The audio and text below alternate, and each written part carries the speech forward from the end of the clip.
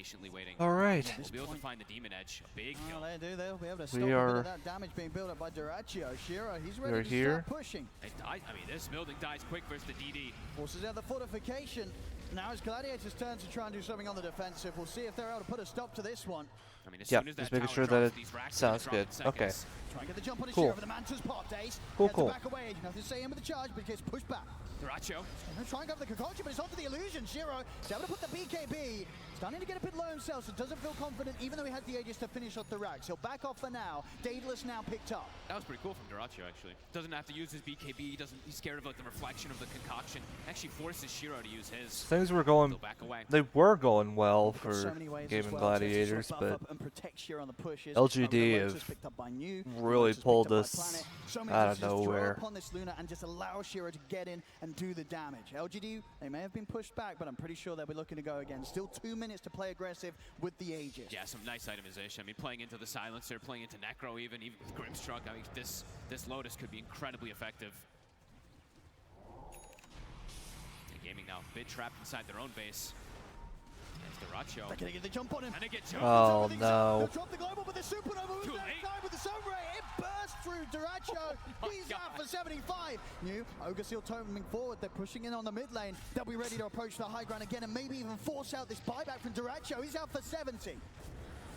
Quinn. Now Quinn also. Thanks to Lucent Beam. Charging for nothing to say. Knocks it back as well. The only shot for the Eclipse, but the BKB's out. Quinn backs away. The turn of the Soulbind. Jump forward. Duraccio tries to go for the Abyssal stun, but it's onto the Lotus Soul. Stuns himself. Ace in the midst of the middle of the sides coming. They get the Reaper. It takes nothing to say down. The Reaper Scythe, that's something.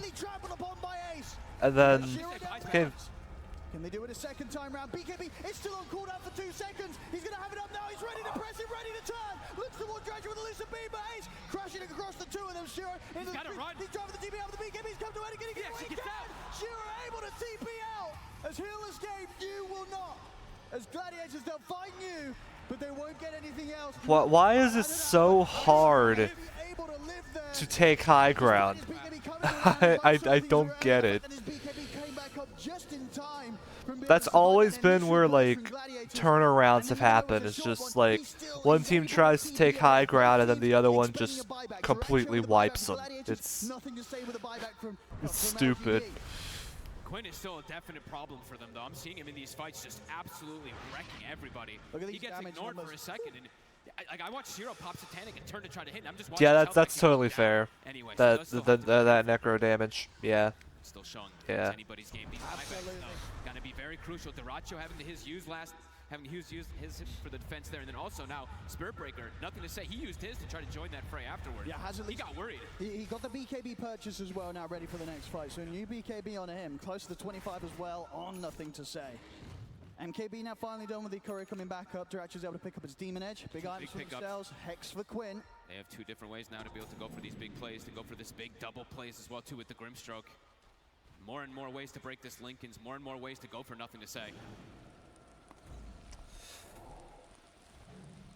Okay, GG's got their his Aghanim's of course finished up. Well, now another element that LGD does have to answer. Got their lead back. What can they do with it? We've seen many times how much this Dark Portrait can do against the right carry, and against this Shiro Luna, it's certainly the one to get a Dark Portrait upon. If they have these butterfly, talking about Shiro. To have on these Dark Portraits. Shiro. Quinn trying to close in, Toby's able to get the Silence, to get the Hex as well, but it was Lotus back up towards Quinn. Hit with the stun, is it 3-man? Oh! BKB for Duraccio is on the retreat. Another chance for nothing to say over towards Ace. Quinn getting completely kited as LGD back off away from him during his BKB. Can they re-go? Again. Catches there. Who's stopped into the charge? Do they have the damage to threaten Quinn? The buyback's going to be coming out from Toby. Shiro. Turn back over. They've got the Hex in on the Shiro. Okay. Oh, wait. Oh! He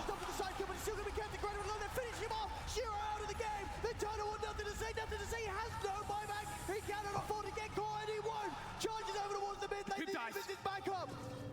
Can he get away? The TPing over. That was a lot of. That was a lot of flash for not a lot of payoff. He's zoning 4 heroes away. I think it was only like 3 or 4 heroes total that actually died there. Out of all those ults. in on the mid lane. Tier 3s are gone. Onto the backs. There's the buyback from Shiro. Gaming Gladiators, they respect it immediately. They got out big there on the side of Gaming. Forcing these buybacks. Roche, 50 seconds till coming back up. How do they kill Quinn? Actually, like, he's really just zoning 4 or 5 heroes away constantly, even though his Alchemist is getting Okay, burst in a lot of Gaiman these is situations. pulling it back again. That fight could have gone so bad for them. I think that might have honestly been the best case scenario for what actually happened. Just jumped upon by this instant hex catch from Quinn.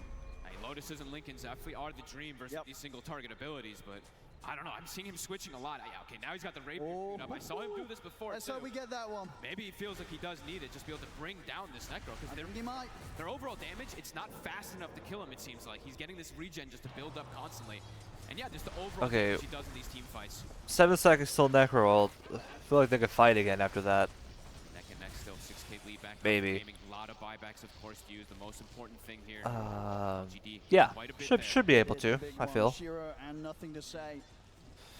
Bit of time for theirs. Of course, over on the side of Game Gladiators, Duracho is still on the 3-minute cooldown himself. Absolutely. 2 minutes or so until we see Roshan back in the game. Ninja gear picked up for Duracho. Level 25 also has been attained. Could make the difference as well. Those last few jumps of Duracho, they have been kind of caught out by the Lotus. Well, they're kind of close to each other. The jump from the Ninja gear smoke up could allow him to get in with that opening Abyssal Blade before LGD can react. This could also be a big difference maker in the fights. Why now has the refresher. I mean, we're seeing some fantastic eggs and sunrays come out from him. He can now have that double, of course, and he's level 18. Yep. So there's that big one. His mana pool is quite lackluster, though. I think he's lost a bit of it. He's at 699 mana, so pretty much has to just refresh her an egg. Okay, they're smoked up. They're smoked up. This could lead to something. LGD, they're smoked up new. Charge coming in. Trying to get some information, nothing to say, get some vision here for maybe New to follow up with a potential You Who's miss? the illusions. They're pressuring in on the mid lane as well. Gaming Gladiators, they might have to do something about this. It's going to be a fair bit of damage done potentially with these creep waves pushing in. I don't think they want to go back, though. Last time the Quinn went back, I mean, it these caused illusions. disaster. And his barracks are taking quite the hit in the mid lane. Likely to fall. I mean, these illusions. Yeah, they have to put the fortification at least there. I mean, Quinn is walking back. Okay, so he's trying to save his TP to be able to join his team, but the racks, at least the range racks, might just fall down. We'll finish it off. Roche, 30 seconds. Yeah, it's sort of slightly longer respawn, so definitely And working then, in favor of yeah, that was a back distraction back over towards the pit. to get They do wanna Roche. try and contest LGD in this position. Do they have a? I don't think they have a smoke left on the side of Gaming, though. They have a couple Ninja Gears, but I don't see a smoke on them to make it their way back up there. They're going to go as a unit. I mean, do you think you have to still try and force this fight, or do you... Now, what's the call here from Gladiators? This could be a difficult fight to take. They probably still want to fight because they feel maybe like they have like some of this number advantage with Quinn having this buyback. Got to make the call quick, though, because this Rosha dies in it's going to be going down quickly. There's the smoke delivered out. Gaming Gladiators, they'll start to head towards the pit, but they've got to do it fast. Look at the positioning from nothing to say. They'll be able to break the smoke. He's in on the high ground. It's going to be hard for Gladiators to get past him. Shiro and you getting the space to finish off. Ace. They're nothing to say. Able to get the grab. Then straight away the side comes down and nothing to say. He's able to put the BKB jump forward from Ace. Nothing to say. He's able to live for now. He takes out. He's onto the egg with a chemical range. He's able to He solo kills it. Takes the supernova out. Turns over to one dude. Put the BKB. Whoa! What just happened? Gets the Aegis on the Luna. Duracho tries to stand his ground against him, but he's caught by the disruption. They're onto the Luna. The Luna's out the once. He's not got a lot of buyback. This second life hit for Shiro could be a rough one.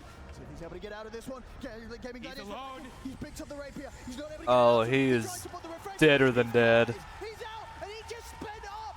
His buyback, of course, still on cooldown. He's out of the game for 2 minutes. A huge window now for Gaming Gladiators to try and end this one. They had the bodies. Duracho solo killed the egg. He just full commits onto it. No Shiro here.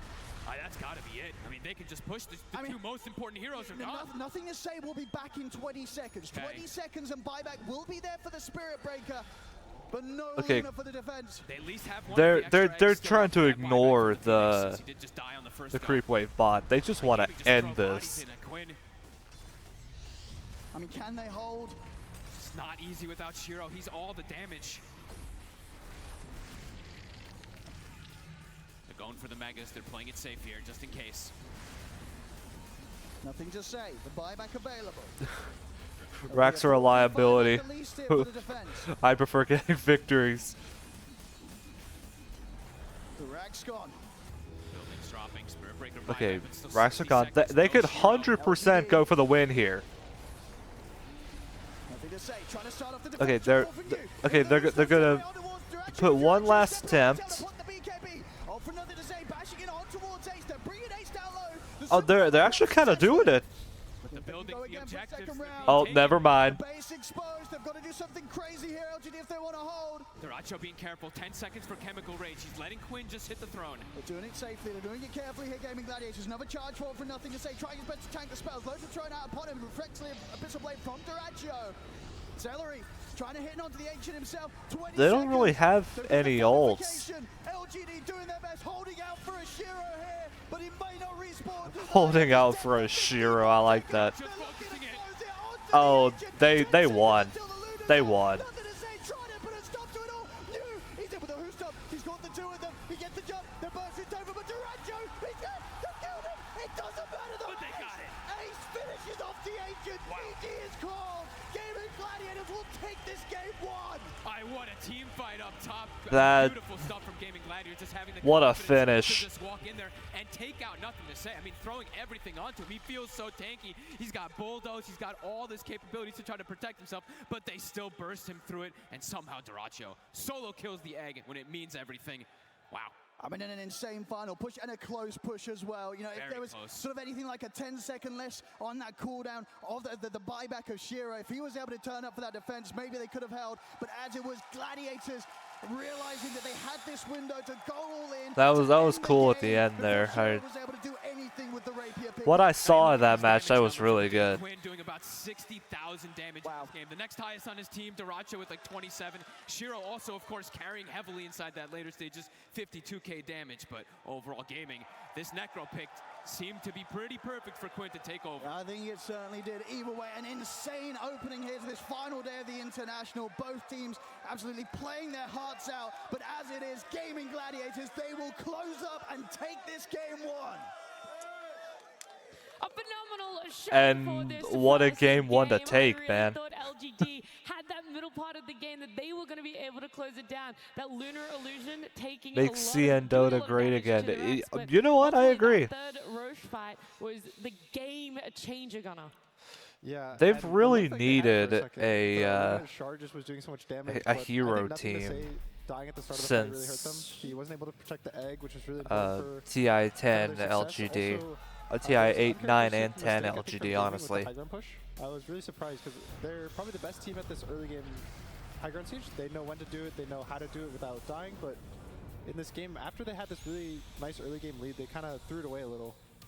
Yeah, they didn't have the best lanes this game, but they managed to come strong. But like I want to talk about like how they managed to take that mid-game lead with the rotations of the supports, because they play so well with the CCNC that they managed to like make an even game to look like insanely one-sided, right? And they were pushing for a long time. They were pressuring them. Of course, they few sleep-ups on the high grounds. But I mean, This is so goofy. Why were they all in the literal corner? And I think on the last fight, LGD had an opportunity to jump them first when they saw them on the board, but they decided to go for the rush pit instead, and like it was like very the last position there in my opinion. Just CY going through Having a lot every range of reaction emotions there. from, not only the players, but also their supporting members too.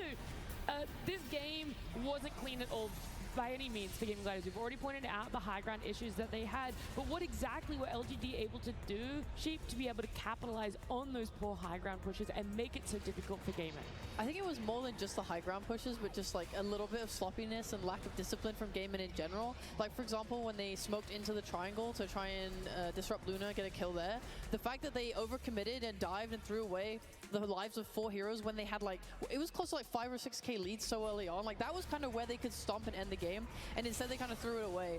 And I think that was like a massive moment for them. Yeah, they did kind of Otherwise, have like, an I think they did a opportunity really and good then job getting to that place threw it away. in the first place. The fact that this fast boots of travel on Necro allow them to be everywhere on the map. I think Ace, usually he plays incredibly greedy, but this game, he was way more sacrificial. He was way lower on the net worth. He was super hyperactive with his supports, playing around, making moves.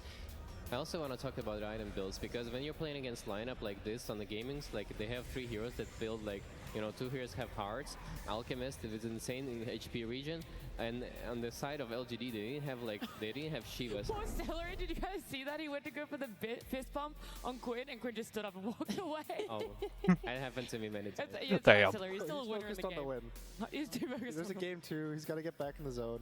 But yeah, the item builds, like you need to have Shivas, you need to have Vessel against a lineup like this. And if you don't have, then we've seen so many fights when they start and like the fight look good in the beginning, but then they go out, they regen, and then they go back, and this is like how they lost many fights. I was a little bit worried about the Alk. We've just seen him be quite tumultuous throughout this event. He's had some really good showings, some really rough ones, and that mid game was where I worried about if the Duracho Alk was going to be able to carry it. Obviously, we see it was able to in this way, but what else about the Alk meant that that late game was kind of difficult, that he wasn't really hitting the timings or couldn't be together as much with Gladiators? The biggest thing with AUK is you generally want this really fast early game timing, which is always what gaming goes for. So I think the AUK looked really good up until the high ground push, and then after that, it kind of just ended up being a little scary because he'll get outscaled by the Luna really quickly. And I think they threw their gold lead up to around only 4 or 5k gold, and when you have an AUK, it's always just fake. So it started to look a little scary, but I think just the power of Necrophos in this draft it kind of showed. Also Primal Beast, where like they have double hearts. I think there was none on LGD if I'm not mistaken. Maybe the center had one. But I just think that having more health than the other guys just matters so much right now.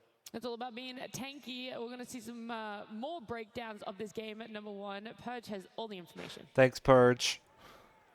Thank you, Nat. Yeah, being tanky is very important, but how you get there is by collecting gold and experience. And the way that Gaming Gladiators do it is so fast compared to other teams. And a lot of this comes with pressure on the map.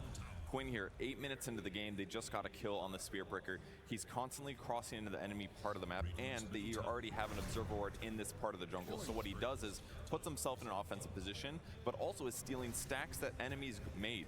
That means he's basically getting himself more gold while wasting their time with this move. And this continuously happens the first 15 minutes of the game. Here's the obvious Shadow Demon stacking 2 camps in this area. He kills the Watch Rune, which gives them vision, and they come over and kill him. They were just ignoring the tier 1 tower the vast majority of this game, which is not normal. Instead saying we're ganking and clearing stacks easily using Necrophos, who's tanky and has tons of AoE damage. Very able to do this at this stage of the game. Now the invade fail that happened at the 12-minute mark was a little bad for them. This AoE here, this ink swell around the Primal Beast, if Luna gets within this range, she gets stunned and probably comboed. She interrupts the first stun. Stampede keeps her slightly outside of that range, and that's why they were able to disengage and win that huge fight against Gladiators. But what did they do immediately after they respawned? They went back to the same spot. They do not want to let them clear these stacks easily. They want to get kills, they want to accelerate the gold advantage, and this all helps them accelerate their timing. So they win this fight, and Duracho rotates over with his Radiance to clear this Ancient stack, taking it away from Luna. And all of this acceleration that they worked for hits them with this crazy timing at 16 minutes. BKB finished on Alchemist. The whole team is already set up to prep this fight, and it ends up going well for Gaming Gladiators. This is why they're able to rack so early. It's because they're invading constantly in slightly abnormal ways and winning great fights. It was a very close game, though. It was a really close one. That early game, we've already said it many times. Thanks, Purge. You said it, Reza. LGD sometimes struggle with the laning phase. Gaming Gladiators, they love the tempo. Hey, it's a meme, okay? I'm not just being annoying. It's a meme. Game 1, and it's nice to know that we still have at least one more game in this best of 3 to be able to see some more action just like that. But it's not only people in this arena that are enjoying TI-12. There are locations all across the world right now that are enjoying the action that is taking place here. So Gaming Gladiator fans, LGD fans, they span all the way across the world, not just here, guys. Yeah, and the game is amazing. You expect this game to be like over soon because of the high lead of the gaming galleries that they had, but at the same time, like it's just like very back and forth, and those team fights, like there are very little gimmicks that decide like, who's gonna win the game. You know, it's not clear until the very end. Yeah, we talked a lot about how Gaming maybe made a mistake on the high ground push, but I think LGD, the way they played the mid game from behind was really commendable. They actually came back into the game at some points. They had a rapier timing on this Aegis, and it was just unfortunate that the contest on the Roche fight didn't work out, because he ended the game with a rapier in his inventory. He was just dead for 2 minutes, so he couldn't use it. And so in the next game, I'm probably looking for their lanes to go slightly better in the draft. I think maybe the Necro ban is probably something they should look towards, because it seems like the hero pool they went for Nothing to Say is not really going to work out versus Quinn, at least if he gets the Necro. But overall, I think the way that they're playing is honestly pretty stable versus Gaming Gladiators. If they can kind of fix some of the big major mistakes in the draft, I think they'll be kind of set for the next game.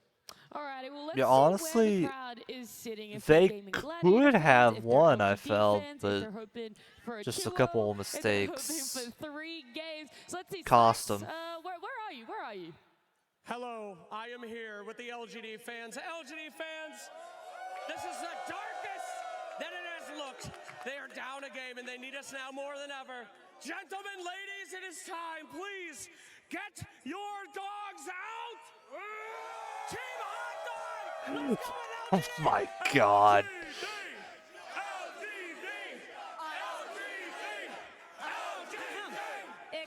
Oh my god. Excuse you.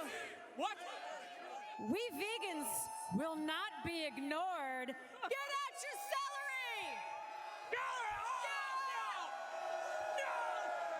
Okay, a little less violent with the celery. We've also been talking in honor of our vegetarian Gaming Gladiators, the celery dance. Are you ready? Celery dance!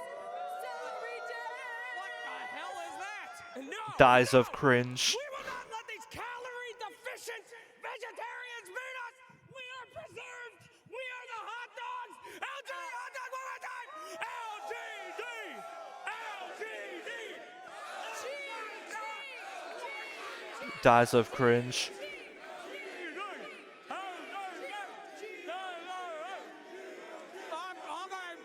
I'm choking on the hot dog. Okay, thank you very much. Take it back to me. I'm so sorry. Hot dog. Oh god, no, get him away from Slacks, get away from Slacks. I saw we might have to give him the Heimlich maneuver there. He said he's choking on the hot dog.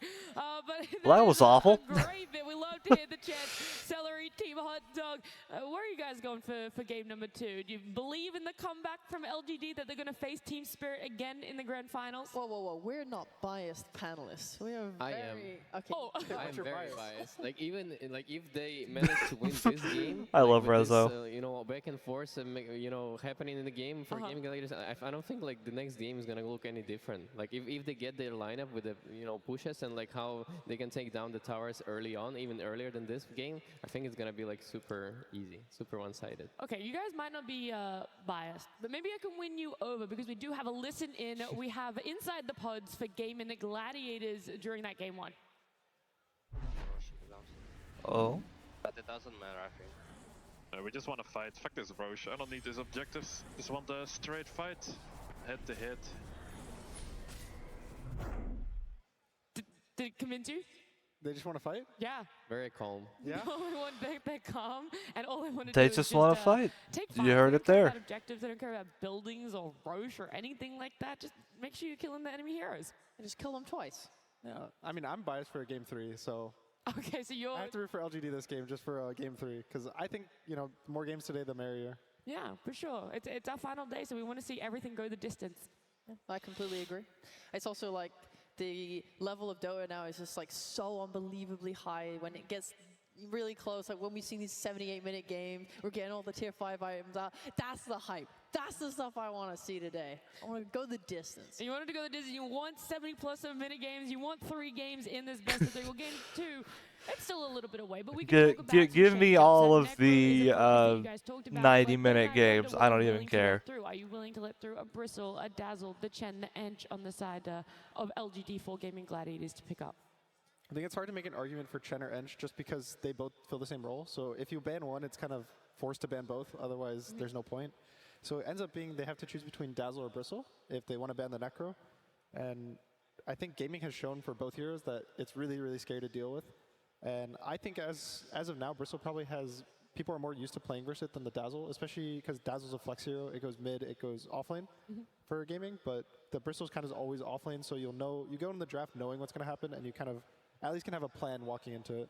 Yeah. I imagine this time LGD will have first pick as well, since it's game 2, which gives them the advantage, because last game, obviously, the Necro came out at the end of second phase, where they got to just like counter their lane and have a really good moment for the Necro. So they shouldn't have that this Well, they're time. doing all So I'm the, not sure like... if they need to like ban it.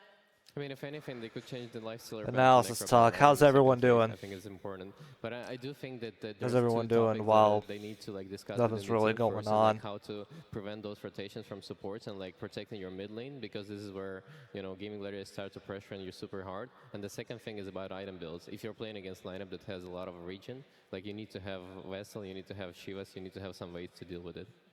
Look, I'm going to ask you a question. You can tell me no. You don't have to answer. But you were in this position. You were on the main stage, and you were facing up against Gaming Gladiators. You guys lost game 1. What was that 15 minutes for you spent like to look towards game 2? What was your focus, and what did you just kind of have to push to the side and ignore?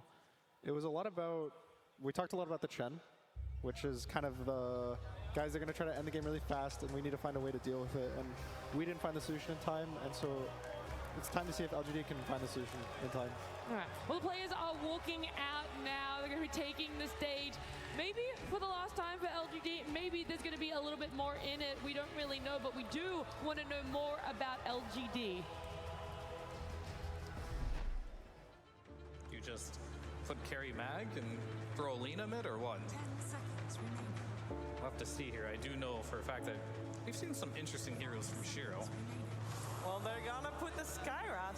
Wait, are they gonna put the Skyrath mid? No, I believe that's Kiyotaka.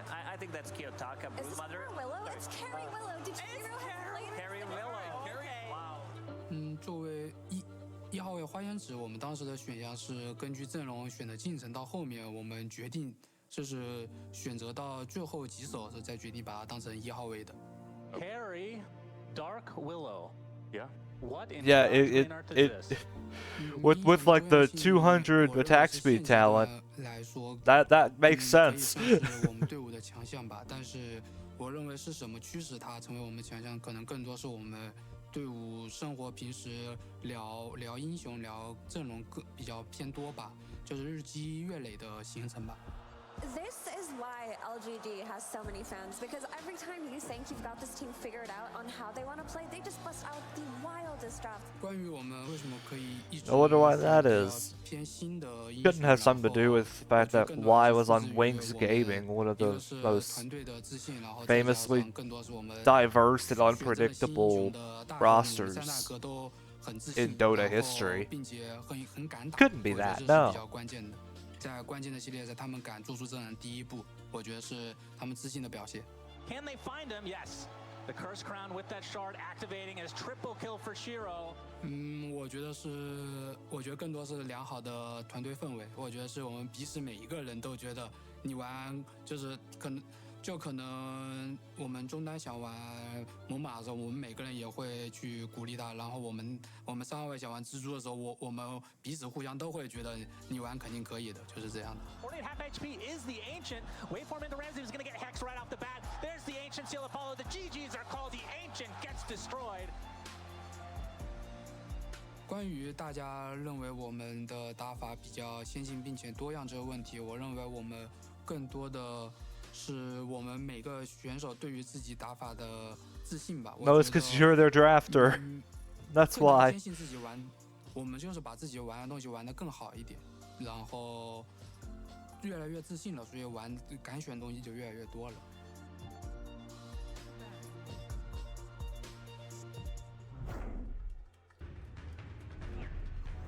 LGD Gaming versus Gaming Gladiators. Game 2. Game 2 of I wish I had a voice as epic as John Patrick Lowry. Is confident. This team, they've been known for those wild drafts. They were the first ones to do Dark Willow on the main stage. If my voice was that cool, I'd be set, honestly. This is where the innovation is really going to come in clutch for them. How far do you push the envelope to make it to the grand finals, to make a comeback in this low bracket? To me, it's definitely it was their best draft with Dark Willow and Broodmother and Magnus, and I would love to see them going for this again, because I think this is like the way to break the game against Gaming Gladiators, and to pull something that they don't expect, and it will break their plan of like having this stable mid game. I definitely hope they don't take the carry Dark Willow. I think the rest is good, but if you remember that game, I think the Willow took a really long time to come online. If you're playing against Gaimin who want to press you so early, I don't think you can be one hero down in the way they were for so long. Like, she just needs so many items to come online, and it really was a case of like the rest of the LGD team really like carrying the game to the point where Shiro could take part. Yeah, because the big timing on level 20 for Dark Willow carry. It's when you get the more duration on the W, so a lot of the time when you talk about the hero, like, we're playing for the level 20 team, guys, and if you're playing for level 20 for Gaming Gladiators, you might be in for a struggle. So good news is, it looks like LGD is first pick, so that means that they have the opportunity to ban the Chen and the Ench, and then they can take whatever they want in the draft. So I'll be interested to see how the draft changes up this time. I'm mostly talking about like how they can take a lead and like pressure GG themselves, because this Brood Mother had an opportunity. How's everyone doing? Pressure their towers and to create a lot of chaos, and I think this is what they should be aiming for. Not Dark Willow specific, but something unique. LGD had the first pick. They're still focusing on that Dazzle, that Chen Enchantress. Like you said, Gunnar, if you're going to take one out, take both of them out. So that's their 3 bans, and it opens up the Muerta for them to be able to get their hands on. The cool thing about the Muerta is we were talking about the Necrophos, and so thankfully if Muerta ends up being a carry, she's really good because she can shoot him no matter what if he's Ghost Shrouded. So it's kind of already like a soft counter to the Necro later in the draft.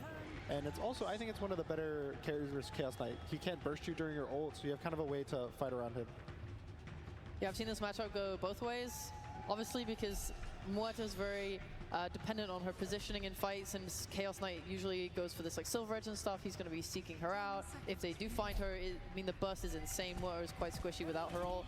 And Chaos Knight, in general, just this patch is so strong. His laning is terrifying. Like, I wonder if we'll see Grimstroke contested again going into the second phase. BetBoom had the flex with Chaos Knight yesterday. We saw it was able to go to carry, offlane for themselves. Is that the same for Gaming Gladiators, or this is very much a Dyrachyo? They're okay with if this hero is attempted to be countered, that Dyrachyo can still have a really good game for himself, and he'll be able to come back and do it. I think it's mostly heroes for Dyrachyo because it's already very strong lane, and it's the hero he excels in. It's very aggressive as well, and it allows Celery to pick heroes that are not really needed for the lane, because it's already like very self-sustainable, so he can do his things with it often, like run around mid lane, help Queen. So something I'm interested in is Naga Siren. I think this hero is pretty strong, and she's really good versus Chaos Knight, either in a lane matchup or just in the game as a carry to carry. Her illusions pretty much do the same thing as Chaos Knight's, where Chaos Knight will just use his ult to push out all the lanes the whole game, and Naga does that for free with a much lower cooldown.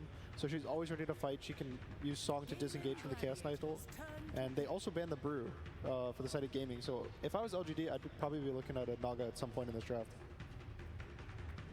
And I'm sure GG is looking for another Lone Druid game. I think it will fit their lineup very well. They want to keep picking their comfort. It's gotten them this far. It'll keep them going. So I don't think gaming really feels like they have the need to change anything. If they get 1 to 2 of their just stable heroes every game, and they just change the rest around to just fit it, I think it's kind of their formula.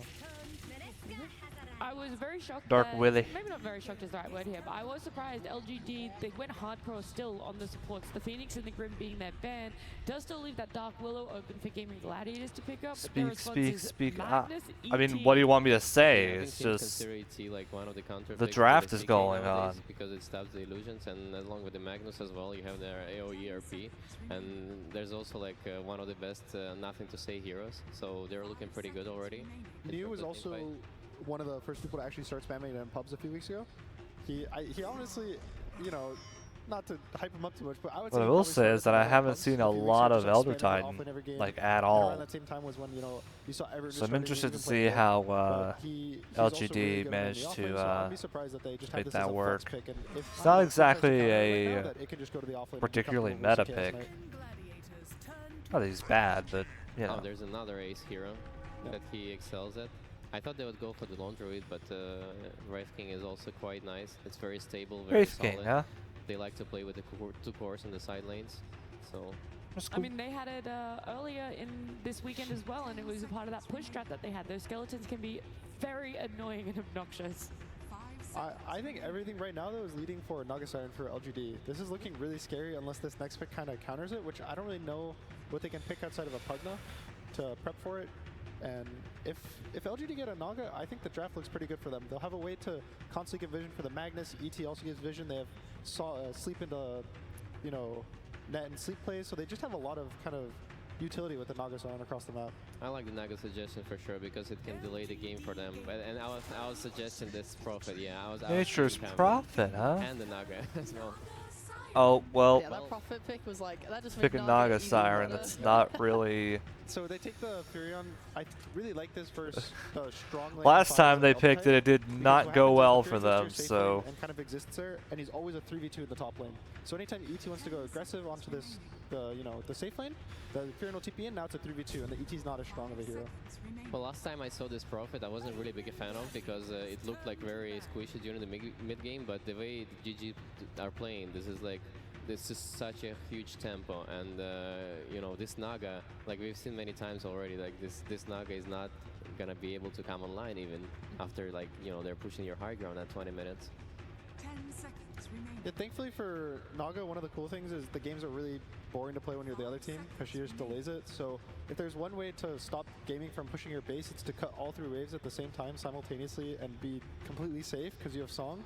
So Naga is one of the ways that you can pretty much delay a game. It's kind of like probably a more consistent version of Keeper of the Light, just from the carry role. So right now, I feel way more confident for LGD to take this game into the What late game could either team pick? Well, Dude, I'm terrified. I can tell you right now that how do you ever take high ground when you're playing into from the fact that LGD is picking Naga, they're probably going to want a character who doesn't need as much to like get off the ground. Yeah, I thought that too for their previous draft, but it seems So what mid laner does that?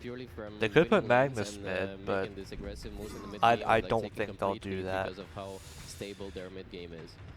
New likes playing for LGD, Magnus. either mid or offlane has some sort of wave clear to deal with the skeletons that are going to come and kind of help defend the tier 2s when they're actually sitting there in front of you. I'll be really happy for LGD's draft. Oh, there's no way they didn't. Tango, okay, yeah, I like that. I like that pick It actually. gives them also team fight to fight on the towers. I really like this match. It's a good team fight. It's not too greedy. It's a good pick. I really like the LGD draft. I think it's much better than what they had last game. They also kind of don't have the ability to get countered as hard. So I feel very good for them. And I'm curious as to what Quinn will play. This is, you know, he knows Pangolier. Yeah, is it another Huskar game for him? Just purely of like how they can. No, it's not a Huskar game. Sure. I think there's probably a Queen of Pain angle. I think Queen of Pain scales really nicely versus Naga Siren. Also, there's not really stuns that he has to worry about. It's only the root from Naga Siren. And so I think Queen of Pain kind of has the mobility. Also, it ganks really well with the Furion. They can set up everywhere across the map. He just needs to now deal with the Naga Siren and have a stable lane versus Pango as his 2 big goals. I just really believe in a Huskar. I think you can allow to have 2 melee heroes against who and else not ban the Huskar in the could last it pick. be? I think he's choosing about it right now.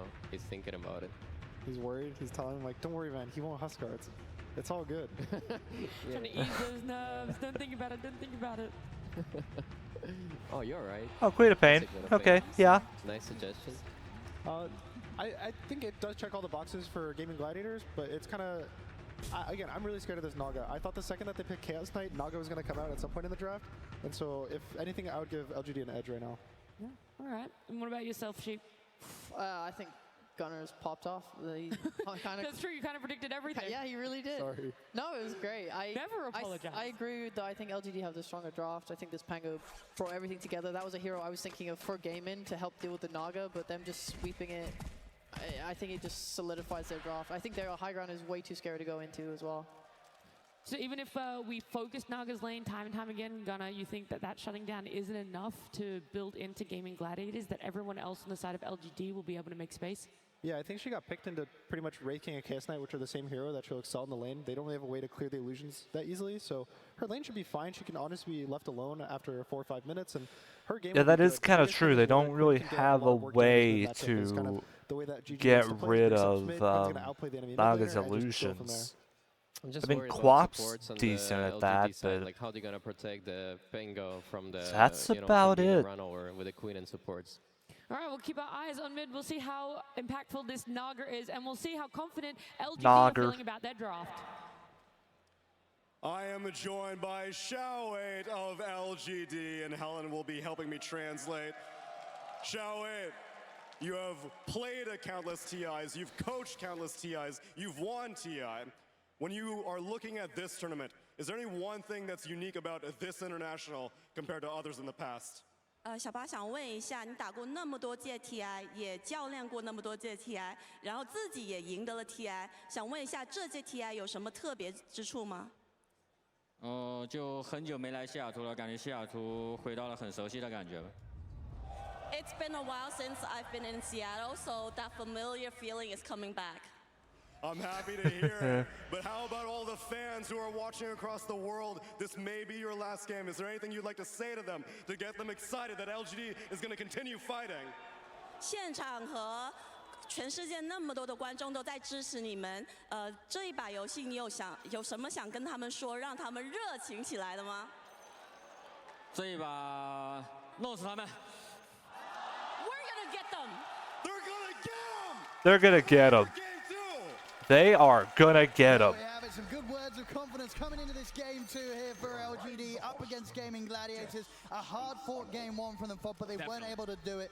Gladiators pulling through in that first game. Here in this game two, what do you think about the change-ups? I'm seeing already the fact that LGD, they've got Shira on this Naga Siren. If his Manta play in the last game with the Luna, you've only got to imagine what he's going to be able to do on a Naga Siren. Yeah, it feels like two very different style drafts versus each other. A very fast-paced draft, Gaming trying to just take advantage, just slam these lanes, in particular mid. Quinn going for his Quinn of Pain, of course. They're trying to just snowball the game out of control. LGD trying to slow things down, and if they can, their draft looks amazing, right? If they can get to these later stages, this draft from LGD does look like it will reign supreme, but can they withstand the pressure? Gaming has been the team. Yeah, I feel like on paper, LGD has the better draft, but it's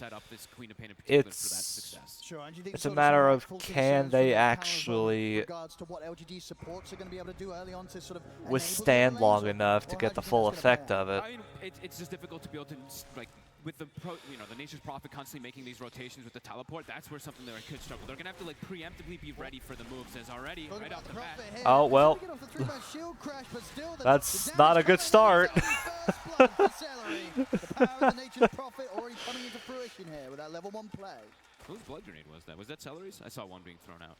Yeah, it was. Okay, so, I mean, easy grab there for him, getting set up. Quinn doesn't get the last hit, but either way, does get an advantage inside that middle lane. That's the way they're going to look to play. I'm going to be just watching Celery overall, these TPs, but are they going to be able to slow down Duracho is the question, because if Celery's going to be constantly moving around, perhaps that's where New and Planet are able to take some advantage versus this Chaos Knight who usually just wins every single lane. Yeah, talk to me more about this sort of Queen of Pain pick. We just don't see it a lot, but Quinn, realizing that this is the game to pull it off. What would you think it is directly about this draft from LGD that's made him want to get the Queen of Pain out against it? Definitely limited stuns, right? Just looking overall what they have. They have to commit kind of like ultimates. There's a net, and then there's a silence from the Muerta, and a dead shot. It's pretty limited. These skill shots are not the easiest things to land on someone It's like not the Queen of Pain. best start. Able to get that big snowball advantage. Nothing to say. But I think 7 of the last hits on the first 2 waves, though. So even though he does get and right away, Gaming Gladiators have proven that you give them an inch, they will take 500 miles. Bottom lane, Duracho being kept very low here by the harassment from New and Planet. I mean, how strong of a lane is this in your book in terms of the Magnus and the Muerta? Very strong, yeah. I mean, it's universal Magnus. You always have great right click. This year, I think, he's been the one who actually did it first. I think they were mentioning. Oh wait. Has to turn it on, but the stun there to hold back New. Very much playing on the edge of his life here, Duracho. I'm glad to see more of the Magnus. I feel like this hero always has potential in the off lane just to make so many outplays. Just the shockwave into skewer plays. Overall good base damage to get last hits. I like this lane a lot. It's quite a bit of attack speed slow too, so even if they try to like turn and fight you, you skewer and you have this calling down, both abilities of course slowing attack speed, it's really tough to fight versus these two. Looking at sort of the top lane, YU Smile on the Elder Titan. A pretty good game for ET to combo up with some of his teammates. Absolutely. I mean, he's playing, it's all about the stalling, right? Stalling out the games. They have the Magnus as well, too. 2 of the best wombo combos. And even with the Naga, oh. Get him. Stuart forward from okay. That's a good start, but then, okay. Oh wow, the top one I really wouldn't anticipate happening, but the bottom one with the way that they were bringing it to Duracho. I was definitely more expected. I can't believe they killed this Naga with this top lane. There's a reason this Wraith King has been constantly picked for this off lane, how much he's able to do in the early game. And Ace, he's been one of the best with it. Keeping eyes on this mid as well. Definitely a matchup where you could see the solo kills occurring. Both heroes having to be cautious. They've got good amounts of jump and resets, way to back up and jump back in if they catch one another live. I think, honestly, I think Pango is probably more likely to solo kill Quap than the other way around. Just by nature of the nature of the characters. And they've got backup. Celery's in. They turn with the Ray 5 blast over towards Shiro. Shiro getting surrounded, caught in the spout. He's taken out again. This could be able to have a good chance of chasing Why You Smile out as well as Why You Smile trying to back off. But the right clicks from Topher and Celery are enough. Good gank. Good gank. This top lane getting messy. Messy already. As soon as the Naga comes back, I mean, this is going to be the long walk of shame. 30 seconds, no TP. So much physical damage. The Blightstone That's the worst. When you die right after TPing in and you have to walk all the way back to lane. It's such a terrible feeling. It sustains on its own really nicely. 2 points up on the Chaos Strike for Duracho, so should be able to at least get this farm under the tower here. And Shiro, you know, TP still on cooldown. He's having to take the smoke to try and get back to lane as quickly as he can. A big hit against the Naga Siren in this laning stage. A massive one is also Quinn can now go for the bottom room while Tofu checks the top one. Will nothing to say be able to get it. Nope, Quinn gets it. And now Tofu's here to back up. Nothing to say has a swash. He's going to get caught by the bramble though. Still able to jump away. But we'll have to potentially Bingo back moment. off as this dagger. Oh, he's going in. For the kill. Another dagger. Quinn, he's going to get it. The kills there. Gladiators finding a lot of early action down bottom planet and knew they tried for Celery, but Celery's able to just walk away from them. The stomp does clip him. Can they finish? Shockwave will drag it back. New really wants to kill. He'll get him. But now New's under tower. The stun's there. Direction trying to I don't think that's really worth it. Or, well, actually, I say that. Another dead shot connection from Planet into the Shockwave. Got a Lotus. Maybe able to turn aboard Planet because the stun, it's back up. The crits are coming in. The stop, it's there just in time before Direction's able to pull in Planet with a reality rift. Doesn't matter though. Celery TP's in, grabs in the vision to still grab him back. I mean, now Why You Smile's got to be cautious. Oh. Direction's been handed over to Tango. He can start healing up. I look at New, he even has to be careful with his positioning. Duracho just standing toe-to-toe versus 3 heroes. I mean, again in the mid lane, nothing to say, getting bullied by Quinn and Tofu. As soon as he's back to the mid lane, he's back out again, dead without TP available. Oh, this is not going good. He's more than happy with this. This is the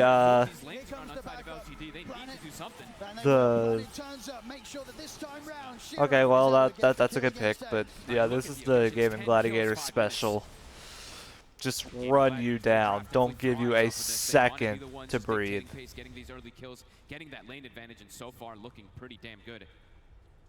A long walk back to the mid lane. It's going to mean that there's going to be quite the XP difference here between the mids. Quinn already halfway through the 6. And of course, nothing to say yet to hit his. And it's right around the power rune too. Quinn very likely to be able to set this one up. Planet has to play around mid to try to stop this Queen of Pain from snowballing so hard. Will he get lucky? Planet will get it. Quick pause. Okay. Oh, get a crash. Okay. Crash. A quick reset here from Duracho, but yeah, as things have gone in this first 6 Small minutes, indie company, by the way. An explosive opening, really, with these moves that they've made, and as was expected with the power of Celu's Nature's Prophet, he's always been there as a +1. I mean, even Tofu too, 4-0 and 2 so far, right? He is actually ahead of Duracho on net worth. He's tied with almost all the cores at this point as is Willow. Beautiful stuff. I mean, getting those early kills up top, making the rotations onto mid. So far, I mean, it's exactly what Gaming wants to do with their draft. Get early kills, snowball, keep putting that aggressive posture on the map. I mean, they've kind of pushed Shiro a little bit to the jungle already. He has to move away as this Naga Siren so early in the game. He's got Midas queued up. It's going to be one of those recovery games for him after a lane like this. Those early deaths slowing down. No kidding. Sort of the potential, but as we saw last game, LGD, they are very good at stalling the games out, even if the beginning goes rough. Yeah, they don't have a Shadow Demon, though, to create those illusions. Yes, they have the natural Naga Siren, but they don't have a Spirit Breaker who just literally clears every single wave. A lot more difficult for Nothing to Say, it would seem, this game, being slowed down this much. And losing lanes like this also, when you're playing versus something like this Wraith King and this Nature's Prophet, there's a reason that Gaming likes to play this so much, right? You pick up the tempo so fast. So if you start having to get pushed to jungle this early on the side of LGD, these towers are going to start dropping very, very early on with the way that they want to make moves. Try to get comfortable. Sort of the start that the supports of Gaming Gladiators have got, and the fact that Quinn is in the lead right now, it's not going to be too difficult for Gladiators to go for these deep movements and try and catch Shiro in his jungle. Absolutely. They just have to watch out how far they overextend, because the way the counter initiation and everything from LGD, that's kind of their biggest. Okay, we're back. If Gaming pushes the limit too far, they have wombo combo team fight. They have massive ways of repositioning and taking them under these tier 2s potentially. So far, early game, exactly what Gaming. You have to wonder if that would like ruin his flow or anything. Just not easy for nothing to say to offer around this mid. He's just trying to at least find the XP for his level 6. Because I know it probably would for me. Nice understanding with this Wraith King playing versus the Naga Siren versus the ET. He's all about that plus armor. He's got the Ring of Protection, I believe he started with, Wraith Band right afterwards, and Phase Boot. So hard for them to really bring him out of this lane with this Naga or this ET.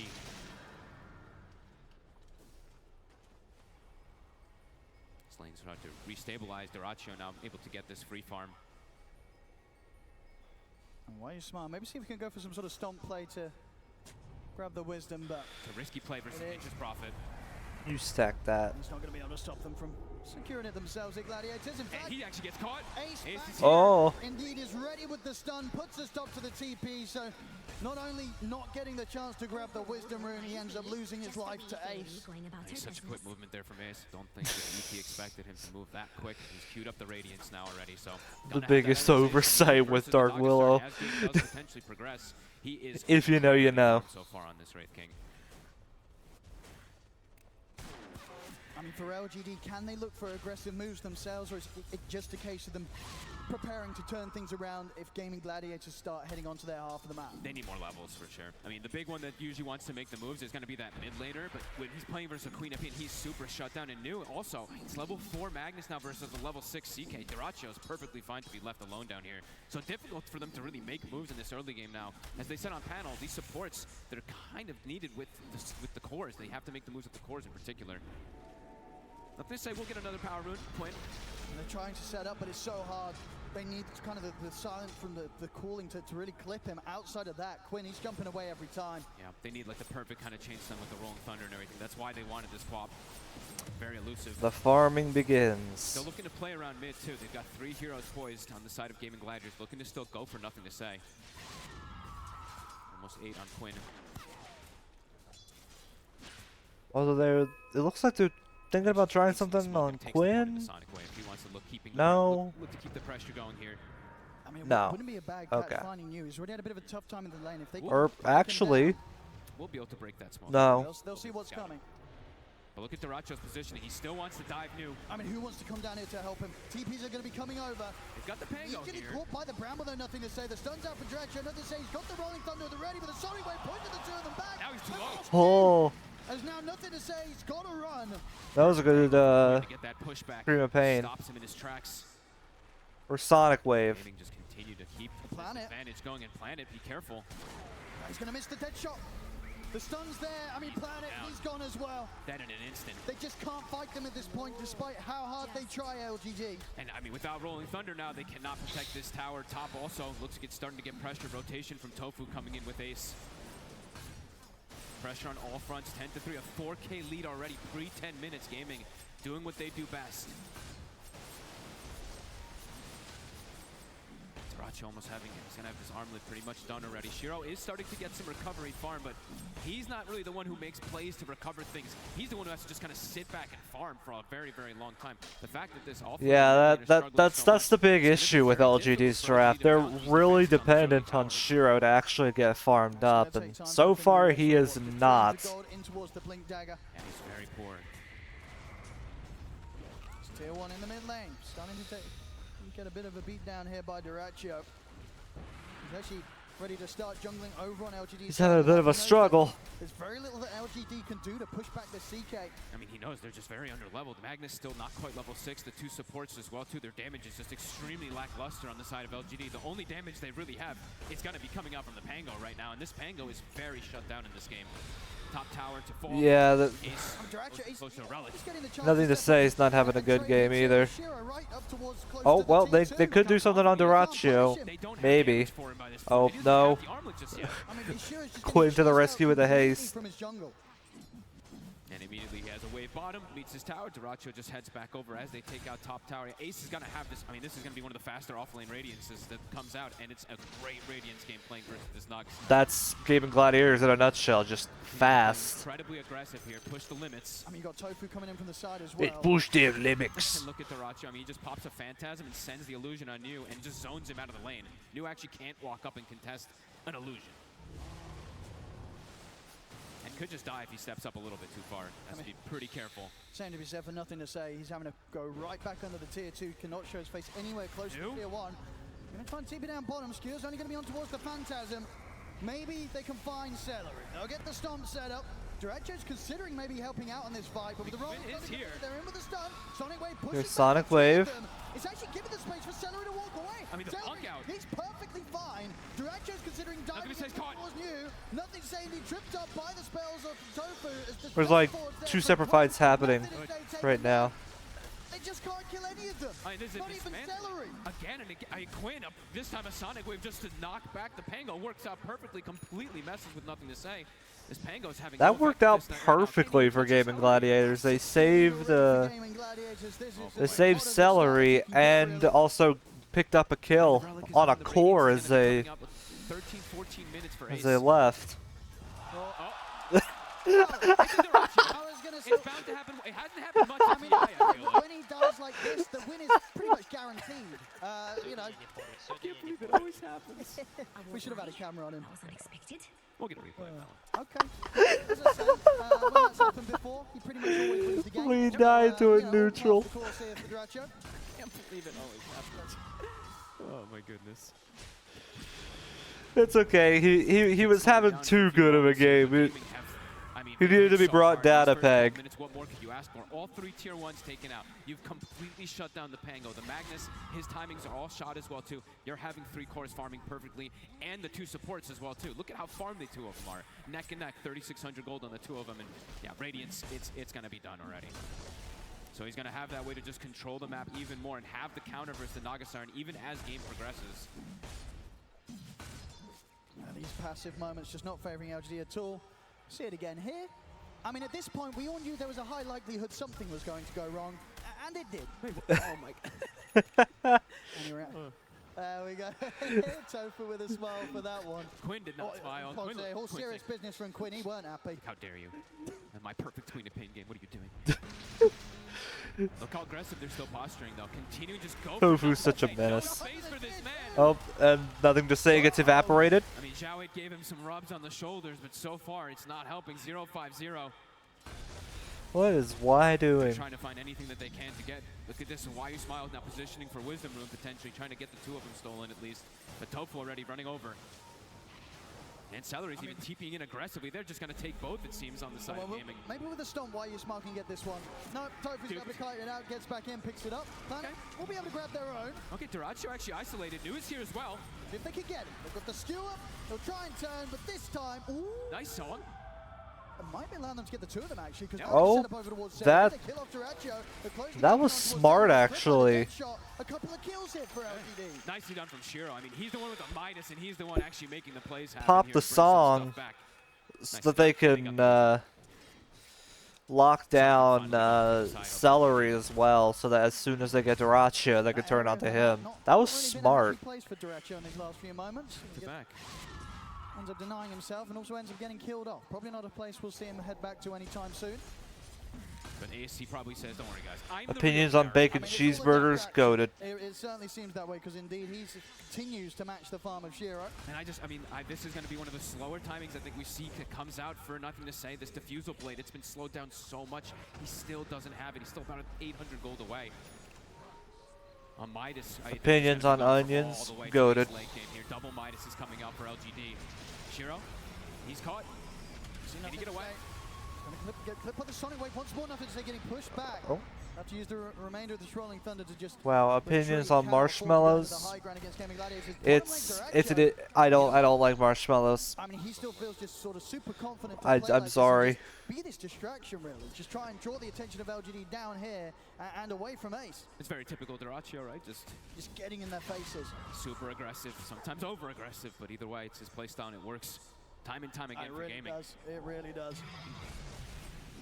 Look at these illusions, they die so fast. Extra bit of gold going through Celery. Going straight down that pipe route himself too after the Solar Crest, just looking to ball up. 7K lead. Quinn does get caught by the net. Opinions on the income diversity of the United States of America and its impact on society. That's not important right now, there's a team fight happening.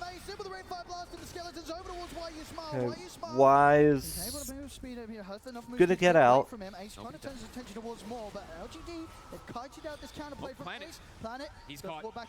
Oh, Planet. With the backup of Celery, should be able to block off his escape. The stun comes in, the crits come out. Get, they take Planet down. I think you can imagine the game get annihilated. Opinions on this team fight. Good. Guys, let's go, go, go. They have no blink dagger on Mag. Every single time it's always funny to have a team fight happen and then almost nobody dies. They're playing for the super late game, right? This Midas queued up top. Gaming probably wants to keep pushing down for this tower. That opinion isn't important right now either. Yeah. It's not. Income diversity of the United States. Text the 1%. The occult bracelet, the magic resistance, just 2,000 HP on this Queen of Text the 1%. Alright, Blink done on you. Are you smoking up on LGD to make a play around this, or are you still sitting back and looking for the counter plays? I think they can look to make plays with the Pango and the Magnus, for sure. Still, I mean, they're going to be playing for later stages, but if they can find opportunities to catch heroes that are pushed up too far toward these tier 2s, they can definitely get some kills. Maybe even surprise ones onto something like Ace. Who Panel was talking about the mana burn sometimes from the Pango can be a little bit of an issue for these Wraith Kings. Ace is just going to go straight for that shard next. Catch bottom. Got a split up. Do they have enough? It's a huge amount of damage. Not quite enough. Dyrachyo? Maybe?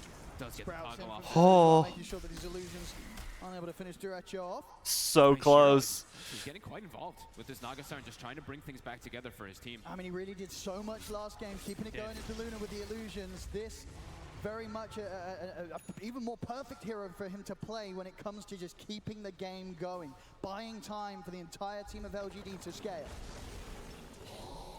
This Naga's getting big, and they don't really have an answer for her.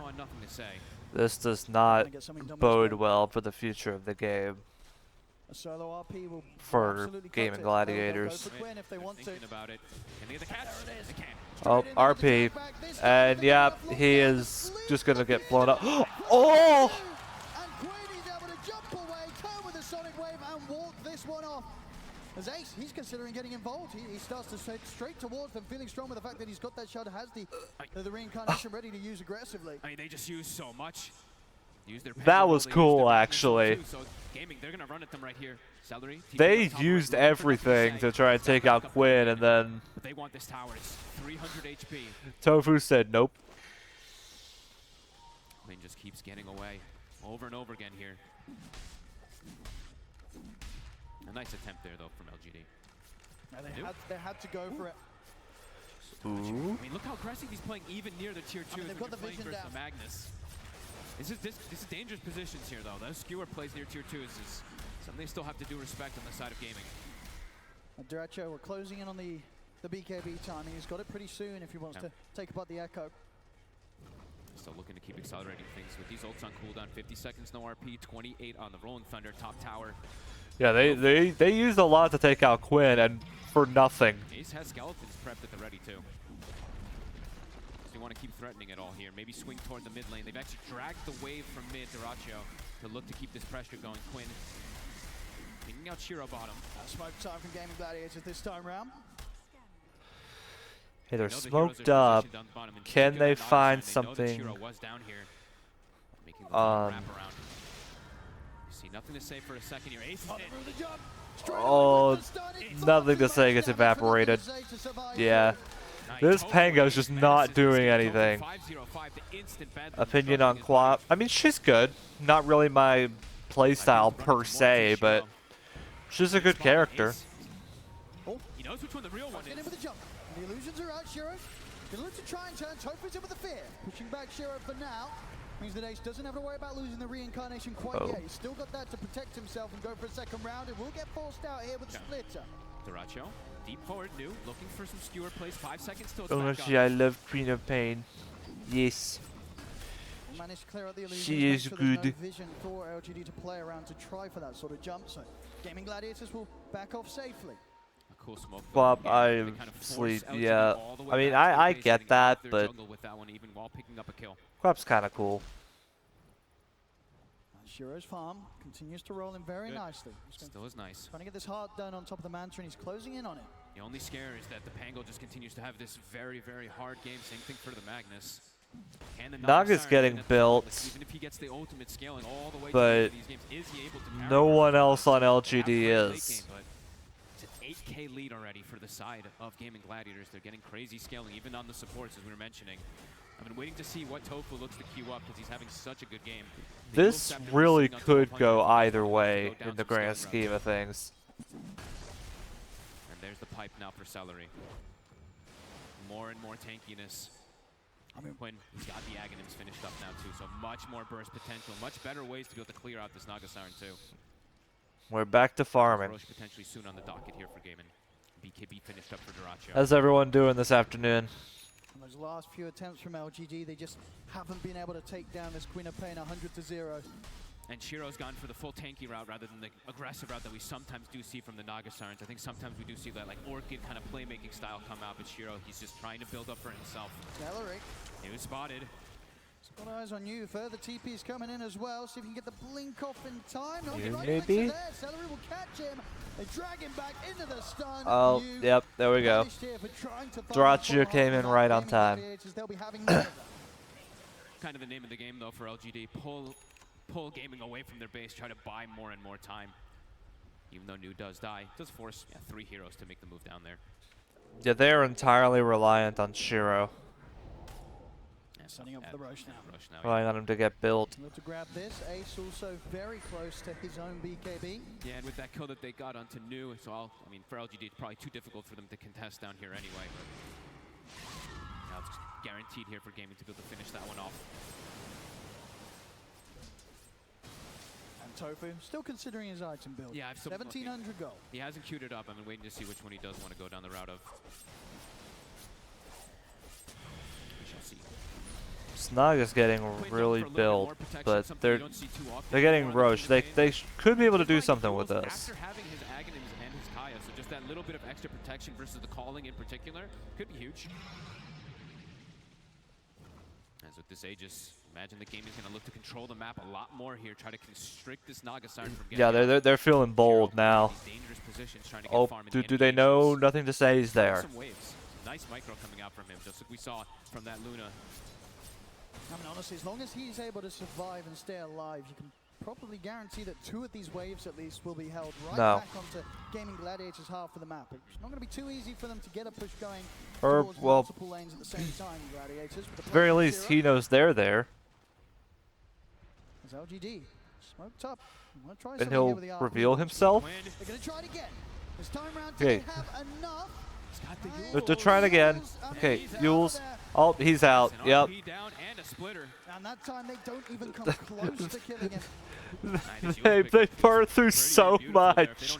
And for what? Don't have their draft. He's going to be able to get it off every time. And he's going for Kaya-san, so Satisfy this is going to make it potentially even easier for him to get off afterwards in these later instances. Pretty much the only way they can kill this Queen of Pain is if Quinn sort of blinks These into RP them. and Quinn's splitters. not making those mistakes this game. Or if they have absolutely everything that comes in like perfectly with Shiro, though. They need everybody hitting him at the same time.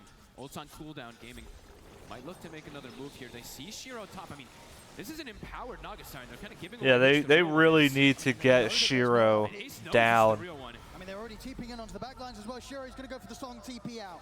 Same to be said for Why You Smile. gets out. Well, that was close, the fear from Tofu nearly catching him, but LGD will escape. Oh man, if Tofu's blink Yeah, was actually not on him is there, really that's potentially slippery to gonna catch catch either when one of these heroes. If Blink was coming you on like try curve and for the gank or low, while she's Tofu farming. made his decision what he wants to go for. This is a cool You pickup just too. song I think this TP is more out. about stopping it, that initiation or the counter initiation that LGD is going for, rather than scaling for himself. He's looking to see where this RP comes, blink, get the fear off, and reset the fights for his team. So a cool choice if he's able to get those catches. Has nothing to say his game going. I mean, recovering slightly, but still 0, 6, and 0 for him. Hasn't been involved in any sort of positive action this game when it comes to kills. It's been around 0, 6, and 0. Stopped from Quinn. Every single time he comes in, a sonic wave just pushes him back and stops him in his tracks. 81% win probability for right now gaming. Dota Plus is liking their chances. So much weight right now on Shiro's shoulders. It really feels like all of it's going to be these big plays that he's able to make with these illusions. Soon having a butterfly, so he is getting quite tanky. But the rest of his allies continue to be pretty poor. In gaming, they're scaling on all 3 cores. Oh, they really are. They really are. Ace still holding Yeah, the top spot of the team. only Shiro on LGD is having a particularly good game, and even then, he's just getting built. Meanwhile, Draccio, Quinn, and Ace are all doing really well. They're starting to keep more and more control of the map. After they got this Aegis, they're dealing with all 3 lanes. Celery showing on one lane, Ace showing on another, and Quinn with the backup of 2 heroes showing on another one. So they're keeping the lanes shoved in and constricting Shiro from getting his illusions actually out to cut these waves. He's actually been unable to for the last few minutes. And the fact that they are indeed getting the chance to hit these 2 tier 2s at the same time, definitely a concern for the skeletons. Would want to be keeping this game going. And they can potentially even set up for Tormentor if they'd like to. Maybe a little bit of a risk playing versus the Magnus and everything, but Ace may be thinking about it. Did Celery show what he's going to be building just yet? Okay, does have the Aghanims queued up. I mean, always going to be a great option. Look at this. This is the deep jump. Oh, he's going in past the tier 3. He's ready to sort of dive in for action. The sleep is there. Okay, RP. Oh, that's the fight they were looking for. Oh, wait, Ace. Ace here on the second life goes towards the ET, takes down Why You Smile. Shiro has to use the song to back up. I mean, what a jump there. I mean, Celery TPing it aggressively and then Ace jumping forward. He just goes straight for it. Yeah, Quinn gets a It was looking good for like exactly a second, but then they turned that around real quick. Duracho, 40 seconds left on it. He should be able to pop it the once. Maybe not. He's actually able to get out of this Duracho. He's not even going to lose the Aegis quite yet. Little toggle, gets himself out. They forced the glyph. They forced quite a bit there. I mean, pretty much every single ulti being used from the side of LGD. Quinn carried that fight, dude. Look at that. Does buy back at the least there. One silver lining for LGD, but gaming, I mean, at any moment you can see they're very confident just jumping in. Duracho? Surely they have him dead to rights this time. Okay, yeah, sure. That's the Aegis down. What else can they do, though? Oh.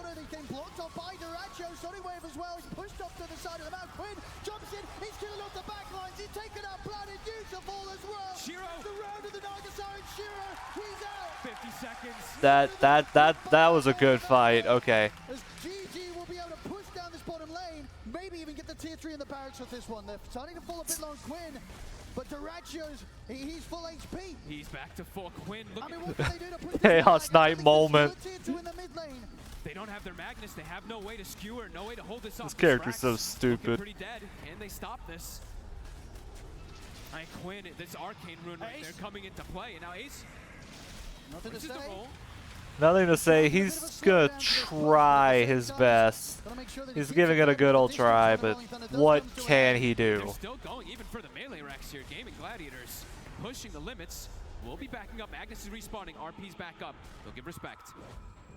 But another massive hit. 13k lead. Yeah, brings just down Shiro and Quinn with the back of that punch some, kind of making the magic happen. punch some buildings down, get out. You don't want to stay too long and then risk absolutely perfect this game. And he knows it. He's playing so confident. Messing things up. Full heart now on the CK as well too. A massive hit from Gaiman. And everything coming back up for them pretty soon. Sonic Wave, 15 seconds.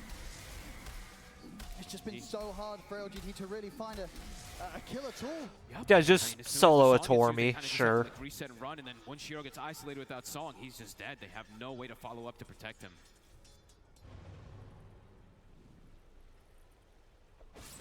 Quinn soon to have a Shivas as well, too. More and more layers for them to try to get through to bring down this Quap.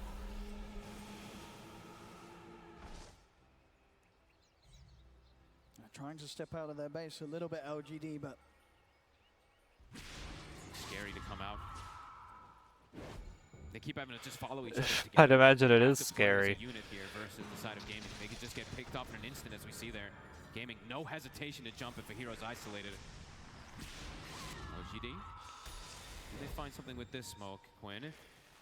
He's got a shield rune. They tried for the skewer back. That wasn't even close. What was that charge? It's just not worked out. I mean, even if he wasn't Yules, that wasn't even close to being on the mark. 3 lanes being shoved in. You see the lines being drawn from LGD. They're like, we need to get these lanes out.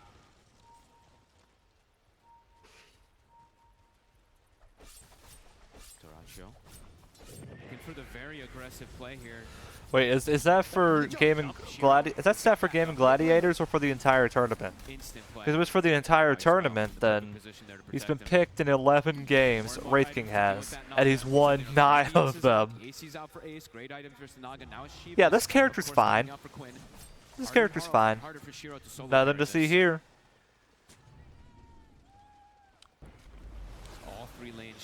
If it's specifically for Gaming Gladiators, then that speaks more for them as a team. And Roche, it's going to be a long spawn. Ace just jumps in. Oh, Ace just going straight up. Jumping straight in.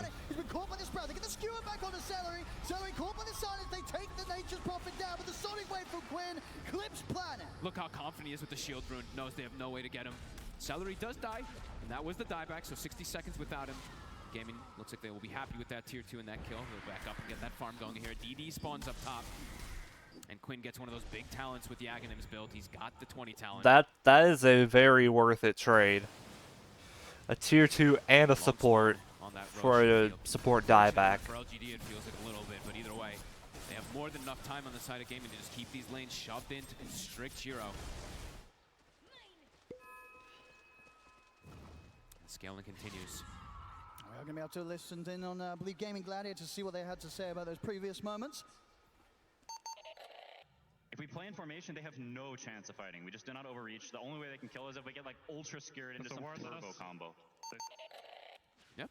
I mean, he's absolutely right on that one. Yeah. We're seeing it the way that the Gaming Gladiators are moving as a unit.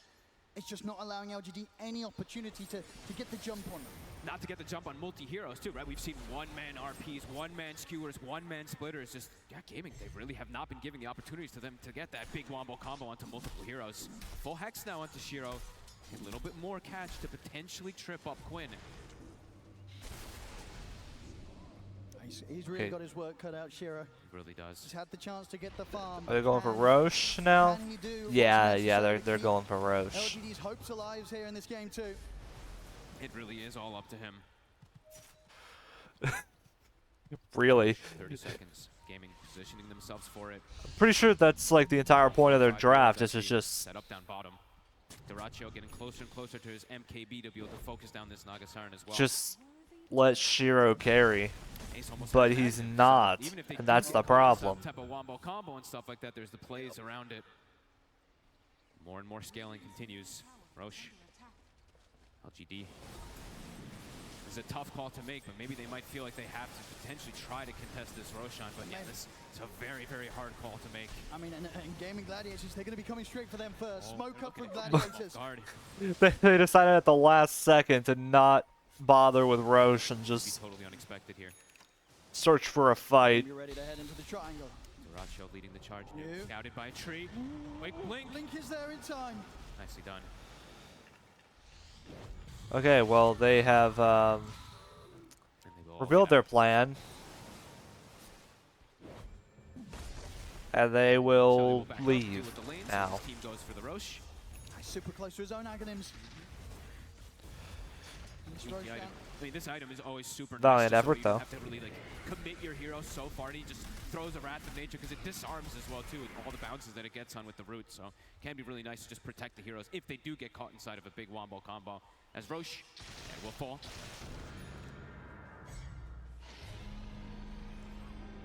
Duracho can play a little bit more. I feel like they were anticipating that they wouldn't be able to kill him fast enough, and wait, what? If they do want to dive this, but it's a CK with an Aegis. Instant Try and tease something out. They'll get the BKB response. But yeah, like I was saying, I think LGD were betting on Gaming Gladiators not being able to finish Roche off quick enough, so that they could go to the upper pit and like be ready to steal Roshan away. But you must realize they're just built different. Nice ward from Tofu. Quickly places that one down on the side. And Tofu also still just having this flawless game, 5-0 and 8. It's enabled Quinn to be able to snowball. 80 spawns bottom. Ace able to grab this one now too. And that Aghanims is done. And they can play like this, just sort of split across the map, knowing that LGD just can't really jump any of them. Nope. And if they do, there's going to be more than enough time for them to survive long enough for backup to arrive. Yeah, and they've got all these itemizations to be able to deal with this Nagastar. And Ace also, of course, didn't point it out, but he did get blessed with the Cloak of Flames on top of everything too. So Cloak of Flames. Yeah, maybe don't make a build that relies entirely on one player turning up against a team where every single player turns up.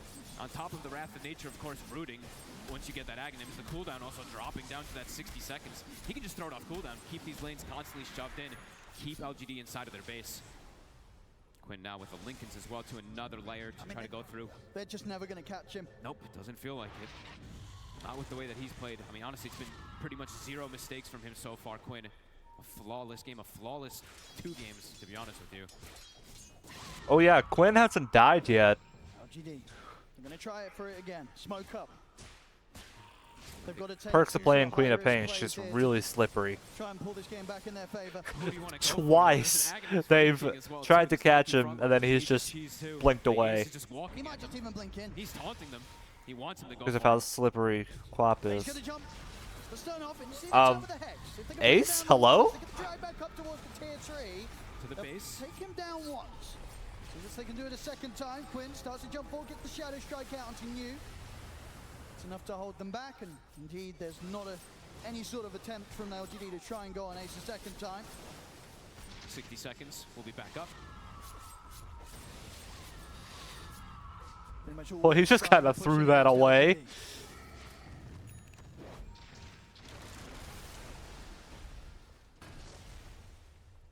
Still 2 minutes. They just under Accio.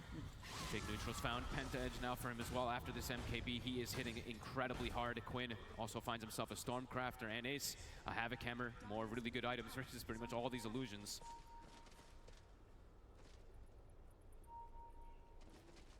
It's rare to see the Nagasarn unable to really send the illusions out to try to get any farm, but they're just dealing with them so quickly every time they see them.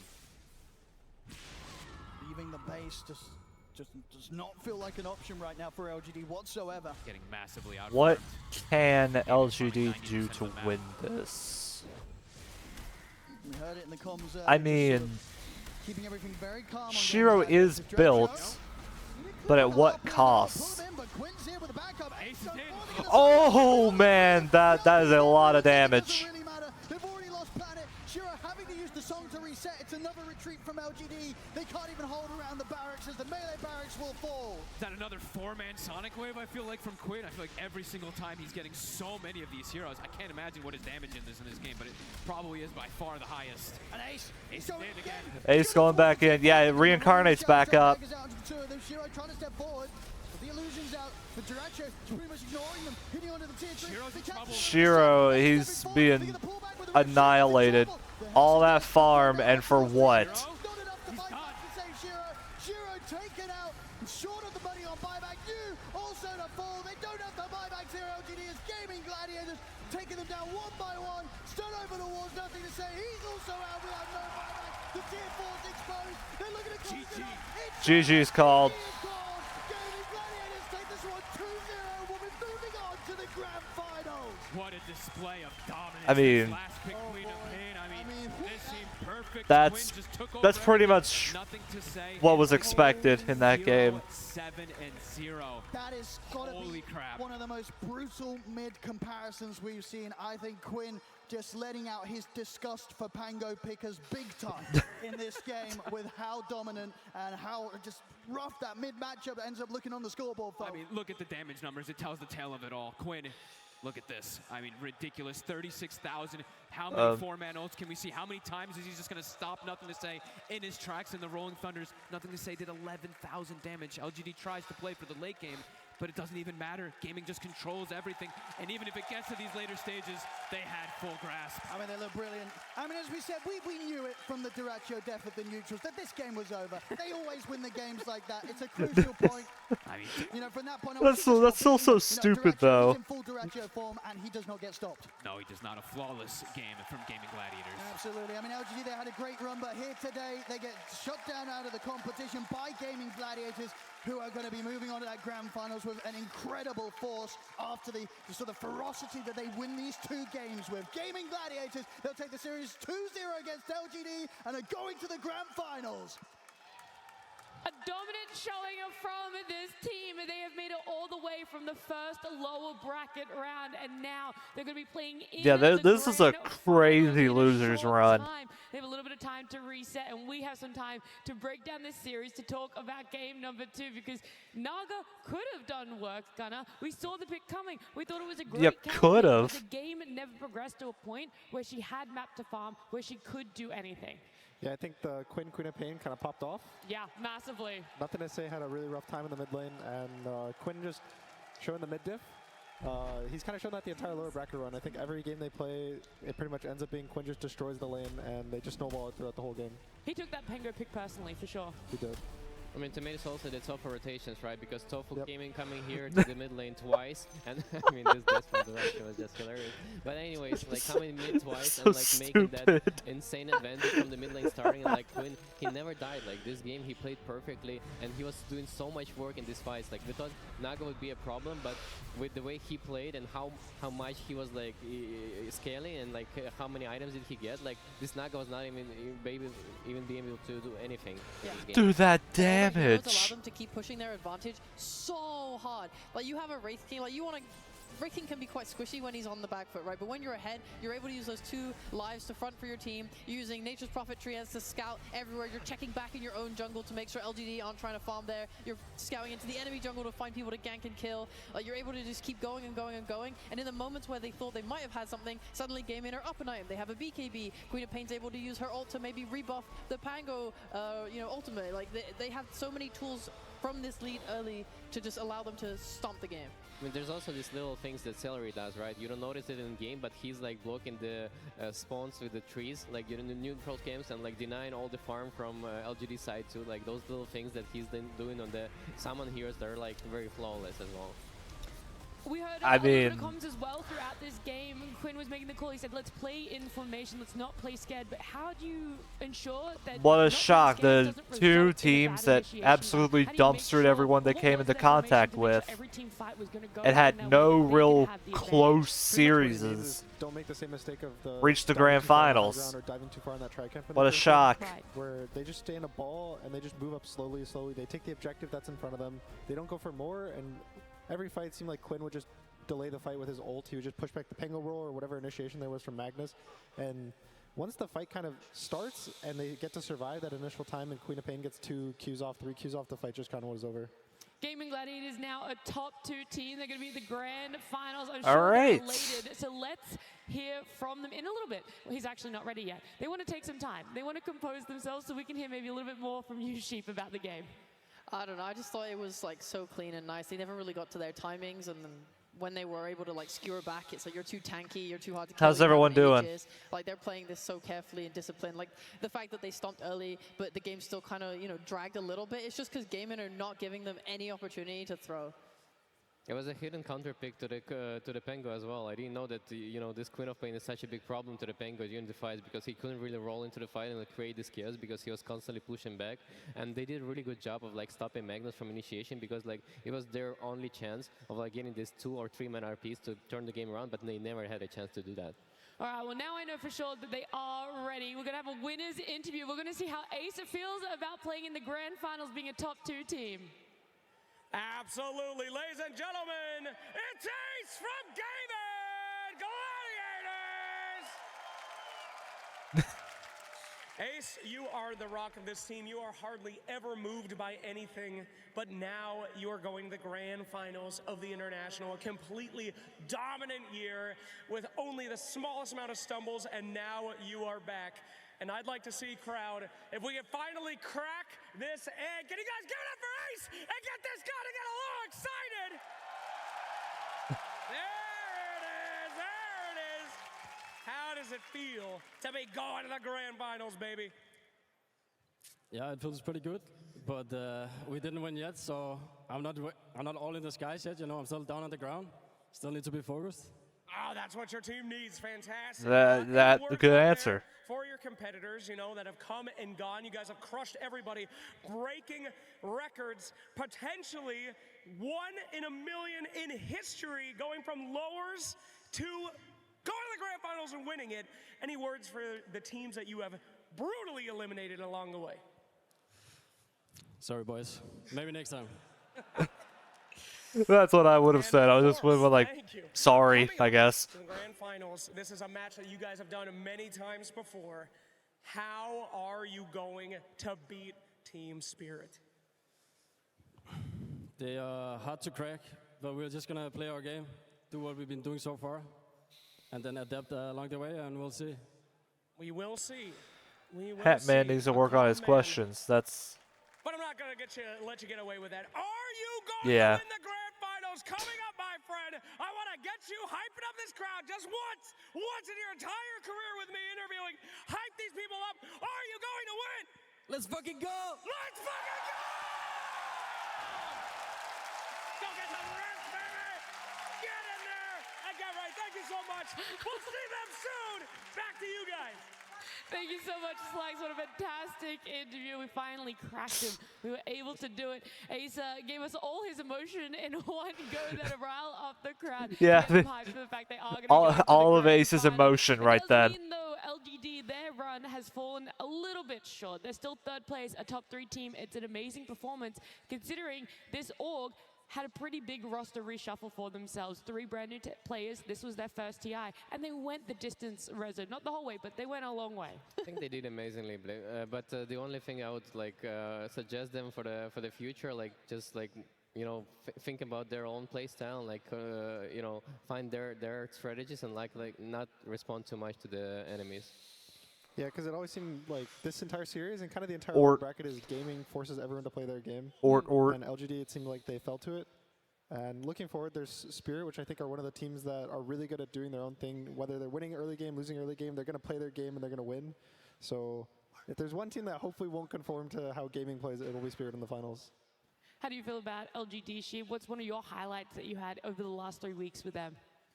I just think, I mean, I'm just really happy that they managed to take it this far. I think like them and Azure Raid really showing up for China. You know, there was this massive gap at the beginning of the year where so many old players did retire, and we had this new players filling in, like we have now on LGD, and then some players came back, but they filled that gap really well, and they got the experience they needed to. Honestly, for a roster of new players, LGD should be incredibly proud of a top 3 finish. Like that is phenomenal. Like they should be so proud of themselves, and I really hope they take that to next year and go even further. Do you feel like this is the revitalization of the China region, Rezo? I think for sure they have like a lot of motivation right now since 2 of their top teams like in the top 3 and 4. So it's a really big boost for the region. I mean, of course, it would have helped if they won the whole thing, right? But it's still a very good result, and I'm sure like a lot of people get inspired by that, and you're gonna see a lot of more like Chinese competition coming to next year and next season. Yeah, because they struggled, I think, the full season, but now it kind of goes to TI, and this is what matters, right? So them doing good at TI is definitely really good for the region. Yeah, they were within the region really dominant, and then it was like that 9th, 12th a lot throughout. So I think it's a massive feat for themselves, a massive accomplishment, so they should be very happy. But LGD falling short here, but Gaming Gladiators moving on. Do you want to talk about the Gaming Gladiators Team Spirit matchup before we get our exit interview? Yeah, sure. All right, Like we're listening to you, so you're the pro. Well, if you want to talk about it, then talk about it. It's kind of the same story, right? It's hopefully the drafting. You have to solve this early game issues where Gaming Gladiators wins their lanes. Quinn has won his lane, I would say like probably 80% of the games at this TI, maybe 90%, to be nice to him. And they kind of just snowball off that every time. And it's also the supports rotating. I think the supports are probably the best support duo at controlling the early game, moving around, controlling runes, ganking mid. And just the way that they always set up their silence as well. It's everything you just have to counter. And so to some extent what Reza was saying was you don't want to purely counter the enemy draft, but I think there's some limit to kind of finding a balance where you're doing your own thing that doesn't get countered by what gaming's doing. Yeah, I'm definitely a bit worried about Laurel because Quinn is like showing like every time, like every matchup, like it doesn't matter who's he's playing against, like he's stomping the guy, and like also with the support rotations, like it's a really big problem. So Spirit needs to be ready for that. Rizzo, literally spitting. Lal has had over this year. He's been showing up more and more every event that we see him. I think Lal is like so stable that if you crush him the way you crush like nothing to say in that last game, right? Like I think he'll struggle to find a game, and it will be very hero dependent on the impact he's able to have. For example, in games that they're losing when he's on Conquer, he's gonna play a lot better than like when he's on his Viper. You know, just by way of the heroes, by way of his playstyle. So I think it's gonna come down a lot to the draft. I really hope he doesn't get his Conquer if gaming want to win. I hope he does get it if you want them to win. But I do think he's good enough to like play this match easily. You know, they're in the grand finals for a reason, waiting. Yeah, I mean they did go through upper bracket. Exactly, I was about to say they're coming in the upper bracket. Like they were able to stay up there. They knocked LGD down here to be then eventually knocked out by Gaming Gladiators. What's a big takeaway from the LGD Team Spirit matchup that we had in the upper bracket yesterday that you're like, oh, maybe this is something that is a weakness we haven't seen in Team Spirit before? Well, the biggest thing that excites and worries me is that there was a 70-minute game, which we really haven't seen gaming play. So either Spirit will be able to force gaming to play this really long game, which I would say favors them, or will gaming just that's actually really true. It's going to be the team that plays really slow, really methodical, versus the team that's speed running the lower bracket, basically. From one of the LGD players, we have our exit interview. It's Tsunami, and Why You Smile. Thank you very much. Yes, I am standing by with Why You Smile. The unstoppable force versus the immovable object. It's kind of strange to think that you're now very much a veteran, and for a squad like this with so many players that are kind of new to an experience like this, what was it like guiding them through such a high-intensity tournament here at the International? 就是歪队，你现在在这个战队里面是其中一个老将了嘛？然后这次就想问你，带了这么多新人吧，新血液来到这届比赛，然后整个过程是对你来说是什么样 Very 的一种感 sexy 受 voice, man. You talking about Tsunami? 对于我来说，可能整个过程也是更多也是唤醒自己，就是因为看着他们比较 Beardman, 年轻，然后 Tsunami. 比较有冲劲，然后也更多是对 TI 的冲劲吧。It's more of it feels like a wake-up call to myself as well, because just watching these younger players, seeing their drive, seeing their motivation, it kind of it's like a wake-up call for me. It reminds me of what kind of mentality I should be having as well. That's wonderful to hear. Then also in terms of maybe reigniting your competitive passion, obviously here in this venue even, you must have some very fond memories. So was there any experiences that you had with the fans or just the being back in Seattle sensation that you're hoping to remember as you leave this event? 就想问，这次来到西雅图，相信你也是有很多回忆啊，包括有很多让你怀旧的一些情景和经验。然后包括这次来到场面上，看到这么多粉丝在支持你们，看到整个比赛的过程，你有没有什么就是关于怀旧这方面的感受呢？现在可能这方面感受比较少吧，但有一点是线上观众特别多，并且支持我们的观众也特别多，然后在西雅图毕竟是他国嘛，然后这种感触特别深吧。然后现在可能更多是比较难过吧，因为最后的决赛并没有杀进去，然后就是并没办法继续听到他们为我们呐喊吧。I don't really feel much of those emotions at this very moment because we just lost our series. I'm feeling pretty sad right now. However, it is very touching to see so many fans, so many Chinese fans and international fans here at the arena cheering for us. I think one of the biggest sense of loss I feel right now is just not being able to get into the grand finals, not being able to hear them cheer for us once more. Oh. Well, why I'm sure there's no doubt in my mind that we will be cheering for you no matter what happens in the future. Shesha, appreciate it. 谢谢. And back to the panel. Such a beautiful interview, Tsunami. Thank you so much, and why you smile as well. There were a lot of fans every time LGD was playing. This crowd was louder than I felt it could go, and it just keeps pushing itself more and more. So why you smile? There's a lot of fans here, and I'm sure they'll be cheering for you. Maybe even later I today, do kind of feel bad for Y though. A little bit over an hour, Rezo, to reset Like, themselves, look towards the grand final. You were in a very similar position not that long ago. What did you do with dude your won hour? TI with wings, and then I mean, to me, it has been really tough he spent because like the series that we played before was like three games, and it was like what, really 4 like years like, you know, being relegated to like tier 5 teams, and then he finally comes back into the limelight, and he just can't win anymore. So they don't really need to do anything other than He comes just, so like, close, but he prepare just themselves can't for taking seal the it. spirit and like think about what You gotta kind of feel bad for him. Draft for the next series.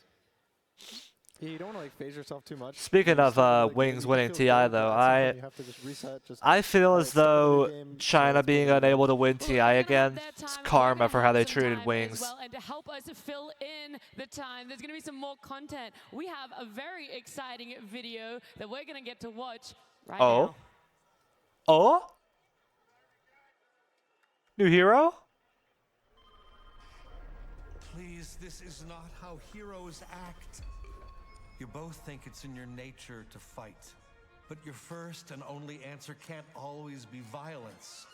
You're sisters. Violence is never my first choice. Never my first choice. We know it's why you lose. Lena. I'm just saying, sometimes you gotta burn shit down if you wanna win. Except you don't just burn people or things. She starts emotional fires. She knows her stupid real fires can't touch me. Are you kidding me? Emotional damage doesn't even work on you. It hurts my feelings. You don't have feelings. Seen warmer eyes on a shark. We should really, And nobody's buying your cute little smile, by the way. You look more like a hell bear.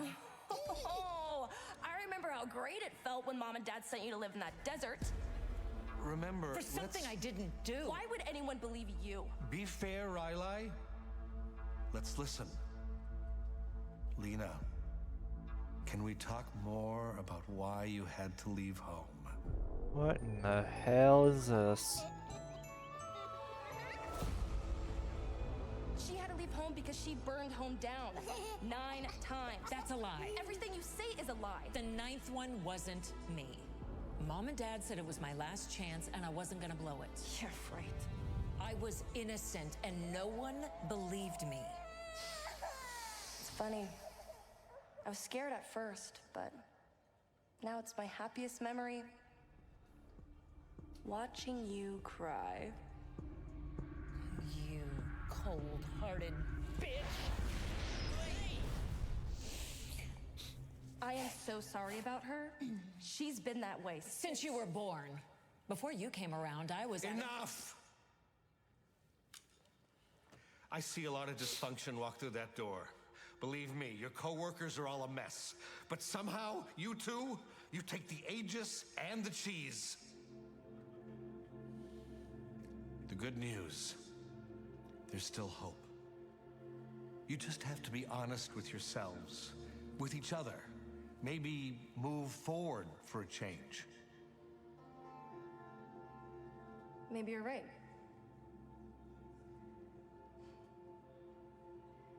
Lena, there is something I have never told you about house number 9. It was me.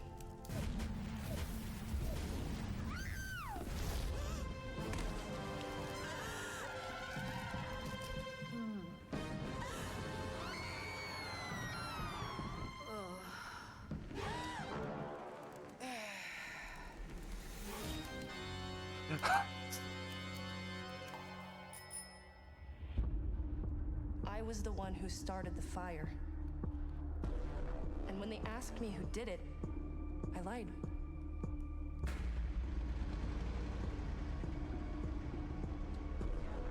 You got sent away because of me. And I would do it again in a heartbeat.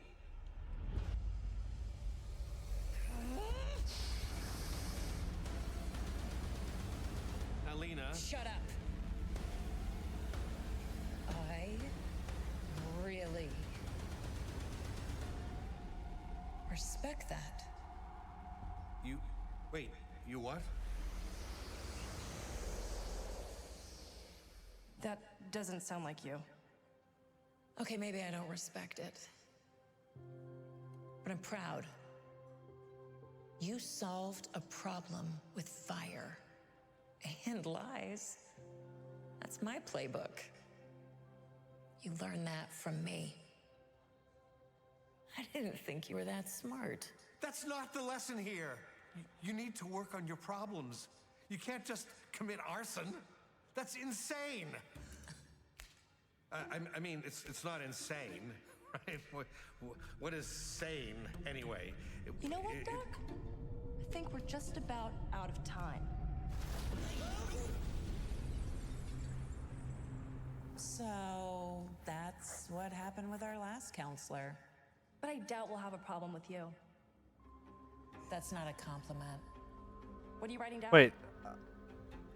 Say something. Yeah. You don't want to make my sister mad. I've seen that guy somewhere.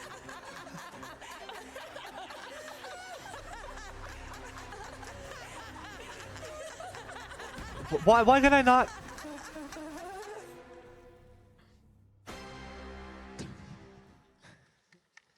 Leader and Crystal Maiden, definitely some twisted sisterly love going on there. I would not want to be in that counselor's seat at all.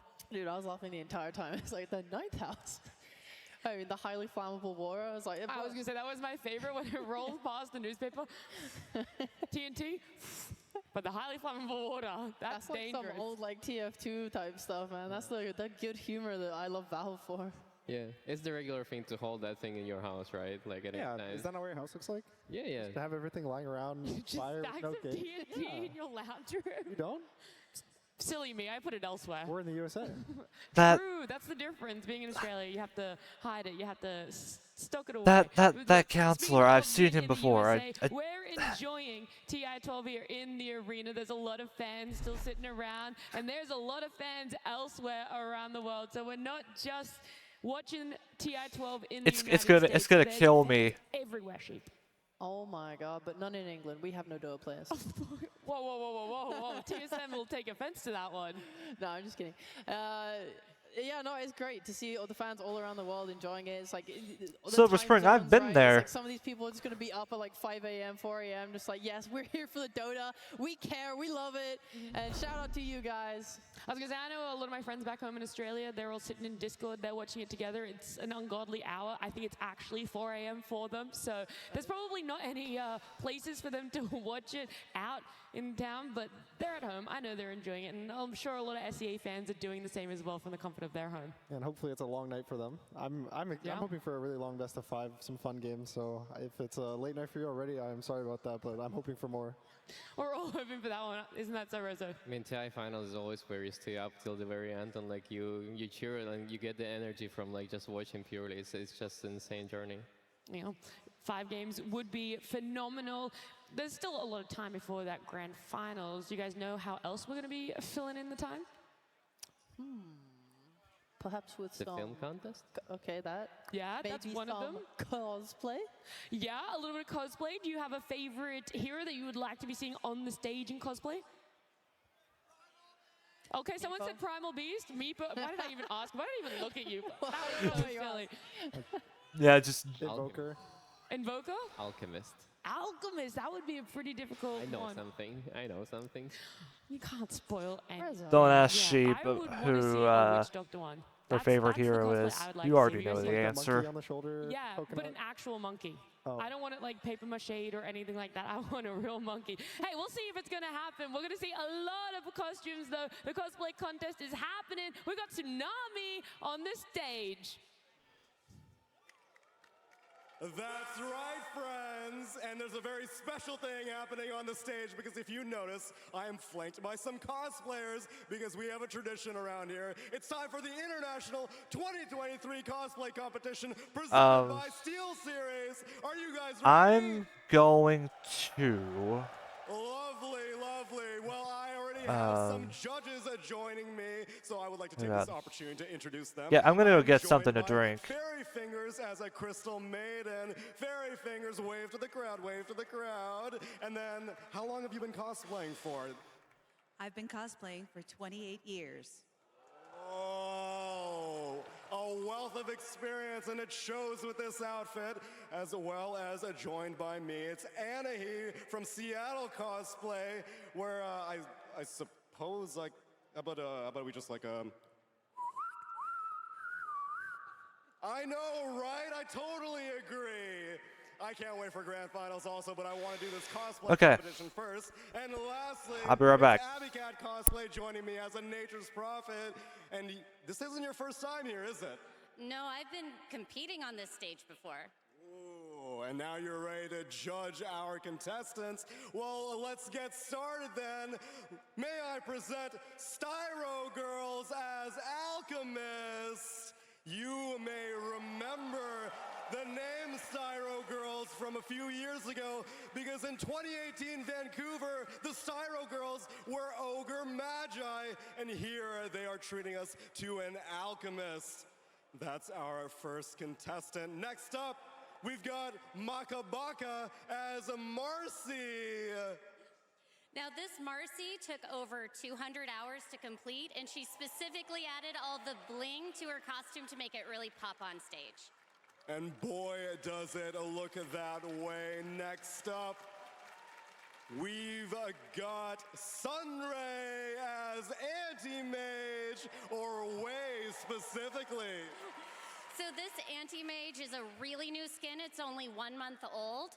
And she designed all the lights that are programmed in C++ using Arduino, we got the tech over here. You know Anti-Mage doesn't use magic, but he does use technology.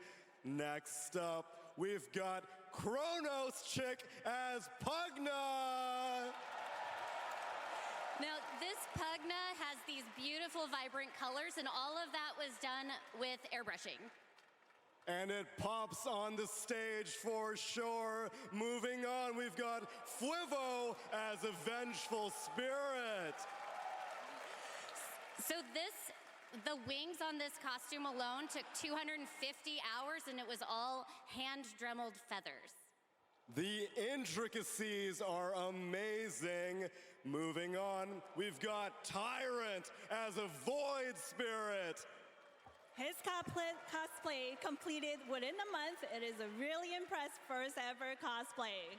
Shout out to the anniversary set. It looks incredible, as well as the poses. Next up, we've got Chiyuneko as a Skyrath mage. With almost 4-meter wingspan, the 6-inch heel with clear makes it look like she's floating in the air. Almost sometimes looks a bit like a chicken sometimes. You gotta get the Next up, we've got YMR as Drow Ranger. The Drow Ranger took 7 months to complete. Using household items, her arrows are actually chopsticks. That's right, even you at home can find things to cosplay with, but it takes a lot of hours to look at this intricate. After that, we've got Not in My House as a Phantom Assassin. This cosplay took 130 hours of work. 30 hours of work is on the blade alone. And last but certainly not least, we've got Dawn as Crystal Maiden. Her staff is 3D printed out of dual color filament that makes it look like different in various lightlings. All right, friends, those are our 10 finalists, but we've got a handful of awards to give out. So let's start it off with the best technique is Crystal Maiden Dawn.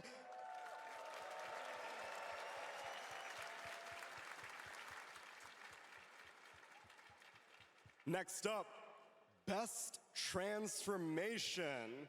Could we get some eyes on the Skywrath Mage, Chiyuneko?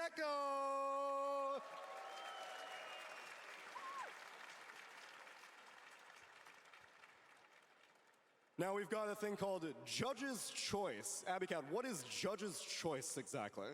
Judge's Choice was the cosplay that we were very impressed with, that we really liked the finishing on, and that just had great stage presence. Well, we can go ahead and hand that to Fuevo on the Vengeful Spirit.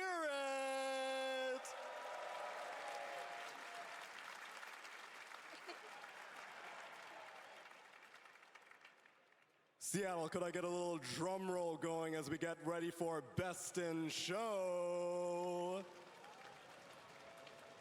The anticipation's killing me. It's almost like a unstable concoction because it's Alchemist, the Styro Girls!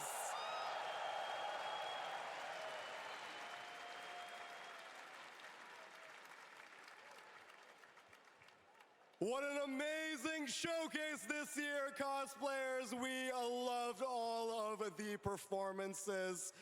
But we've got more festivities to attend to. I appreciate all the help, judges, in the prejudging and joining me up here. But are you guys ready for some short films, maybe? Absolutely. Thank you so much, Tsunami. Incredible cosplays that we got to see here today. The community is so creative, and that's why we love being Dota players. But as impressive as the cosplays are, one of the most creative moments that our community has are our short film contest every single year. And today, our top 3 are some of the best that we've ever seen. So, to start things off, may I please present to you the 3rd place, who was a 2nd place winner at TI10. Let's go on a journey and see our 3rd place contestant finally get their prize as they travel across all the Valve universes in Game Breakers.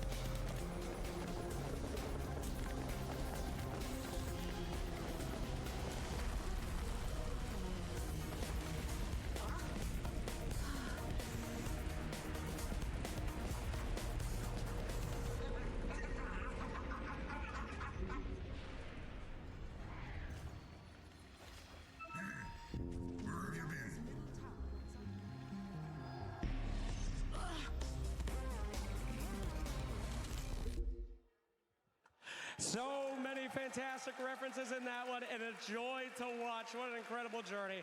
Thank you so much for your submission. But now it is time for our 2nd place winner. The 1st place of TI8, this one is from Keller Max. You guys ever been in a game where they just keep fountain farming you and you can never get out? What do you say? Of course, you would say, finish, please.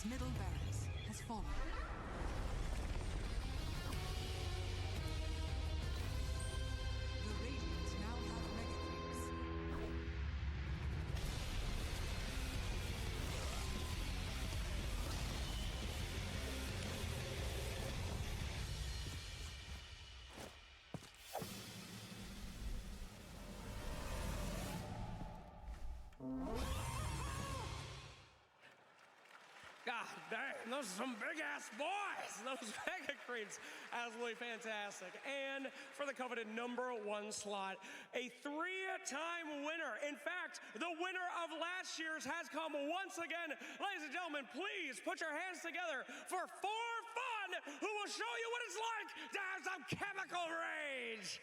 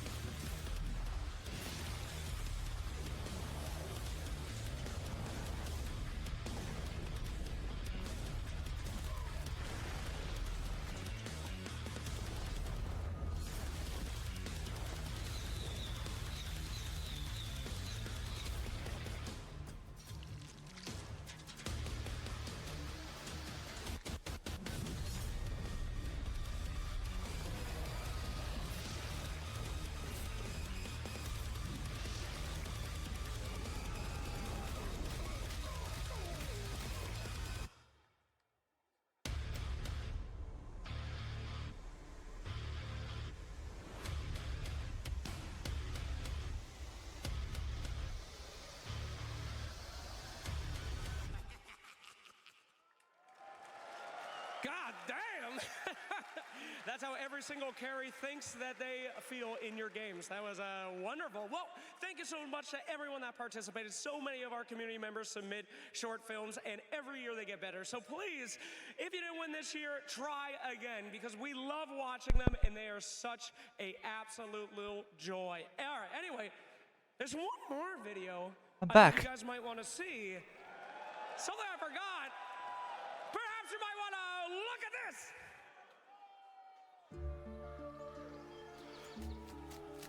We've all heard stories of children running away to join the circus. Not in my experience. You can't drag them away. And I got back just in time for the new hero, I think. Besides, you'd be astonished the lengths people go to get a child back. People miss children.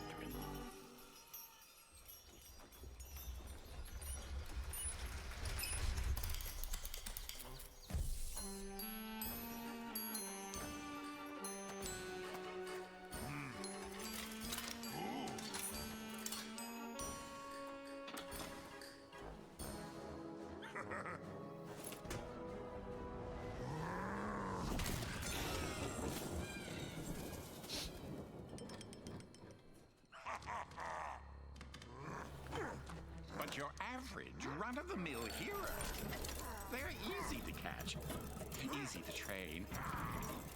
Plus, they're all egomaniacs, so they're natural performers.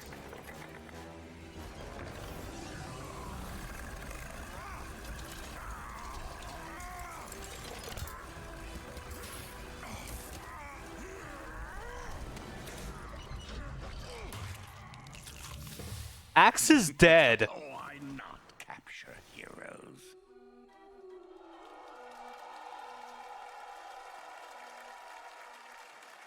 Ringmaster, eh? Ringmaster coming to you soon! You guys ready for a new hero? I'm left here thinking, in honor of North America, of course they would add a hero for a circus. It has to be representative of our entire region. My friend, you know the question that's in everyone's mind. What kind of hero is it? We got a support, we got an offlane, we got a mid, we got a carry. What's happening? It looked like it has some kind of catch, so I would say like support, like a position 4. Okay, traps. The Dota community kind of has a troubled history with heroes that make traps. You miss old techies at all? Not at all. I hate old tendencies. Yeah, I don't miss old techies either. How about? Is it Puppet Master? What was playing a literal game right now. This guy's playing Dota Underlords. What the hell? What do you think about that hero reveal? What? The hero! You were playing Underlords. Did you even see it? Yeah, they Dota Underlords. Okay, great. What do you guys think about the new hero? Look, thank you. Underlords. Good lore, baby. The circus is canon. It's canon. Thank you, Tsunami. What is with you and the lore, Slacks? Were you gonna do another loregasm for this hero? Ringmaster loregasm? No self-advertisement on the stream. Thank you very much for watching. Very generous of you. All right, all right. Hatman, Korean Jeep, Ringmaster, cool, yeah. That Slacks his whole thing. He's just kind of cringe lord. What do you think of that lower bracket final, my friend? It's gonna be amazing, but I hope Quinn doesn't win. Wow. Boo this man. Listen, he's trying to improve his entire image right now, all right? We know we all had troubled past. Do you not believe in second chances? It's been a while and his persona has been the same, so I don't know if he's gonna recover from that mentality or not, but... What's on your mind, friend? Quinn will win! Yay! You think being a TI winner will change someone's personality for the better or for the worse? Better? I mean, you can talk to S4 after that. It doesn't get much better than that. Who are your expectations The TI winner. as we look forward to this grand final? Just a good final. I don't care who wins. I just want good Dota. That's pretty much how I feel. I like both teams. I just want it to be a good set. Before we get to the grand finals, we have a little bit of another treat for you guys. Obviously, in the grand finals, you got some champions. Let me show you some champions on the floor. Thank you so much, Tsunami. The enjoyment, the content never stops. And I have one of the most decorated panels I think I've ever seen in my eyes. Dindy! And Jerax! For a while. Jerax, you're joining us. Owie, Fia, Dendi, you guys all have one massive Dendi, thing my goat. in common. You guys have won a TI.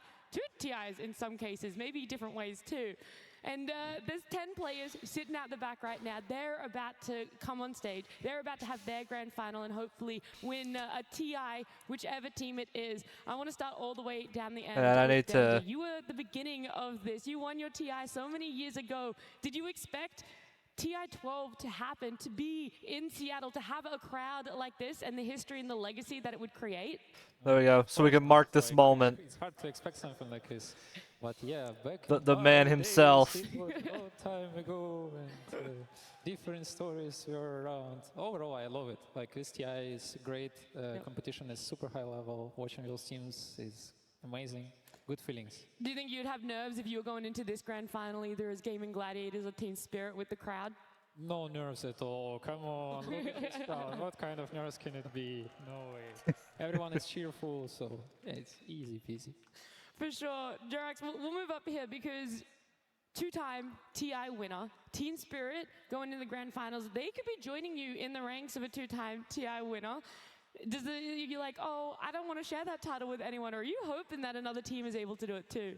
I think there's some anxiety about it, but in the end of the day, I feel like we're all cheering for the best Dota, and if that happens here, then it doesn't really matter. It doesn't matter at the end of the day. Were you more nervous the second time round when heading into the grand finals? You're like, no one else has done this, no one's won too, or was it more, we've been here before and we've done it, we can win a grand finals? I think the emotion that I had the most is, I think we kind of ran out of the game, so that was frustrating, I would say. Because the first time we just went through the open qualifiers all the way. And I think as a player, you really cherish these moments when you really get to play on the highest competitive environment. And yeah, maybe frustrated. Oh, that's an interesting emotion to feel. But Owie, you've been in 2 grand finals as well. One as a coach, one as a player. Is it hard being a coach, seeing the grand finals? Like, what would Silent and CY be feeling out there, seeing their 5 players about to walk on? I think as a coach at this point, you're mostly just proud of what your players have done, what they've come through. You've watched them work hard for so long. And I think mostly what you want is for them to be able to enjoy the moment. The best Dota's played when you're having fun. And Fia, you shared your win with Aoi. Do you want to, any stories, any feelings that you had? Because you're a very stoic man.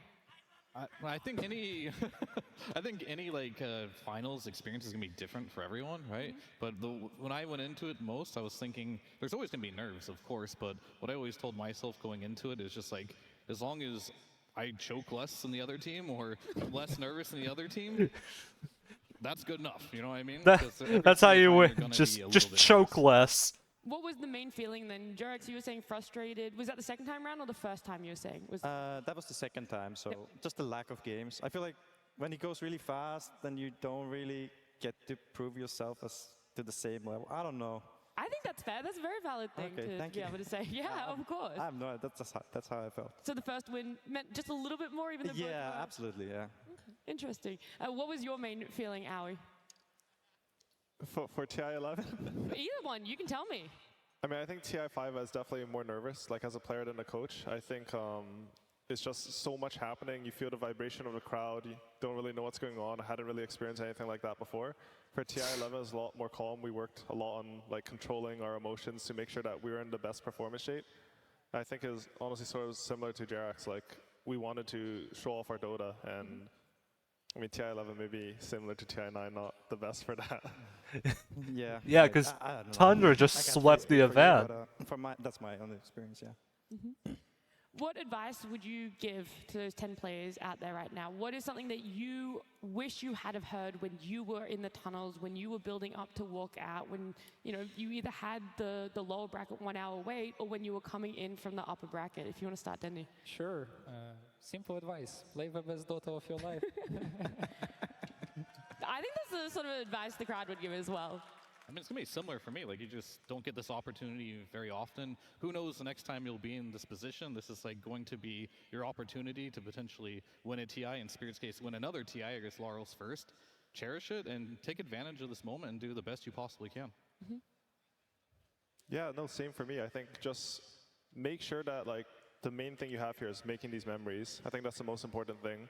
No matter what happens, win or lose, you want to be proud of what you've accomplished in Dota. Personally, for me, I feel there's when the nerves really get to you, you start to really look outside. But I think if you really tune into yourself and give opportunities to those thoughts of okay, we have this crazy idea, we don't really feel like pulling it here in the TI finals. But I think if you commit to that, I think that goes very well. How much internal pressure did you guys place on yourself, and who was trying to help you pull that out of you, that you weren't getting too caught up in your head? Is that for me? Yeah, all of you guys. Johan was the very big part of our energy, our flower. I definitely felt that I was very supported in the team. And if that wasn't the case, I don't think I would have enjoyed as much. Okay. I think honestly during 2v5 it was Fear. He was always a solid rock. I feel like Fear actually has a Dota superpower. He makes all his teammates feel super comfortable and able to play at their best because he's so reliable. And at TI11 it was supposed to be me, I think, but I don't know. Just a little bit of all of you. It was more chill, yeah. I mean, I say that about Fear for panels as well. He definitely calms the nerves for all of us. Well, I guess for me, then, I kind of felt like on EG it was an unspoken rule that everyone kind of just had to play their part, and just be confident in what we're doing and just believe. And I didn't really feel like anyone looked up to anyone, personally speaking. And I thought we just were just going at it together, and we all knew what we needed to do and just had to get it done.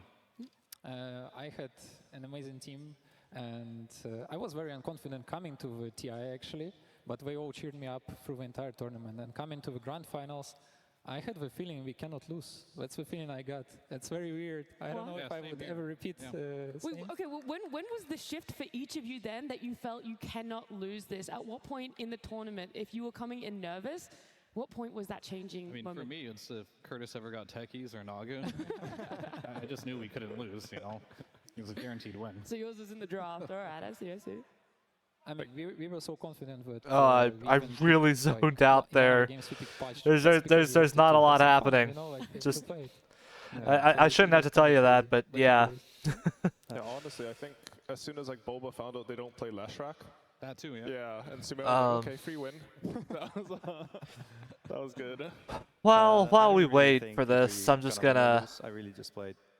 I don't know. I just had a lot of fun. I don't know. I'm myself. just gonna I play didn't really get to think that if we're gonna win games or in lose. browser I on mean, Vim's lair Do you guys because I like trophy can. rings, by the way? I don't know if everyone in the audience has seen these before, but I mean, you got two, Jarak, so we'll start with you. We'll show off both of yours. Do you wear it often? What was the feeling when you picked it up as well? Because there's I'll tell you 5 what. players and a coach getting to pick up theirs in, after this one. I think they're getting GeoGuessr. dusty most of the time. Let's play some GeoGuessr. I guess I don't really have a place to show them except these. Yeah. You come to TI and you're like, oh, hey guys, check out the rings, by the way. I don't really live off right now. I wish I could do that, but I don't really. I don't seem to do that very well. Do you guys want to quickly answer? Because I know there's some more questions. Didn't circling require an around the account arena. before. No, I don't leave home without it. Yeah, I thought so. Yeah, I've seen you all the time, Fear. He's polishing it in the back room, in the green room. He's just making sure that that is shiny as.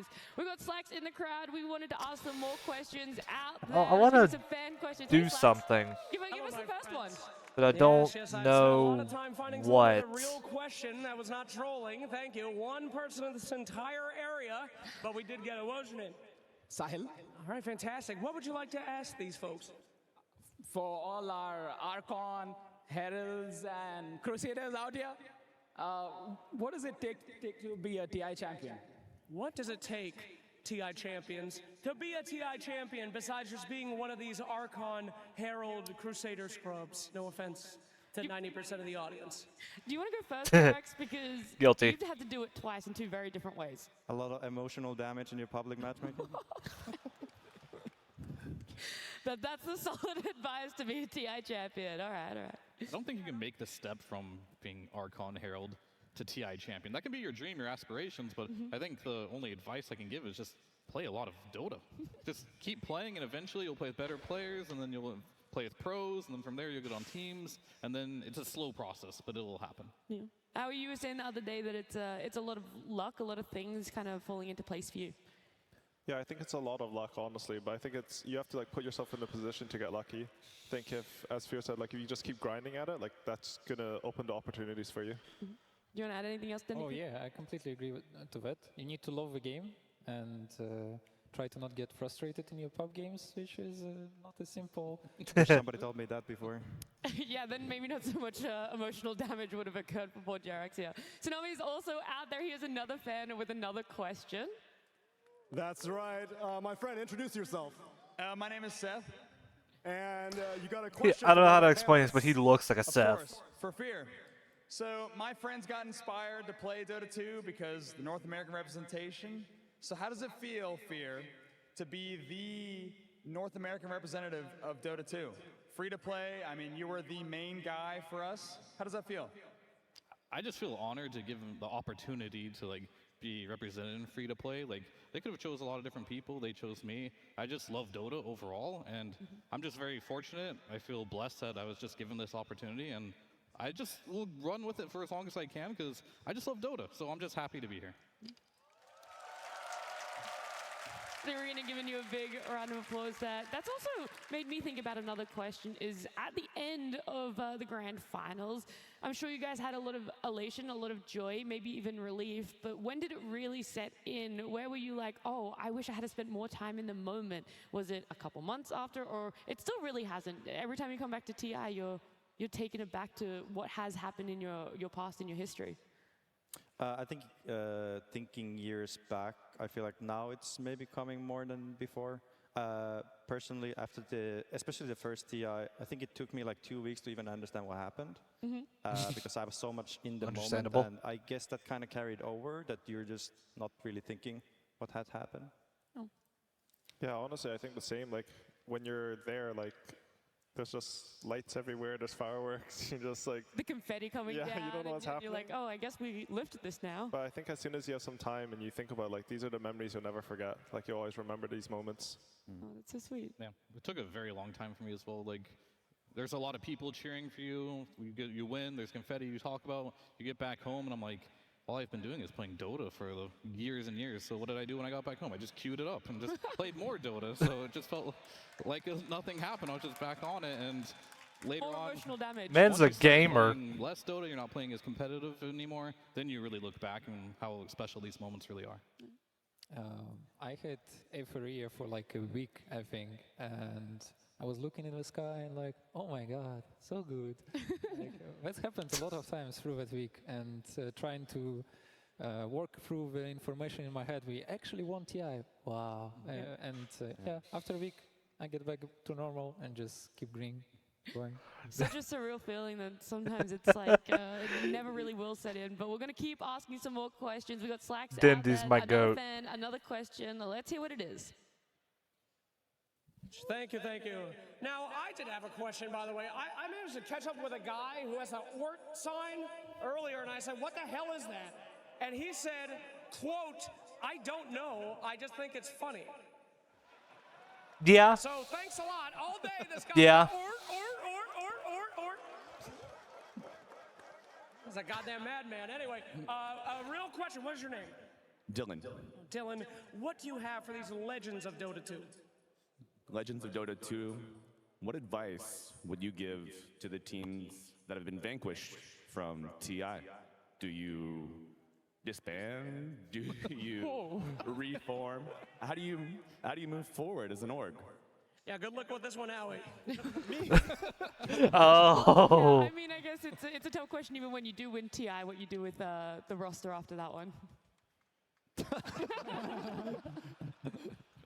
I don't know. I think, honestly, if you attended TI, you watch the finals, you watch them win, and it doesn't motivate you, then maybe you take a break. But I think for like 99% of Dota players, they watch that, like, this is the fire that burns. This is what keeps you going through the emotional damage and trauma. So, yeah, just keep going. It's tough being a spectator at an event that you were a part of. You wanted to win. You had that drive, motivation, and passion, but you just couldn't get there in the end. Then you're not in your head. Yeah, it's very tough sometimes, but it's good to live in the moment and enjoy, because this is also a great experience to watch it from crowd and have a lot of fun, for sure. Do you want to add fear, Jerax? Advice for teams that have gotten knocked out. Yeah, you're pretty normally brutally honest. Sure, I mean, look, for a lot of the teams that have got knocked out, they're still young. Like, I didn't even win until I was 27, so just keep at it, keep grinding. Like, it's good to feel sad, in my opinion. It's good to feel, that's motivation, right? So as long as you don't give up and you still have the passion, as long as you think you can still win and just don't give up entirely, that's good enough. Did you know you're not the oldest TI winner anymore? I know Snaking is by a few months. By a few months. Were you devastated when you heard the news? I mean, he's taken everything from me. That's all I had left. That was it. That's the only thing that was keeping you going, was being the oldest TI winner. Look, I'm going to move on to another question. I do know Tsunami has one out there, so let's quickly hear what it is. That's right, my friend. Introduce yourself. Yeah, my name is Abhishek, and I've been playing Dota for around 5 years. Yeah. And you have some specific fond memories from Jerax specifically. What were you hoping to ask him? I've been like astonished with the tiny lands in the TI. It's so good. And I just wanted to know, like, what's your reaction when Samuel did the tiny lands to the RTG in the base? Wait, and yeah. Sorry, I couldn't hear the question. Yeah. Tsunami, can you please repeat it? Whenever, you know, obviously you're very famous for some Tiny Airlines plays, Jerax. You're tiny in general. Does it ever warm your heart a little to see that play be pulled off on a high-stakes stage, such as previous TIs, when maybe Sumail did it to RTZ or something? Yeah, sure. Make a trend, you know. I'm going to have to start getting all the clips and then just put hashtag Jerax Tiny Airlines next to it instead. I'm happy to see it anytime. I love it. Look, we're nearing the grand finals now, okay? We're only a couple minutes away, so I want to go back to the teams that we want to Thank focus God. on. Team Spirit, Gaming Gladiators here. Fear and Jerax, this is mainly for you two because they're such similar things, and actually you as well, Aoi, because that TI5 win for you both, it was, you were in the upper bracket, you came to that lower bracket, and one day you had to go lower bracket into grand finals, and you won it. So your advice for Gaming Gladiators right now, what would it be? How do you contain these emotions, and how do you persevere through a potential best of 5? I guess I'll start, I suppose. Yeah. So we got knocked down by CDEC and went into the lower bracket. We won that match 2-0, I believe, and then we went in. I think we just, sure, we lost to the team beforehand, but we knew we were better. We just had to make a couple adjustments, and if we just made those adjustments, we knew we had to take to win. So it was just confidence, really, and good preparation. Do you have anything else that you want to add on into that one, Howie? No, not really. I think that sounds right. Like, you just go in.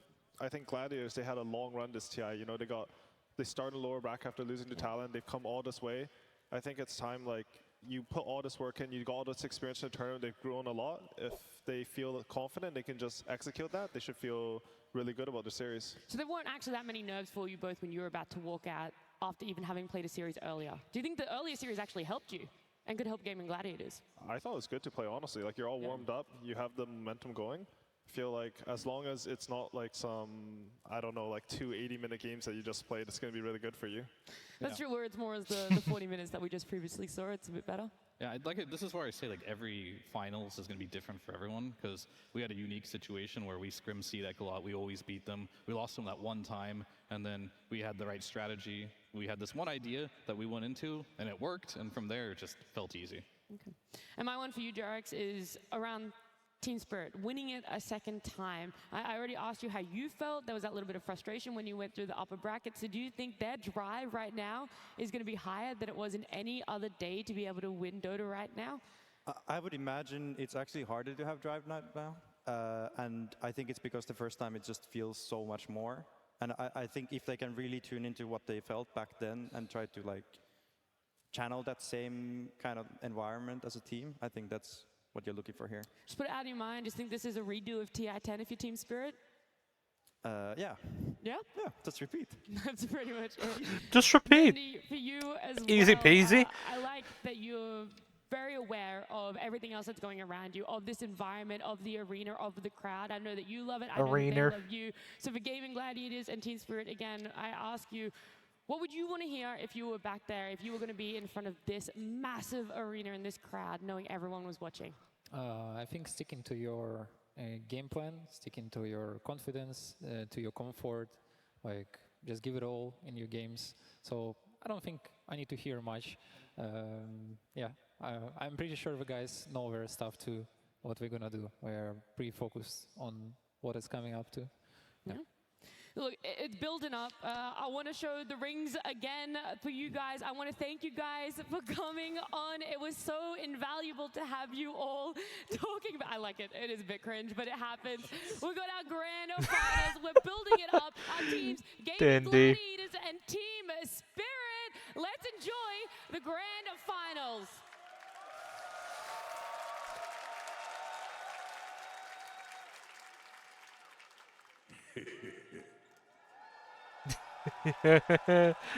John Patrick Lowry, baby. Look at all that fresh meat. Sorry, I got carried away. Okay. Who's that handsome devil? Trick question. It's me. I'm that handsome devil. But I want to remind you of one thing. There are many Earths, but only one Earth Shaker.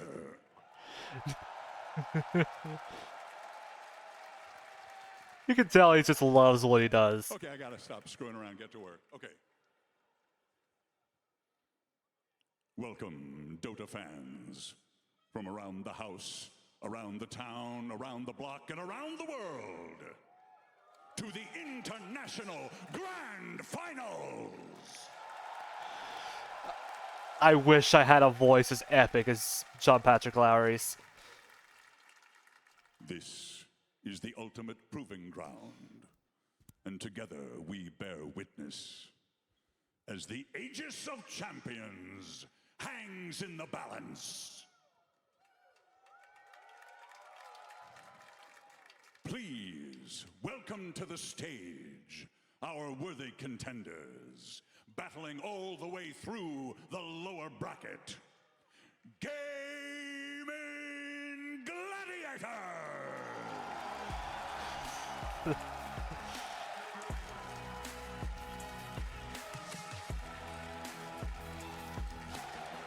Woo. Please welcome Duracho!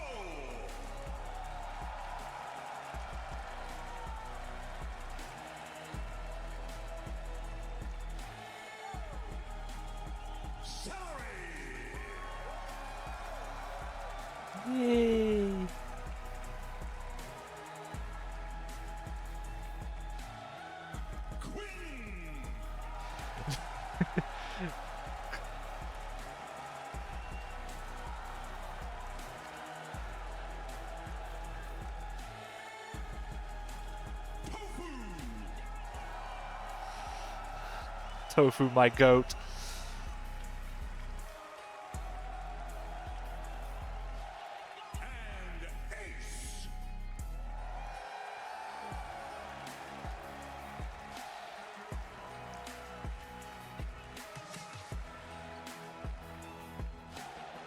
Give it up one more time for Gaming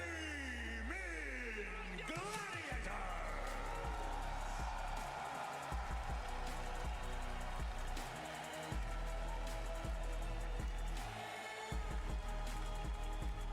And continuing their march through the upper bracket, Team Spirit!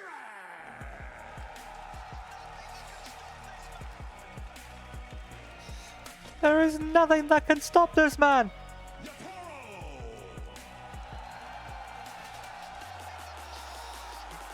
He shaved his head again? Really?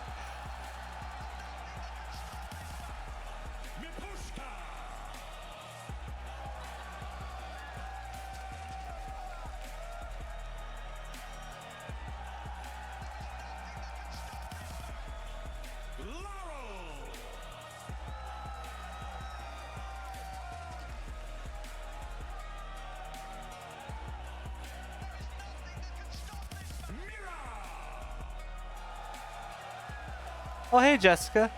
Nice of you to tune in.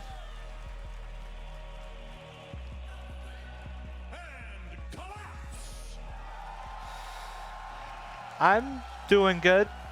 Grand finals are just starting, so just chilling, watching the event.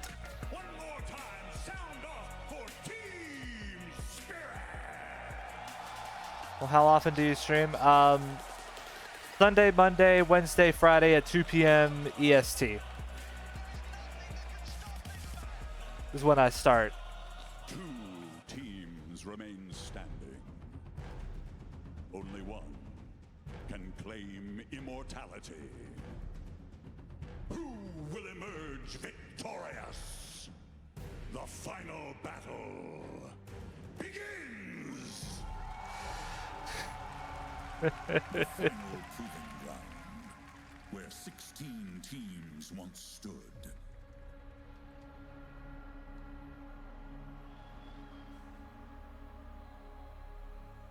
All but 2 have fallen.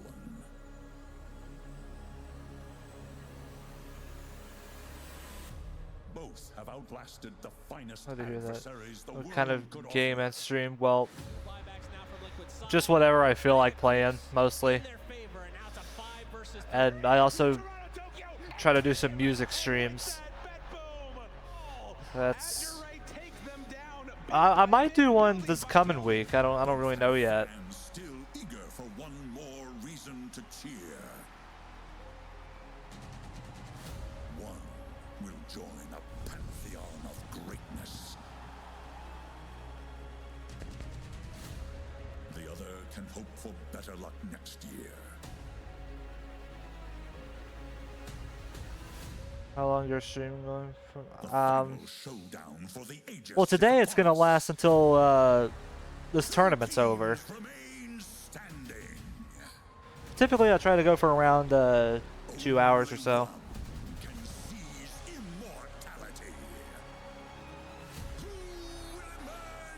Possibly longer, depending on how I'm feeling. And then I'll also sometimes end earlier if I have like a lot to do or whatever.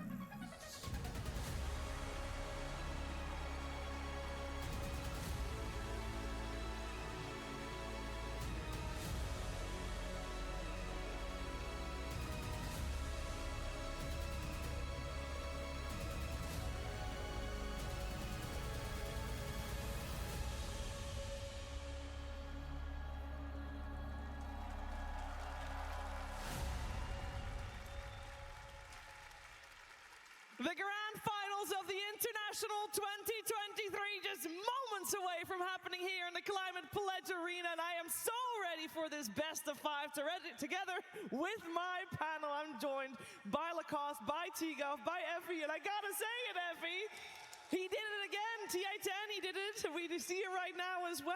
Yatoro has sacrificed his hair for the Dota gods. What's your favorite game, like to stream or just in general? He shaved his head. He sacrificed his hair. That is how he won TI10. He started the trend of going bald for TI, and he came to win today. I would be worried if I were Gaming Gladiators. I mean, others have tried to copy him. Others have tried to go bald to win a TI. They failed. But this morning, when I was leaving the hotel, I saw him, and I just looked. I was like, bald? And he just gave me that cheeky little look, and I was like, oh, this is a guy who wants to win this TI. Oh, and they have done it before. Slight change, of course, with now Lara on the middle lane, but they're looking so good. Their opponents look fantastic as well, though. The whole year, Lacoste, Gaming Gladiators. Where are you from, US? Absolutely. This is the team that got the top 12 in the previous Somehow year. I get the feeling that pieces were Quinn and CY, their coach. I think we gotta give them huge you're credit not for what they managed to do with the team, because they managed to win 3 majors, all upper bracket. I don't runs, know. and I was suddenly just they're getting in that the lower vibe. bracket. And we had an interview yesterday with Celery, who talked about the importance of the series, the seeding match against Talon, how much they learned from it. And ever since that, they're just speeding things up. This is the team that can beat you in 19 minutes. We saw a flawless performance yesterday against Azure Ray. They were playing turbo mode pretty much. Yeah, they really, really were. And we must not forget, a grand finals like these is not a crowning of a tournament, not even of the year. It is a crown of a career. And we have seen most of these faces lift the ages already. T, for Lara will be the first time, but they have tried so many times. They have, and for Lau at least, last year he played on BetBoom, he came last place, and now this time around he's in the grand finals, of course surrounded by 4 TI winners as well. If they are to lift this Aegis, first time for Lau, second attempt, 2-time winners potentially for the other 4 players. No, I don't want to check out your work. He's attempted this 8 times already. Sure, he's lifted the Aegis once, but Ace as well. He's attempted it 8 times, but yet to lift the Aegis. Can he do it himself this time? And Quinn, let's not forget to talk about Quinn. 7 attempts, 5 TI attempts. Everyone thought that Quinn, was just hanging around the NA Dota scene, wasn't going to make it very far, but he joined Gaming Gladiators. Something clicked, and he proved to the world the kind of caliber of player he is. He is world class. He has been destroying everyone in his way, and he's here for the Aegis lift. He is here for it. We'll see which team will come out victorious. Of course, on one side, we have a chance of 4 fresh 2-time champions on the side of Team Spirit. But Gaming Gladiators, they could be having 2 crowning achievements in their finals if they were to lift the Aegis. First one coming all the way, starting off in the lower bracket. T. Yeah, I think so. TI9 Liquid, they got all the way to the finals but weren't able to win it. But if Gaming Gladiators are to win this TI, it'll be the first time a team starts in the low bracket and lifts the Aegis. That's 6 lower bracket games that they have to win back time and time again and not drop a single one. And they could do it. That's an incredible. And then also the fact they won 3 majors, like that's so many things going their way. Yeah, I think Lacoste, we've heard a lot about the majors, and they all went through the upper bracket, and people are like, well, I wonder how they fare in the lower bracket. Everything's different over there. There's so much more pressure. But this team, they thrive under it. Absolutely. This is the team that powered up the most, I would say, throughout the whole tournament, because this team is not really familiar with the lower bracket, especially when it comes down to the DPC and the tournament. So really glad that they're showing what they're really made of. They're going to their own, like how they started to dominate the year with these strength heroes, these aura buyers, grouping up as 5, and just complete domination from start to finish. I think coming into this, because they just played 2 games, I think they have advantage.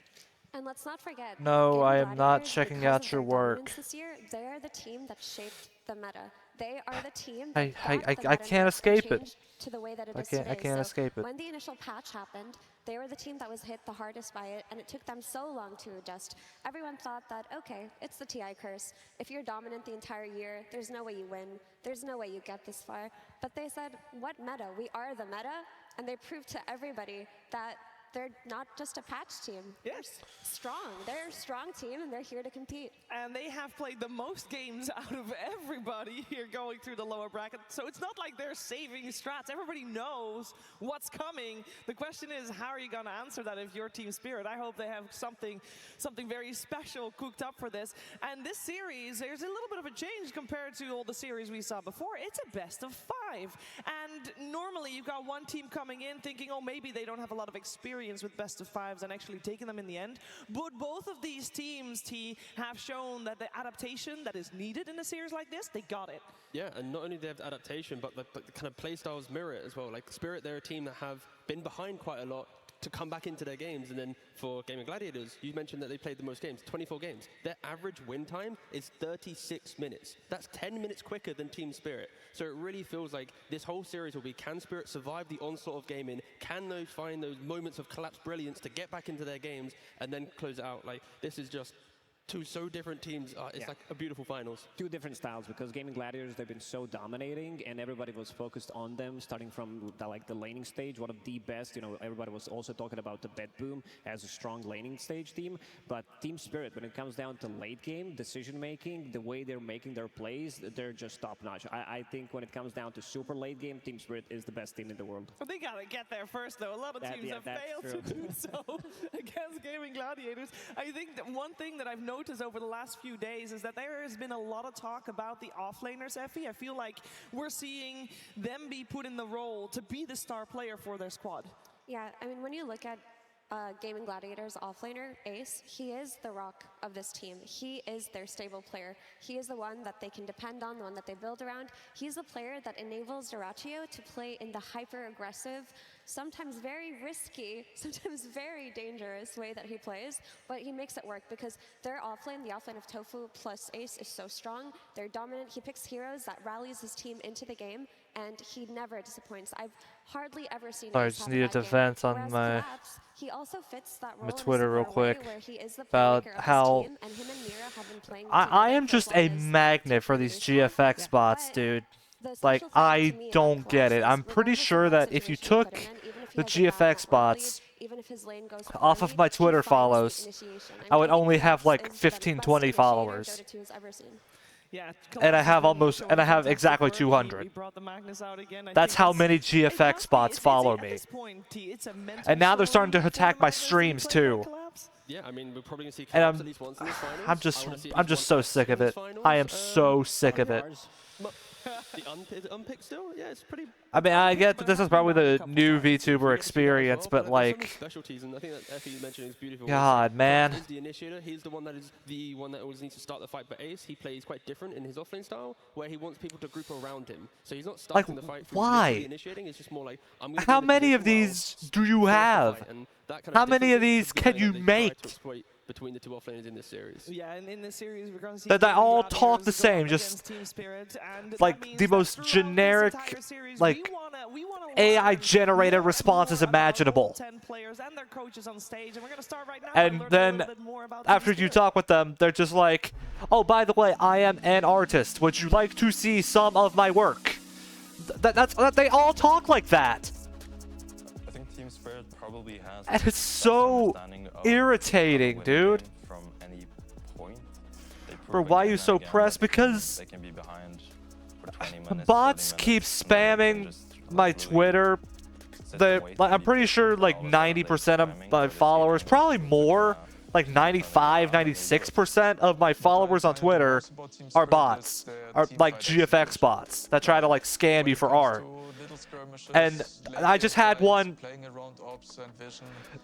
type in my chat, just doing the dumbest cookie cutter responses, and I'm so tired of having to deal with this. And I think against them you can't really afford to be sloppy, because anytime you make a mistake against them, I think they punish you severely. And I also think. But why mad? I'm just done, man. I'm so tired of having to deal with this. With the best of them, he's so consistent and yeah, always delivers. And I think their supporting cast, the four rest of them. It's so irritating having to deal with this. And, yeah, they're just a very well gelled kind of team.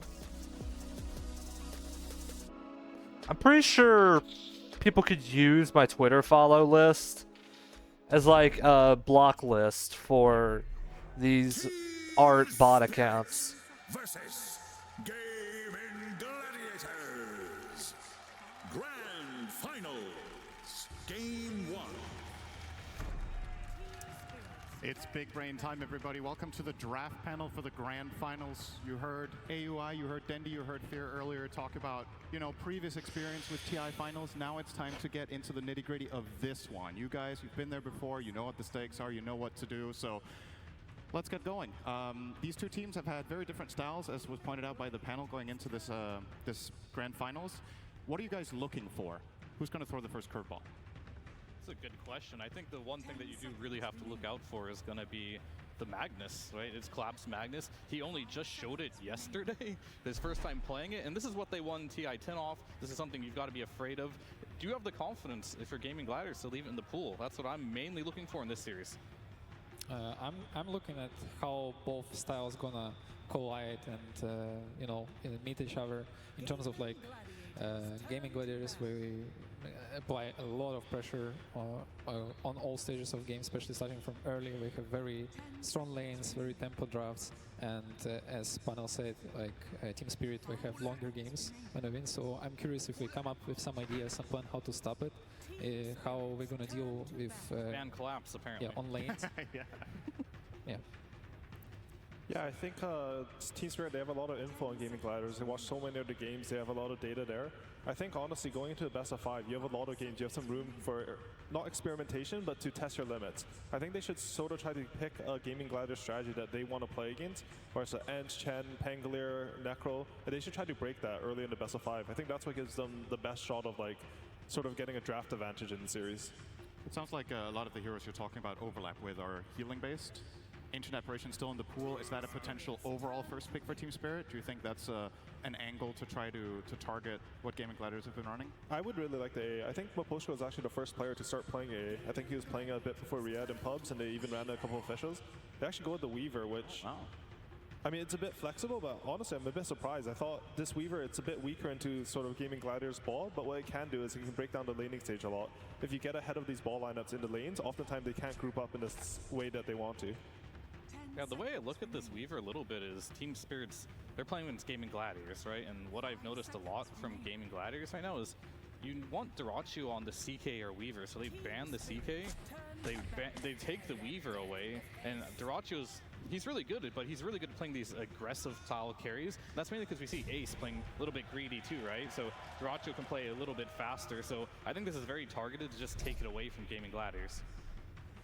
Yeah, both teams have very similar like 3 cores idea, which all 3 cores getting big, but compared, for example, to Gaming Gladiators, Dirachu is doing the more space creating stuff, and in Team Spirit it's Laurel, so it's a little bit different for both teams. So it's very interesting that Team Spirit stealing this Weaver away, like from Gladiators, and Yatoro played an amazing Weaver like a few days ago. Like it was very, very strong.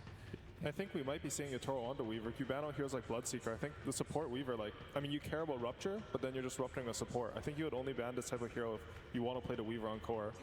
Tofu is also getting like his 89th Morta game of the tournament. So I think that's, like, Gaming Gladiators, they should actually feel really comfortable right now with this opening. I guess another thing about the Bloodseeker ban is that it kind of feeds into Gaming Gladiators' general approach to the game in terms of pace, right? This is a very aggressive carry that wants to fight and bring that pressure early. It doesn't mind diving towers, which I would say Gaming Gladiators have done more than any team this tournament. So pretty standard first picks for both teams. Players. You pointed out you're banning carries when you're Spirit here and you're stealing one away, whereas as Denny was talking about, Laurel is playing more of the aggressive style for Team Spirit. Do you think Gaming Gladiators would be wise to try to match that idea, so to speak, by targeting Laurel as much as Spirit are targeting Dirachu here? I think the best idea would be to pick extremely strong laner for Queen, which usually Gaming Gladiators do in every game, and it's working perfectly because Queen is one of the best laners out there for sure, without doubt. So I think this is a part of the plan, which should be to lock down a little bit on Laurel so he doesn't have a good game. Yeah. I think if they go with that plan, they can probably look for the Enchantress here. I'm honestly surprised that they're giving it to Gladiators on the second phase. I think both Ench and Chen are 2 heroes that, if you have the winning mid, you can snowball the matchup really hard. Yeah, it's one of the best heroes to rotate for 5 minutes siege and create insane amount of pressure. And we saw how Gaming Gladiators took taking towers from their enemies. Like if you look almost every game, like minute 10, 12, there is no tier 1 towers on all 3 lanes. So it's crazy. Yeah, I think just going to the series in general, Gaming Gladiators, they like Tofu playing this Morta because gives Ace a good game. They can get the Enchantress you mentioned, that way they can snowball the game. And it's very clear how Gaming wants to play. They're going to want to play fast. If you be greedy, they want to punish it right away. And Team Spirit, they seem a bit more flexible in what they want to do in their draft. Pango, they kind of yeah, want to just take okay. strategies away, and they're versatile enough to do it. This is quite the curveball, right? It is, Picking yeah. Pango in this slot is very early on in the draft. As much as Yeah, I'm sure all that the is Demon early. viewers out there are happy to see Quinn play the Pango for the nth time this tournament. You're effectively offering Team Spirit the possibility of truly counterpicking mid here. We've seen Laurel and a hero such as Dazzle destroy mid melee heroes. Is that a good matchup against Pango, or is he one of the heroes that can kind of float that lane? It's pretty good. Dazzle is destroying almost every melee hero on lane, but I don't think that Team Spirit want to go for that path because that will switch them from the more of a comfort strategy. Even though I'm pretty sure they can make it, but yeah, I hate Waddle in a Tree situation Protector. where, I think we'll need to decide with more limited I like, really hero do. pool against this Pango because you want to punish this hero, but at the same time, what kind of heroes left here to punish it from the Waddle comfort zone?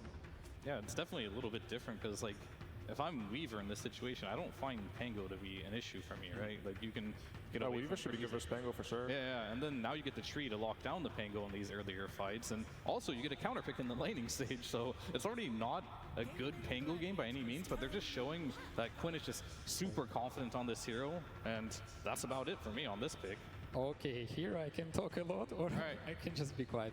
I played around 80 games last month of PUC, and I enjoy this hero a lot, and I really like how Laurel played, even though he have a bit different interesting ideas on it. Like it's he's switching to physical carry later, and it's actually a pretty good answer to Pango, because for PUC you cannot win your lane, but if you do 50-50 you're very happy, and Pango one of those heroes that you can do actually 50-50 nowadays. So I believe it's a great answer, in addition to against Pango. Against Muerte is tricky, but yeah. Honestly, I'm a bit worried for the lane. I feel like Quinn has played this matchup like every single pub since he picks Pango every single game. But I think PUC, he has like 0 armor, right? Once you get level 3 on Pango, you start spamming him. I think it's a very, very skill-dependent matchup.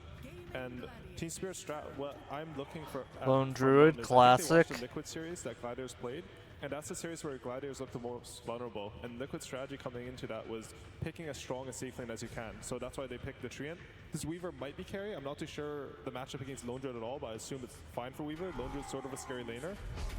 But I'm not too sure if like PUC fits into that well, because if you're shutting down the safe lane, generally like, I don't know, like I'm not the biggest fan of the PUC hero. I think he sort of lacks some damage, and I feel like he's a hero that can actually get run over on mid. Absolutely, that can happen. This hero cannot is not very effective into helping side lanes, so you really need to make sure your side lanes are extremely strong, because he's just getting bigger himself.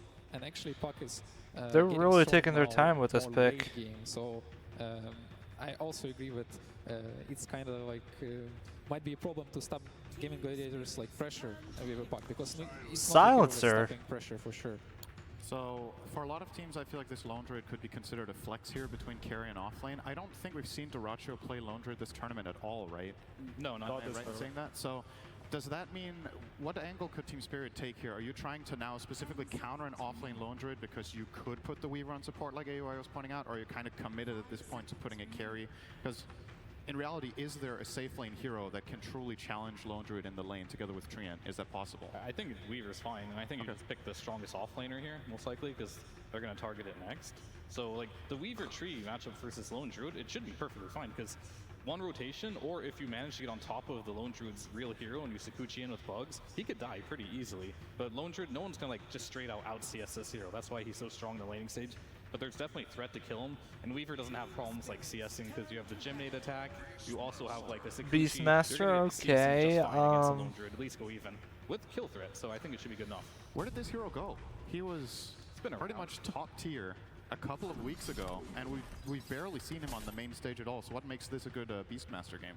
And the hero got some pretty significant nerfs. I think the Hawk. That is a great question. What makes this in particular a good Beastmaster game? I don't really see like if you just look at Gliders where also this one, a lot of times you can run he up would damage. fit. I also We've don't heard from think the that clips, like some of they Beastmaster talk a lot particularly about, like, keeping fits the formation. When you play Dota in that style, the enemy tends to, you know, Collapse's playstyle. He's more of a playmaking offlaner. He's not like unlimited damage heroes. You can keep the like fight a going, keep pusher throwing his axes, your damage or keeps like a racking up. tank, Summons you know. is also like sort of a classic counter to Silencer, just because if you get to the levels on Beastmaster, I mean, I Silencer guess doesn't really he do is a anything to your tank, summons. but Burst doesn't do much damage. It's too much like mana. his best. And once you kick sort of Okay, yeah, weak first time playing Beastmaster, they don't play this character. I don't. I think Willow would Phoenix be a good ban here too? I know Silencer's good versus Phoenix, but I know Lone Druid hates playing versus that hero. And I think Spirit's looking for position 4 here as well to lane with that Beastmaster most likely. Do you even feel like part of the Silencer pick here was a protection pick, so to speak, against a potential Phoenix coming out when they picked it on Game In? Hard to say, because like, yeah, you can silence them, but at the same time, you could buy ways to get out of it, and you don't have a good way to kill Egg, because Pango's just rolling, he can't attack. Lone Druid Bear is ineffective versus the Egg. Morta can sort of do it, but that's like going to be your support most likely, so I don't think they have enough, but they're going to leave it anyway, so we'll see what Team Spirit wants to pick up here. I feel like Team Spirit need a partner for Puck to make some plays on the map, because with Trent it's going to be complicated and we will need something to be happening for sure. Maybe we don't need to do anything and Gladiator's just going to run at them and we're going to just like take a Skywrath maybe? I can see Skywrath working. I think the #1 priority for Team Spirit right now is making sure that Beastmaster is a good lane. If Beastmaster does not have a good lane against Silencer, then oftentimes it can be hard to fight into, especially versus Pangolier, another matchup where, yes, you can roar his role, but if you cannot like burst him in that, then Pangolier becomes very good against Beastmaster in the fights. So I think the lane comes first, and then they can look at options after that. Yeah, for sure. We're aiming some good carries against Beastmaster right now too. I'm like not too fond of this looks Spirit's draft NGL. 4 not here if they're going to go for a carry, because that option does still exist if they want to go. And it's not just because of Trian, I promise. The lane would be pretty strong for Silencer. Weaver doesn't have to like commit. I mean, I think it might depend what carry they're predicting Gladiators to pick, but I'm just not too sure like what carry they're looking at. Honestly, in my head, I'm like some Drow Ranger, but that hero's not very strong right now. I just see Yatoro, you know, and I'm like, oh, TI, Yatoro, Drow Ranger, it might come back. Nobody's been picking that hero though, right? But it is a really good game for it. Unpicked. It's super good versus Pango. It's so annoying for Lone Druid. I feel like it's probably not good enough of a hero, but if they were to pick a new carry, like I want something like that with really high damage. Tusk! Oh. Okay. Is this, I think they're just punishing the Silencer, right? In the laning stage. On Team Spirit, I think they've been playing Nabushka on the Tusk more so than Mira, if I'm not mistaken. Is there a world that this is a 4 Treant, or do you think you just have to put the Tusk 4 here with Beastmaster? And how good is that lane against what you're supposedly facing here, especially considering it's a blind carry so far? I mean, I wouldn't mind a Treant on 4. I think, like, honestly, committing really hard into the Beastmaster's lane, making sure he secures it and can take over the game is a good idea. But I think most likely, ooh, Gyrocopter. That's a Gyrocopter. Really good for Beastmaster too. Yeah. His summons just die, the Hawk is free golden EXP. Double melee versus double range. That's scary. Don't you guys just love when you go into the finals and there's like multiple heroes that you haven't seen for a week that come out in the very first game? Amazing stuff. So yeah, Beast and Gyro. Dare I say it's their first appearances on the main stage? I think so. Probably haven't seen Gyro on the main stage since TI5. He's back. Awesome. What do you guys make of this overall? Like, do you feel like there's any sort of advantage that you can infer from specific lanes, or you know what? Yeah, you've seen from I'm the team so not far in the tournament biggest that makes you fan lean of I think this Spirit's draft. Like I think they picked this I think just to be strong, and GG have like the better, lane. the more I think balanced he'll determine the draft. for the post-lane It's phase. I also feel the same about Gaming Gladiator's safe lane as well. If it doesn't go well and Gyro doesn't have a good laning scheme, it coalesces a manage to lot get more. kills with Mira, that could change Spirit's momentum a lot with this beast. Yeah, very depending on lanes right now. How the lanes go will decide a lot in this game. So how's the mid lane matchup going to go, Dendy? To me, it's maybe a little bit favorable for Pango, but it's still pretty good game for Puck. But it's pretty risky in my eyes to pick Puck so early. Like usually you want to see more heroes. There's still 2 silences, so you want to buy a defensive item, which slows down other like aggressive items that you might go for. So yeah, a bit scary for Puck. Yeah, honestly, I'm really worried for Lara this game. I feel like the ganks from Tofu can come in. Lone Druid's a hero, you know, he can just pull away with his bear. You can sort of leave him alone. And hopefully, like that's why I feel like if they don't win the Yotaro Matoshka lane, it's gonna like bleed really hard into mid. They can't keep the Morta there. What do you guys make of the Tusk here that Spirit ended up going for into Silencer, who's notoriously a really good anti-save hero, and a big part of the Tusk is saving allies with Snowball? Do you think that's maybe a little bit on the risky side, or I think what's the delay here? This is a hero that can just like get on him and kill him right away. It's going to be more of an aggressive Tusk team instead of a defensive one. Yeah, for sure. We're gonna double jump with Puck. That's where we're gonna be their target number 1. All right, thank you guys very much for your insights. We are ready to get into the game, but before that, we're going to a coach's interview with Silent from Team Spirit. Thank you very much. Yes, I am joined by Silent of Team Spirit as we get ready for this grand final, a best-of-5 grand final. Not many teams get the privilege of playing best-of-5s, but you've been to many of them. So to you, is there any difference between best-of-3 Dota versus best-of-5 Dota? For me, you have more chances to do a mistake. Best of 3, you can really don't figure out how to play against your enemy and what might cost you serious. But here, lucky it's best of 5 because gladiators have some. We play way too fast, and I think we need to adapt somehow for that. That's the point. All right. Well, we got to get that data with a game number 1. So Seattle, are you ready to start grand finals? Yes. That's what I like to hear. Yes, I've been ready to start. That's right, it's time to make our grand finals. Capitalist. On one side, we have a team that is absolutely the best team of the year, but on the other side, the strongest team of the tournament. On one side, we have 3-time major winners, and on the other side, TI winners, but only one can claim the Aegis. I've seen a lot of TIs, Cap. We are going back 12 editions of this right now. We have seen lower bracket runs. We've seen upper bracket runs. It's really cool that Cap is casting the finals. Clear to me right now at TI 12 in the heart of Dota in Seattle. These two teams are undoubtedly the best 2 teams in the world right now, and both of them are absolutely terrifying. And that's exactly why Gaming Gladiators stacked the bounty runes, but they failed to be able to claim the first blood. They wanted to be able to get that early momentum over a team that is so scary. I mean, Team Spirit have demolished every team that has stood in their way. Gaming Gladiators, though, have had to make the long run through the lower bracket. And there's something special about that lower bracket momentum. You cannot underestimate how much this team has gone through, especially going to their 4th Valve event grand final of the year. No team has made a complete sweep, and usually the team that is favored in that sense can't even make that type of run, so this team cannot be underestimated. At the same time, all of us here watching, when you see Yotaro come out of that player walkway with a shaved head, the amount of fear that instills into you, the amount this man is willing to sacrifice to claim a second Aegis and join that limited pantheon of 2-time TI winners, you can't not help but be a little afraid of what he's willing to do here. In a best of 5, both these teams are capable of anything. The greatest question, however, if you've watched this lower bracket run from Gaming, is can Team Spirit put a stop to the speed and the tempo in which they are playing these games? Because right now, nobody across all of those series has been able to do it. A lot of these games have not gone past the 25-minute mark.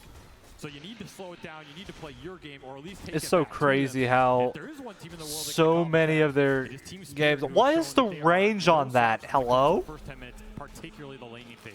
Yes, this Yeah, it's crazy how so many of their games in a meta where games are frequently going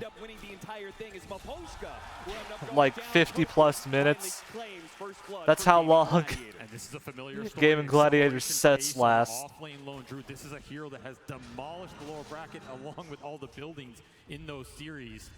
A scary hero to give a lead off to here, especially when once more Gaming have a lot of tempo that can just go with ace, go through these objectives, play with that Bear's timings. But I like what Spirit have brought out here in game 1, right? These are a lot of heroes that are not afraid to skirmish early and take it straight back to you. Death against Tofu will end up helping to get the kill onto Tofu. Yep, the early domination here. To dive a bit more onto Maposhka. They are definitely winning this lane. They're walking away with it a bit. And that's going to be fast over corrosion for the Bear. That's going to give him a lot of chase down potential in this lane. Oh, Maposhka. He has that extra Hello? heal. If they end up dying the Bear, that's going to be 300 gold over to Yotaro. But Ace can keep up that pressure with a fresh resub. big turnaround for Yatoro, honestly. This lane was looking a little grim if you get Ace to that fast over corrosion, which has just taken over a lot of these lanes. All of a sudden, you get a bear kill back. A lot of golden XP for Yatoro. He can start to regain momentum in this lane. This is a very strong lane for Team Spirit. Tree Weaver, there's not much that beats this, so this just shows Pushka down. is for gaming as well. Yatoro. Win if they could actually bring down Ace, but Yatoro's going to have to try and go for Tofu instead, who gave up his own life to be able to kill the bug on Ace to protect his core. He does die, but if Yatoro gets caught by an entangle here, it's going to be a heavy punish, but not afraid, turns around, battles back against that bear, knowing Ace still has some time before he has another resummon available. Still a lot of gold going to Yatoro here as he takes a net worth lead. Good sign for Team Spirit is, I mean, Weaver has to be one of the fastest carries in this meta. I think CK is the other one that I'd point to. Of course, Bristleback, he's a pseudo carry getting banned out. This is a hero that Team Spirit first picked for a reason. If they get him to a good position, he can go and defend all these towers. You can take every single fight with this carry hero, try and match Duracio's pace, where I almost feel like it doesn't matter what hero Duracio's playing. This guy is going to run at you. He's going to join all the skirmishes with Quinn. You have to be ready for the 5-man collapse at a certain point. Yeah. Either get some trades, be ready to defend them at the towers. This Beastmaster can trade on the map. That's another objective that Team Spirit can look for as this game progresses. I feel like out of all the players on Gaming Gladiators, it's definitely Duracio. That's a resummon. Yeah, it is. Ace, he'll lose yet another bear. Yatoro's just climbing up the network chart now. A laning phase that started off a bit bad for them, but now they've got a full 20-second window with no bear, so they should easily be able to get most of the CS. And also, the bounty. Man, he is sitting at 3K net worth already, way ahead of anybody else in this game. It adds up real fast. These bears are worth a lot. It's also yeah, I mean, Yatoro's gonna be Yatoro. He's gonna do Yatoro things. For gaming right now for the hero that's supposed to give them that lead, at least comparatively to those other games, right? This is still a very even game, but if you watched any of these series yesterday, particularly the Azure one, I guess if you're not down 5K at the 5-minute mark, you're doing pretty well. that's how low the standards are. If you're not down 5K at 3 minutes, then you're doing above average against Gaming Gladiators. On the snowball, they have 3 heroes to all bang onto the Jarcopter, but it's not quite good enough. Tofu protecting them nicely. They'll get some damage in return, but Team Spirit are going to remain relatively healthy.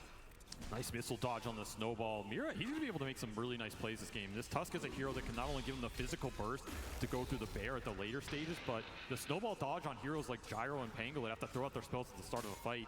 It can get you your core BKBs off. It can stall out the fight, get you a roar off of, collapse coming back out of it. Something that could be really instrumental as this game progresses here. And once more, Spirit making the first moves here. Pochka's been really active in this laning phase, trying to skew it as much as possible to Team Spirit's advantage. Give them that breathing room. And of course, this is a Tree and Protector lineup. We're talking about these objectives, something gaming's focused on. If you can keep your towers up, living armor. The double slows are going to help here, and Quinn's going to come back. Oh, whoa, that damage! The 2 supports are already dead, though, and there's no way for this puck to change the matchup now. +2 int on the board for Celery. Glaive's already getting some extra work done. We'll leave solo lanes on these sides, so Yatoro going to try and make the most of it. He gets rooted. Oof. Oh, you know he wanted another bear kill on this lane, man. He has been taking it to Ace. Level advantage already going Yatoro's way.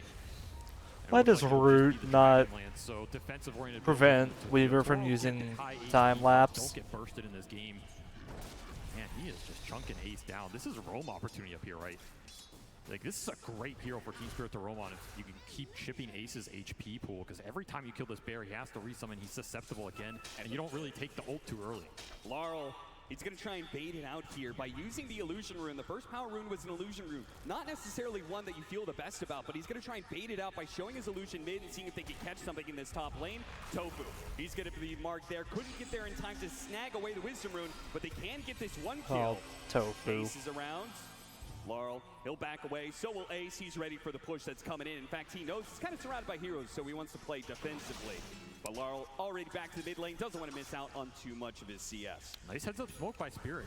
They are a team that will happily smoke to any of these wisdom runes. And if you study them, you know it's coming. The 7, the 14, the 21 especially is one of their big power moves. They really want this XP advantage. And again, rotating to Ace's lane, I think is a recipe for success. The other move you're going to make is to collapse when that helm is up to try and push this tower or kick Duracio out of the lane. But I feel like every time you make one of these aggressive moves on Gaimin in the early game, you're pretty happy with it, right? Because it means they're not going to Ace, they're not pushing your tower, and then things like this can start to happen. Oh, Ace. Another kill for Yatoro. He is absolutely out of control. Oh, and their carry's going to be in trouble as well. And Dyrachyo, okay. They're making some big moves. Rotations coming in, so they're just going to run down Dyrachyo. Do they dive the tower, though? It's a bit scary, and they've run out of resources. So Dyrachyo lives, but only on the sliver of HP, and it's not doing him much good either, because he's going to have to make a run back to the fountain, very likely.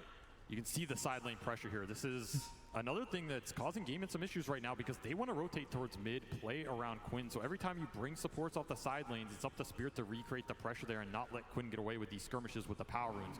However, Gaming rotating supports mid will secure that power rune for Quinn. Now it's a question of what he can do with it here. I mean, can you rotate into Yatoro's lane? Is this Weaver killable in the very early game? Calling plus some roots, it's doable. And in fact, they're just going to bring everybody up here. Try and go on Ace again. This is when the lone druid is susceptible. Perfect opportunity with the bear now being put on cooldown. They have done serious damage to Ace, killing him so many times, and even maybe catching Tofu here. Selly's going to try and slow him down, but that's two supports without a real stun. They're just going to back away, though. Bottom lane, that was the rotation coming out from Quinn. Mira left a bit alone here as the Beastmaster went for the Lotus instead. Good separation there with Shard, and Quinn doesn't feel like diving too deep. And this is the Helm coming out finished for Collapse. So now you have a second pressure point on the map if you're Team Spirit. You've gone through this early game in a pretty decent spot. Yatoro well ahead of the pack. So if he wants to rotate, play with Collapse, start pushing some of these towers, you can start to take Gaming's game plan against them here, as they are still struggling to keep Ace in that off lane. This bear has just been exploited in the early game. So much extra golden XP. Try and make the rotation. Gets back to the safety of the trees. Gaming Gladiators. He's just run. Bonk. Fortunately, the Pango versus the Beastmaster doesn't necessarily leave you the most options. Can't really put to use that Rolling Thunder super well. He's going to try for it anyway, perhaps. Going to force out the Primal Roar. Collapse now going to try and back away with that extra bit of movement speed. Does get hit by the Gyrocopter ultimate. That's going to slow him down enough. Good snowball pickup from Mira. That buys him a couple of seconds, but Quinn is going to follow that ball. Well, yeah, Toro's coming. Oh, that is the entirety of Team Spirit. Wow. Alongside the other two of Gaming Gladiators as Team Spirit in a 5-man move sweep over Gaming Gladiators, run them down underneath their towers, and even through the portal, Tofu will be denied that exit. Instead, he'll head back to the fountain after a triple kill for Yatoro. And Yatoro straight back to the top lane, doesn't miss a beat. The downside of all that off lane going wrong for Gaming is Ace didn't even have a bear during all that, so you cannot bring the numbers to that fight. Just an overextension on Collapse that Yatoro was happy to join and get the big swarm turnaround kill. Of course, Laurel with a beautiful coil, just lock him in place. Oh, the tip. Here. This is very deep. Yeah, this is almost, it feels like a forced play. Yeah, forced play, if anything, right? And you know the snowball save is going to come out here. This is what I'm saying. You disjoint the missile, you disjoint some of the gyro damage. That turnaround is deadly. Treant's going to give you sustain to just push through a lot of this poke damage. You're also missing the support ults. Like, Warta and Silencer are not too strong when they don't. Got the first silence on him. If they can keep him in place, the dead shot moves him back in. They have to use the global, but it will get the job done. A huge kill streak going the way of Ace. His net worth just shot right back up as he got 587 gold for just himself. Ace moment. 11 minutes in the game, and Yatoro already had a 6x streak. So Ace absolutely happy to pick that up. That's the power of the global versus the Weaver before he has any sort of dispel item, which looks like it's going to become very late in this game as Yatoro's opted for a Deso build-up. Another reason that kill was pretty valuable, right? You slow down the Deso, limit the charges you can get in these early exchanges. The slower it is, the worse it's going to be, because his pace is very strong right now.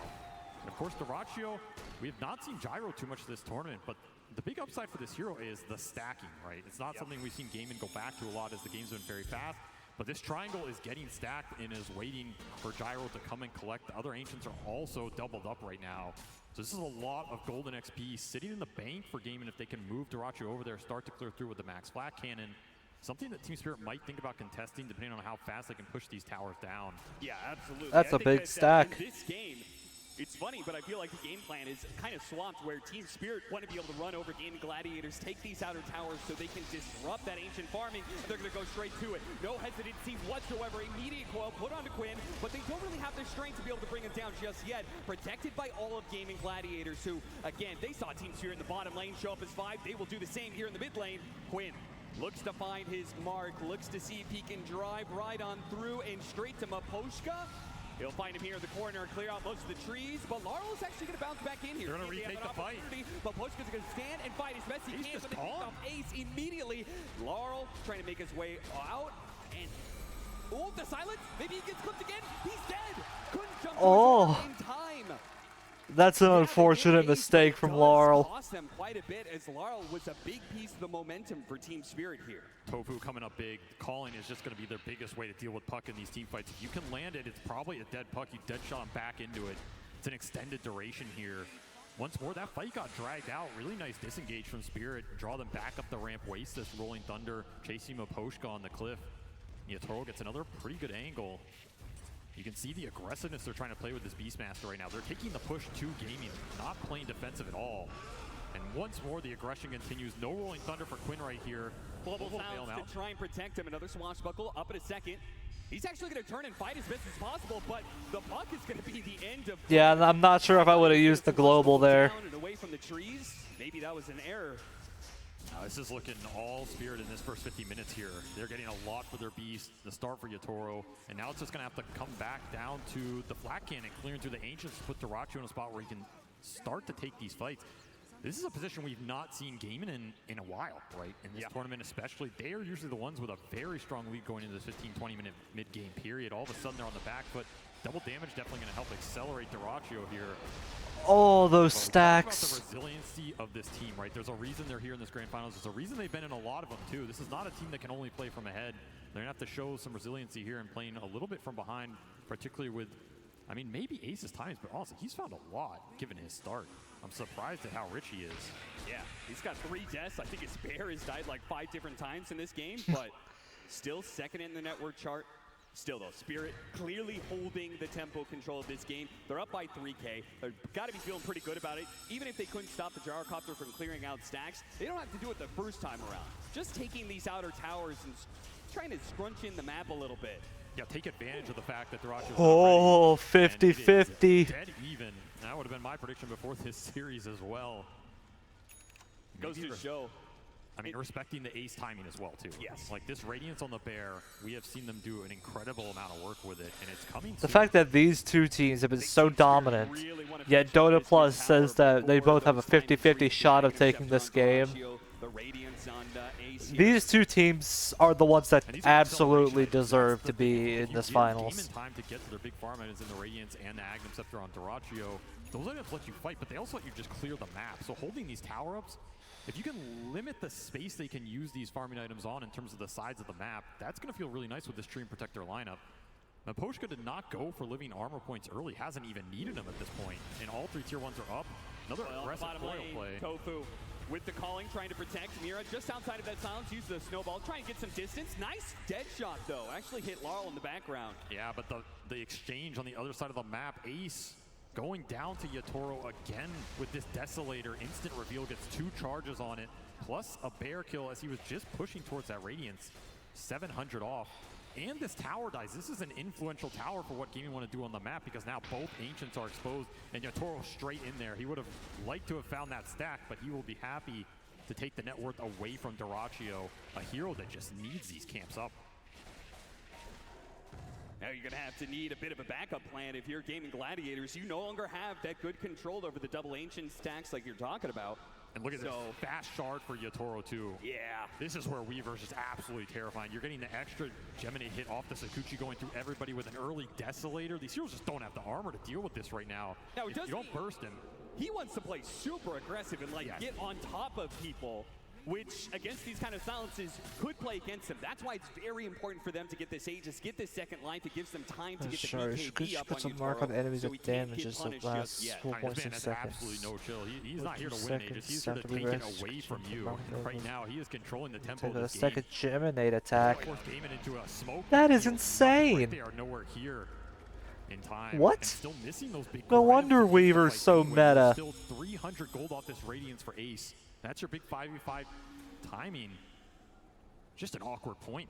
Yatoro playing this game way too fast right now. And the Beastmaster from Collapse speeding everything up. Helm of the Overlord is already done, by the way, so this map pressure is going to escalate.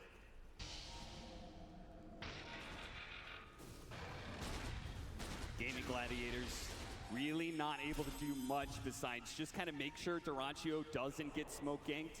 Playing around him heavily. Here comes the pressure from Team Spirit, though. Radiant's done. This is a good point to get it done if you want to defend this tier 1 mid. A really fast time lapse there. You could really, Yotoro, I think, felt like he was overextended there. If he gets caught once by the silences, there are chances he just dies behind the tower, and then that Aegis may be useless. He may just die twice in a row.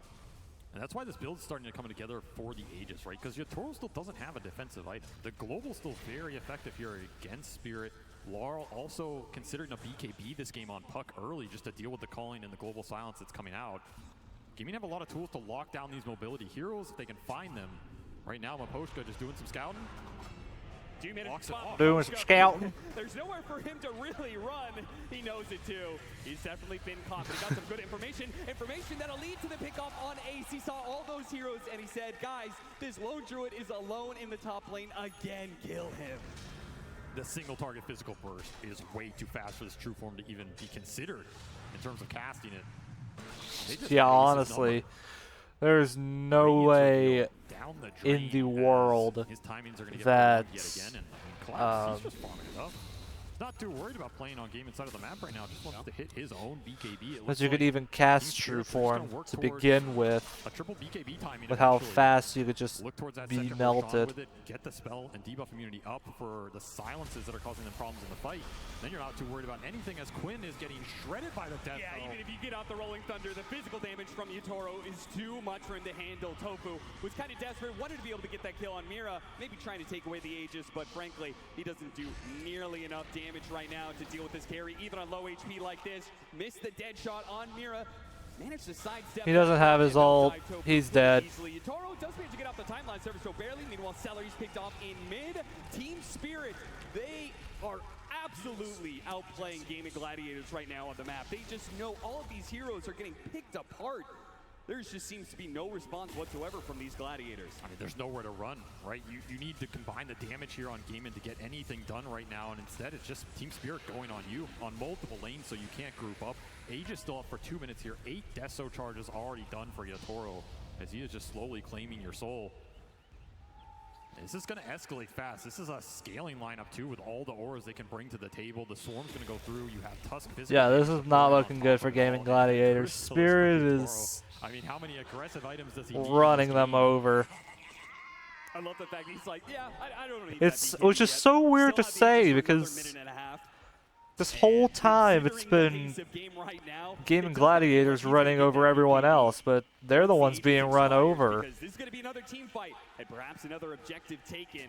21-minute Wisdom Rune coming up. Tormentor, an object as well. Silence already going out. They're trying to lock down this Weaver, trying to stop him from killing anybody. It gets off the time lapse though. Forces a little bit of a resources out of Gaming Gladiators. They're just throwing some damage around. Laurel looking at that back line.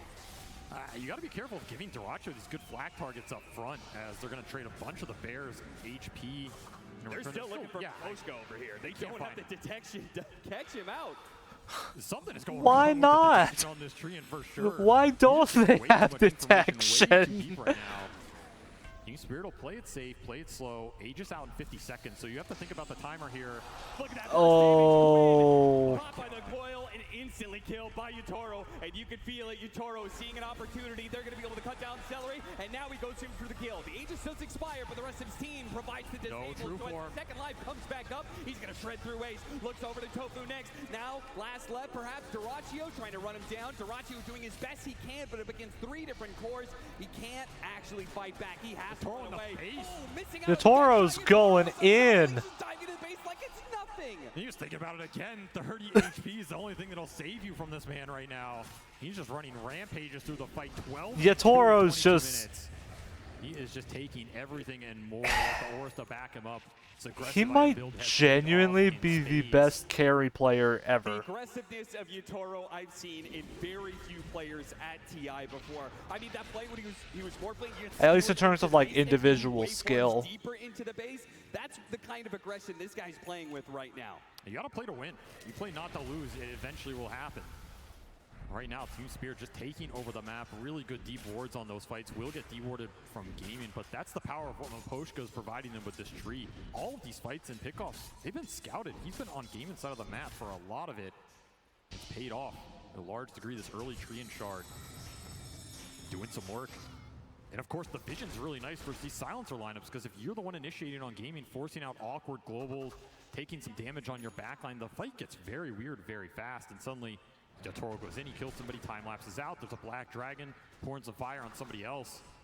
Too many fires to put out quite literally here. And once more, Miposhka just scouting out the moves from Gaimin, gives them all the setup in the world. This is deadly, man. The core converging on top lane. Look at Miposhka, man. Miposhka, He doesn't care if he gets caught. As long as he gets information for his team, he knows they don't know all he's 5 there. members of Gaming Gladiators are up here, so Team Spirit are going to slowly approach. They're going to group up together and take this fight. Yotaro just time-lapse to the fountain and back to get his BKB. He will not have time-lapse for this fight. It's looking beautiful, and Yotoro's right in there with his fresh BKB to lay the damage in these cores. Once again, Ace has no chance with the And then the primal roar. You got nothing to do, Quinn. Going anywhere, Quinn. They're going to catch more. Tofu's going to be the last one down. Darachu Oh, that because of his TP. that was a top tier initiation from Miposhka. Wow. It's just beautiful gameplay here from Team Spirit, and Gaming still searching for answers, because the second these fights start, they're already over. They don't even know they're coming. Yep. Yotaro, he does not need an ultimate at all to take these engagements when they are completely one-sided. It'll be more objective pushing. This is just a beautiful 4-man overgrowth setup. You cannot ask for anything more. Swarm hits everybody, and then you get to save Roar for the Rolling Thunder after Ace goes down to just right clicks. I mean, making it look easy out here. The item timings, the positioning, all of it is just so perfect for Team Spirit. That's the power of Vision. This is a team that won a TI previously off of Vision advantage, and they're showing why. The Beastmaster might have got nerfed in this regard, but Miposhka doing his best Hawk impersonation. If you want to be worried about the Chen of Gaming Gladiators, I think it's the Treant Protector of Team Spirit that may become a problem in this series. Maybe there's just not enough sentries in the world for you to buy to catch this guy. I mean, he's dewarding them too. That's the problem. They are lacking sentries. They are lacking the detection. No one wants to buy a gem right now. I mean, you don't want to have to buy a gem for a Treant Protector, but we're getting to that point. And every time one of these fights goes wrong, you fall a little bit. Imagine having to buy a gem because Treant Protector is destroying you. Accelerate with the triangle, accelerate with the ancient. That put him in a prime position like a Luna or that something, where he is goes in that depressing. Fight, he's the absolute raid boss. Darachu has escaped these fights, but across his teammates' tombstones as Duracio's kept up with Spirit, but none of the rest of the team has. Spirit is pretty firmly in the driver's seat here. Very happy to collect and put an Aegis on Yotaro with his aggressive DPS build. Not to mention, I mean, Laurel is picking up the speed right. He's just going for the Maelstrom right-click tuck. It's also a fearsome late-game beast, especially when you have that Beastmaster Aura pumping in attack speed to everybody on this lineup. You have tag teams to buff the physical. You're going to have multiple scaling right-click cores here for Team Spirit. You're going to need armor on Gaming at some point. You're going to need survivability. Satanics, AC, anything that buys you time in this fight. Oh. Gaming Gladiators only getting caught there. The overgrowth. Oh. Not quite Miss the overgrowth. Survive as a result of that. Yotaro still got Can they make something out of it? No. Of course not. Because Weaver's Weaver. So aggressive, man. He's going to start backing away with the rest of his team. As you said, 19,000 net worth lead. They're very comfortable. It's really just not slipping up at this point in time. And that starts with being able to get the second Roshan of the game, and then comes the high ground push, which Gaming Gladiators, I don't know, what do you feel better about, a Roshan contest or a high ground play? Maybe game 2. High ground play for sure, right? You let him go into you, abuse the fact that the Calling's a really strong defensive spell. You catch the tree in first, that's a nice pickoff. And it's actually really nice with the gem on the ground. Yeah, okay, so you needed a gem in this game. Miposhka will give it to you. That's a big pickup. Limit the vision, limit Miposhka's aggressive positioning. That was very deep, right? Especially for Team Spirit looking towards this next Roshan. They have the Beastmaster creep in the pit scouting it out. A rich man's Hawk, for lack of anything better. Just waiting on their vision. Yeah, the sad part for Gaming Gladiators is they can't actually do anything off of that play besides getting a little bit more farm than normal. They'll be able to push out some of the side lanes. I assume they know that Team Spirit's going to be doing Roshan sometime soon. Of course, they're doing it right now, and it happens so quickly. It gives you such a small window if you're Gaming Gladiators to actually be able to contest. So you're right. They're going to play for the high ground. They're going to try and see if they can make Team Spirit slip on that staircase. Just a question of what are they going to get up for that high ground defense, right? It's the Daedalus on Dyrachyo. That's going to be the big DPS item here. Ace is just, I mean, he's just going Wraith Bands. He didn't even get to anything else in this time period. It's just going to be armor up, try and survive the initial burst. Now, these Wraith Bands are pretty nice versus Team Spirit's minus on the Wraith.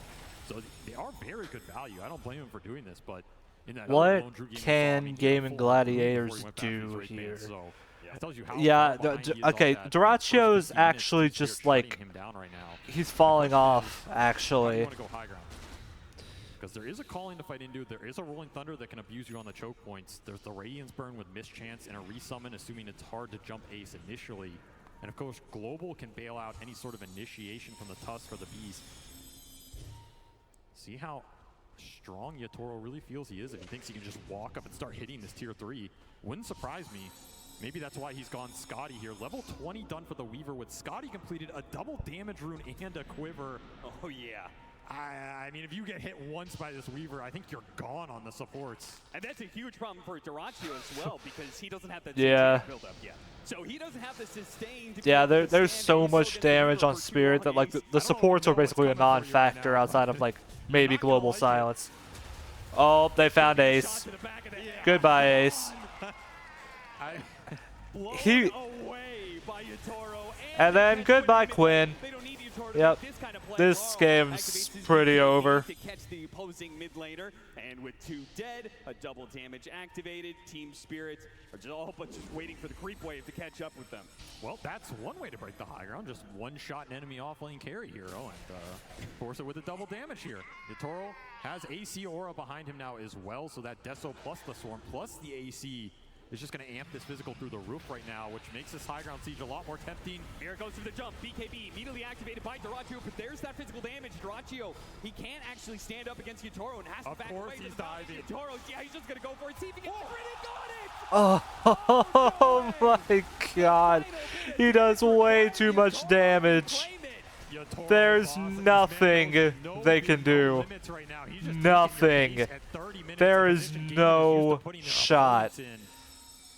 Yatoro just does too much. They all do too much, to be totally honest. Like for 15-20 minutes, Ace can't even escape the tier 3s right now. You're just gonna have to take a high ground defense without your carry. Or watch another lane disappear. Yeah, I don't see how they stop this without Dyrachyo. I mean, I think Mira can also jump if he really wants to just force the issue. Yeah. This Tuskar is hella tanky right now.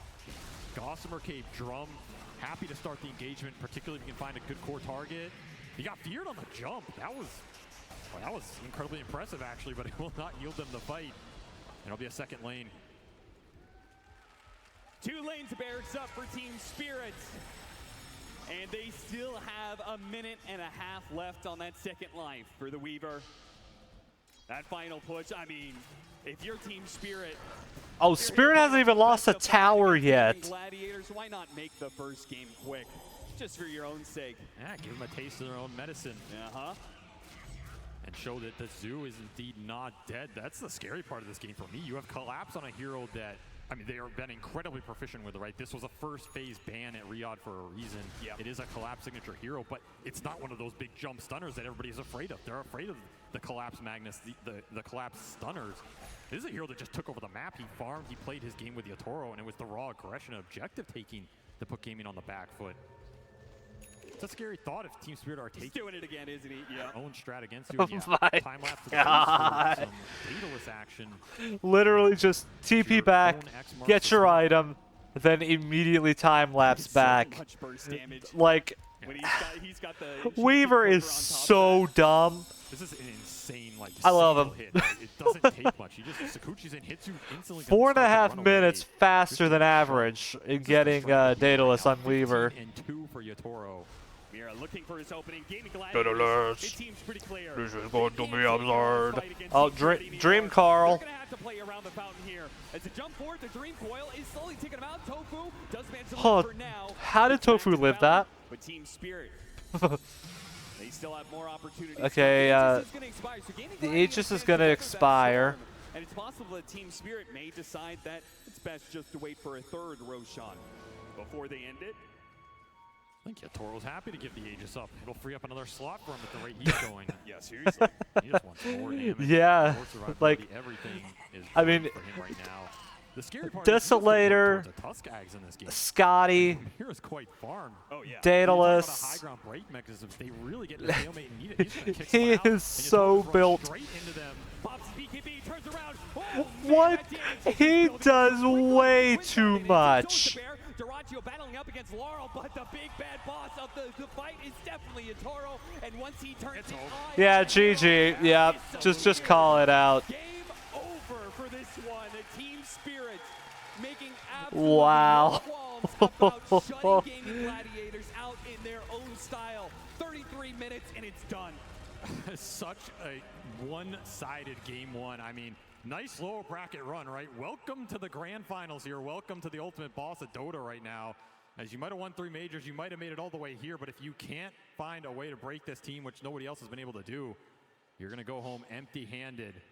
And Gaming Gladiators, like they had such a good run leading up to this, right? They lost 1 game in this playoff run of theirs, and that was against Team Liquid. The only team who managed to take it until they run into Team Spirit. And they kind of look shook, right? Oh, yeah. That's what they want their opponents to feel. A 30-minute high ground GG, make it look easy, just run away with the lanes. You had a couple power runes go Quinn's way, but he couldn't find anything on these side lanes. The mid-clash didn't work. The side lane pressure mounted way too quickly. You had Ancients to fall back on for collapse. Yatoro is just slaying people. Ends this game 18-2. This man's just padding his legacy stats at this point. I mean, seriously.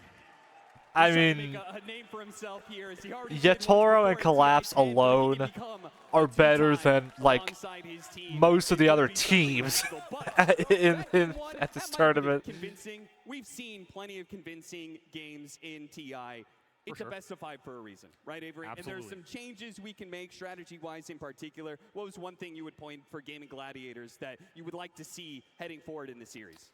I mean, you have to think about the lanes going a bit better for you and who you're going to play around right now, because it felt like they left Ace on an island for a lot of that off-lane early game, and Team Spirit just abused it, especially with this Weaver pick. It's Match Ace with the most MVP, I aggressive mean, carry. that's You a give pretty Yatoro a easy start like pick. that, he's just going to pop off on it I and never mean, look back. He's the best carry. Could it be anyone other than Yatoro? Absolutely, showing why, and the panel will sure to be able to talk more about that as we head into Game 2.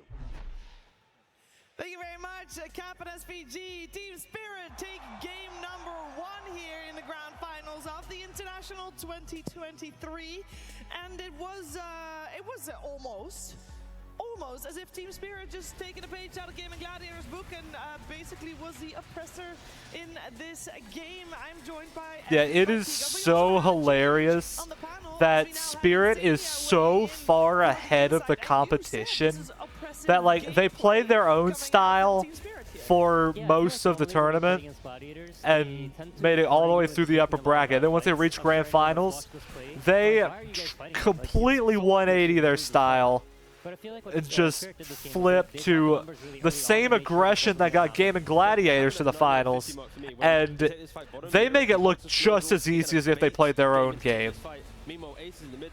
They're just built different, like actually. To these quick early engagements, and that was the story of the game for Spirit, just constantly dodge, take away the fights away from LD, but also when he's by himself trying to recover, you kill him as well. He had 8 deaths by the 30-minute mark. It was the most times Ace has died on Lone Druid so far at the International. He was just completely shut down.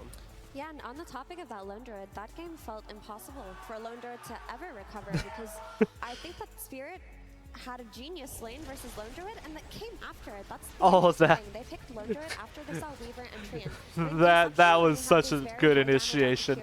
I love it when everything just comes together like that. And that's what happened. They killed the bear a couple of times on lane. They were able to I love playmaker heroes like your Earthshaker, like your Enigma, like your yeah, it was a strong performance. like Clockwork to some degree. I like big initiation characters, and when I could appreciate a good setup where everything just falls into place. It's just so good, so good. The grand finals raid boss, if you will. I think they're both teams that have pretty strong identities, and usually by the time that they get to grand finals, they've really figured out what makes their identity work. So they're not really, I would say, like the most adaptive teams, but they're really good at figuring out how can we enable ourselves to play our own game. So it wouldn't surprise me if Gladiators, you know, they swap up some heroes and then they go look to do the same thing again. It's probably going to be a battle of like two very specific styles, and if Gladiators can take control of the map and really like force you into a corner, then they'll probably be victorious. And if Spirit's able to like hold that away, hold the aggression off, then I think they'll have the edge. Yeah, I feel like as well for Team Spirit, they come into this series, they pick Beastmaster. They hear that we haven't seen them play at the International so far. Of course, they do play it multiple times before, but it's the fact that Spirit, they look at gaming, they read them and go, you know what, rather than trying to be defensive, let's just overwhelm you as well with our own level of pressure. A lot of teams have tried to delay, prolong, and survive that onslaught, but it was refreshing to see Spirit just change up the style and go, no, this is how we beat gaming. Yatoro, man. What? How do you beat him? Beastmaster was very broken. Genuinely, how do you beat him? You're very concerned for those Gacha 18 pick on the Beastmasters or the Storm Spirits. There's just and no they took way. out Beastmaster when they saw the Silencer and the Muerta, two supports that can't do anything versus the Zoo. So I feel like the only time that he's looked vulnerable was at TI 11, and that even then that's because like the whole team was in a bad headspace because of like current events. So it's that's understandable, but talk about the best looking stats, if that makes sense. pretty much everywhere else he's just been completely I mean, I think unstoppable. So I Wait, feel like there's been like multiple metas. Yeah. Like the group stage it was one meta. I'm now it's checking another, but Wikipedia right now. Seem to be like the general place where you get a lot of Beast pressure. Coast And with how the just portals now work dropped on the map, basically you can, like, everyone. kind of portal around and you can Except for Stinger. The offlane seems to be like the easier place to connect to and then like get that thing going. So having strong offlanes sets up for like your position 5 to rotate and like everybody to come in and create a lot of pressure. And TI hasn't even finished yet. Offlane heavy teams, you know, like Collapse and Ace. They're two-star players. Wow. Very much so, and we heard our draft panel at the end there They- as well. At the end of the draft, they mentioned how They important really that top lane all was gonna be, left and before TI even ended. I mean, with how much of an embarrassment South America was at this tournament, I wouldn't want to. But it worked I wouldn't perfectly want playing to, against you the know, Lone Druid that they didn't even have to prepare for or think about. Or maybe stay on that team either. Knowing that Lone Druid might be run by Gaiman because of their series yesterday. But if Lone Druid can't have a good start in the lane, and his Sorry, I lane got leader distracted by cannot enable Effie. him by maybe getting some cleanup kills after he's fed a couple of bears, then where do you go from there? Because T was mentioning there's no way for Lone Druid to rotate bottom when there's a team fight going on. He's too busy recovering in the mid lane.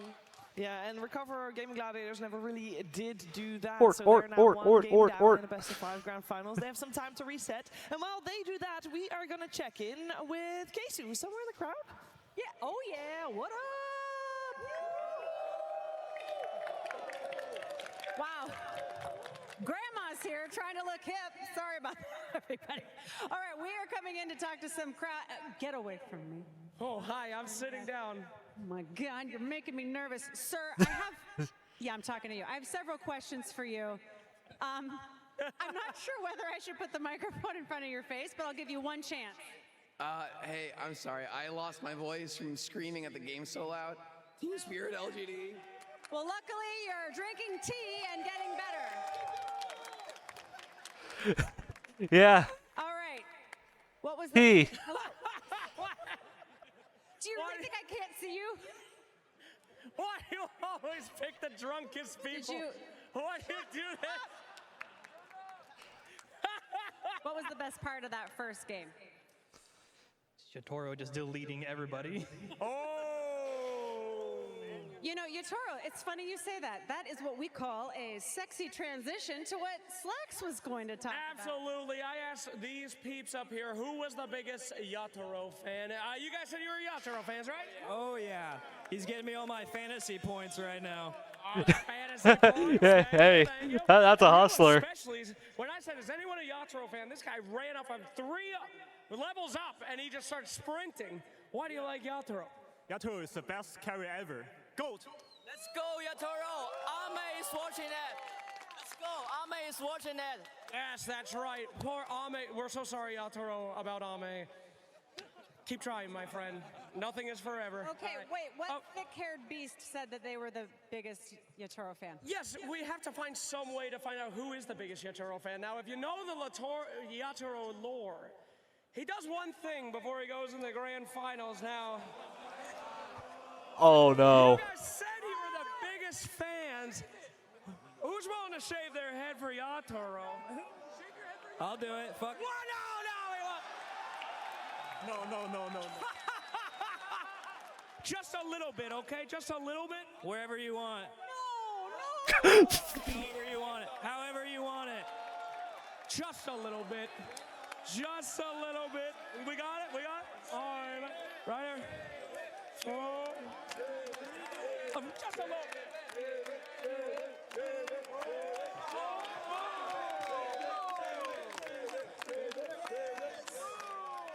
Love you, Yatoro! Back to you. Thank you very much, Casey and Slacks. Zany, have you ever tried that? You know, maybe something's lacking with the squad? We had this last year. You know, our coach said, if we get top 4 at TI, I will shave my head. William looked us in our eyes and said, I promise you guys, if we get top 4, I will shave my head. Yeah, so we got top 4. Yeah. And then we're like, all right, William, you know, we got 4 days. Where is it? Let's shave it. Yeah. And he's like, no. I said top 3. But we had vlog footage, so we went back and watched the vlog, and it's very clearly top 4. But you guys also got top 3. And then we got top 3, and we're like, William, shave your head. And he's like, you know, like, William's out of it. And then, yeah, no, shaving your head, I think probably is the reason we didn't do better at this TI. Yeah, I mean, next year. There's Just always a chance. So maybe, you know, there's a 15-minute break in the meantime. Maybe Gaming Gladiators is finding a razor as we speak, for their head, that is. And that was very grim. That's not why I wanted to go with that. What I do want to say is, we've got some very dedicated fans. I am Sheever, hello? sure if Slacks pushed it, that there would have been a bald head behind us. And while we have very dedicated fans all around the world, there are venues packed with dedicated fans watching the Dota 2 from afar. You guys are all with us here in spirit in the Climate Pledge Arena, and a lot of you are also with Spirit, as we saw a lot of cheers there where Team Spirit take the first game of this best of 5 grand finals. And we got to talk about adaptations, because it's a best of 5. Both of these teams have been here before. Both of these teams have shown that they have what it takes to be able to adapt on the fly in the break that they get. The question is, where are they going to go with the adaptations? I have to address a little bit, it's not really an elephant, it's more like horse size in the room. I want to talk about the gyrocopter that came out as the overall last pick, Effie. It's not a hero that we've seen do very well, or it has been very popular over these last few weeks. And Draccio proved why that is. I mean, it was just a response to the Beastmaster, right? It's like, at that point, what do? You're playing against a summons hero. You don't have anything to address it. Your Pangolier is going to be a little bit busy because he's playing against the puck. Pango alone isn't enough. You go for Gyro, who's typically the AoE clear type of carry. But this hero fell out of meta for many reasons. I feel like he plays a little bit too slowly. If the aggression is brought to you in the way Team Spirit brought it with that Weaver, Gyro does not have enough time to respond to that. He needs to sit in his ancients, needs to farm up like 2 or 3 items, and they couldn't reach that point. Yeah, I feel like maybe the main question for me is going to be Lone Druid. I don't think gaming will pick it so openly now, knowing that Spirit are going to be able to play such a high-paced game, kind of abuse the fact that he's on one side of the map, you can only bring 4. And then on top of that, like Effie was mentioning, if you have a Gyrocopter as well, who also wants to hit Ancients, like Lone Druid wants a lane, Gyro wants Ancients, 3 heroes going to do everything else for you? So I think for gaming, LD, that's going to be the big question mark for me. Maybe they pick it on like 18 or kind of like a closing part of the phase rather than so openly. Yeah, with LD and Lone Druid there, indeed, the offlaner for Ace. Didn't have a great game, and overall, that's putting it lightly. The plan, Insania, that Gaming Gladiators had, it was very different from the style that we've seen them play, because if they are playing for the later stages of the game, they're not going to be able to do their aggression ball that we've seen them be very dominant with. I think the idea was to try to set up like the same thing, where they have this Lone Druid and Almerta do very well in the offlane, and then you have Tofu running mid. We call it cringing in our team. It's like when the 2 supports show up mid, and they just cringe the mid laner. So I think they wanted to like cringe Laurel, make sure his game is terrible, but it kind of relies on the laning phase going well. And I think the Gyrocopter in many ways is picked to enable that. You want the safe lane to be strong. You just want the lane to go well, to free up Celery, free up Tofu to then go pressure mid lane and enable Quinn to then, you know, get the ball rolling. But in this game, it just I think the lane's Pizza really good out the way AFK. they're What? to. No, I do think we should mention the mid Is that lane a supposed to little say bit because we've Purist talked a lot Pizza? about Pango this entire weekend and this entire event so far.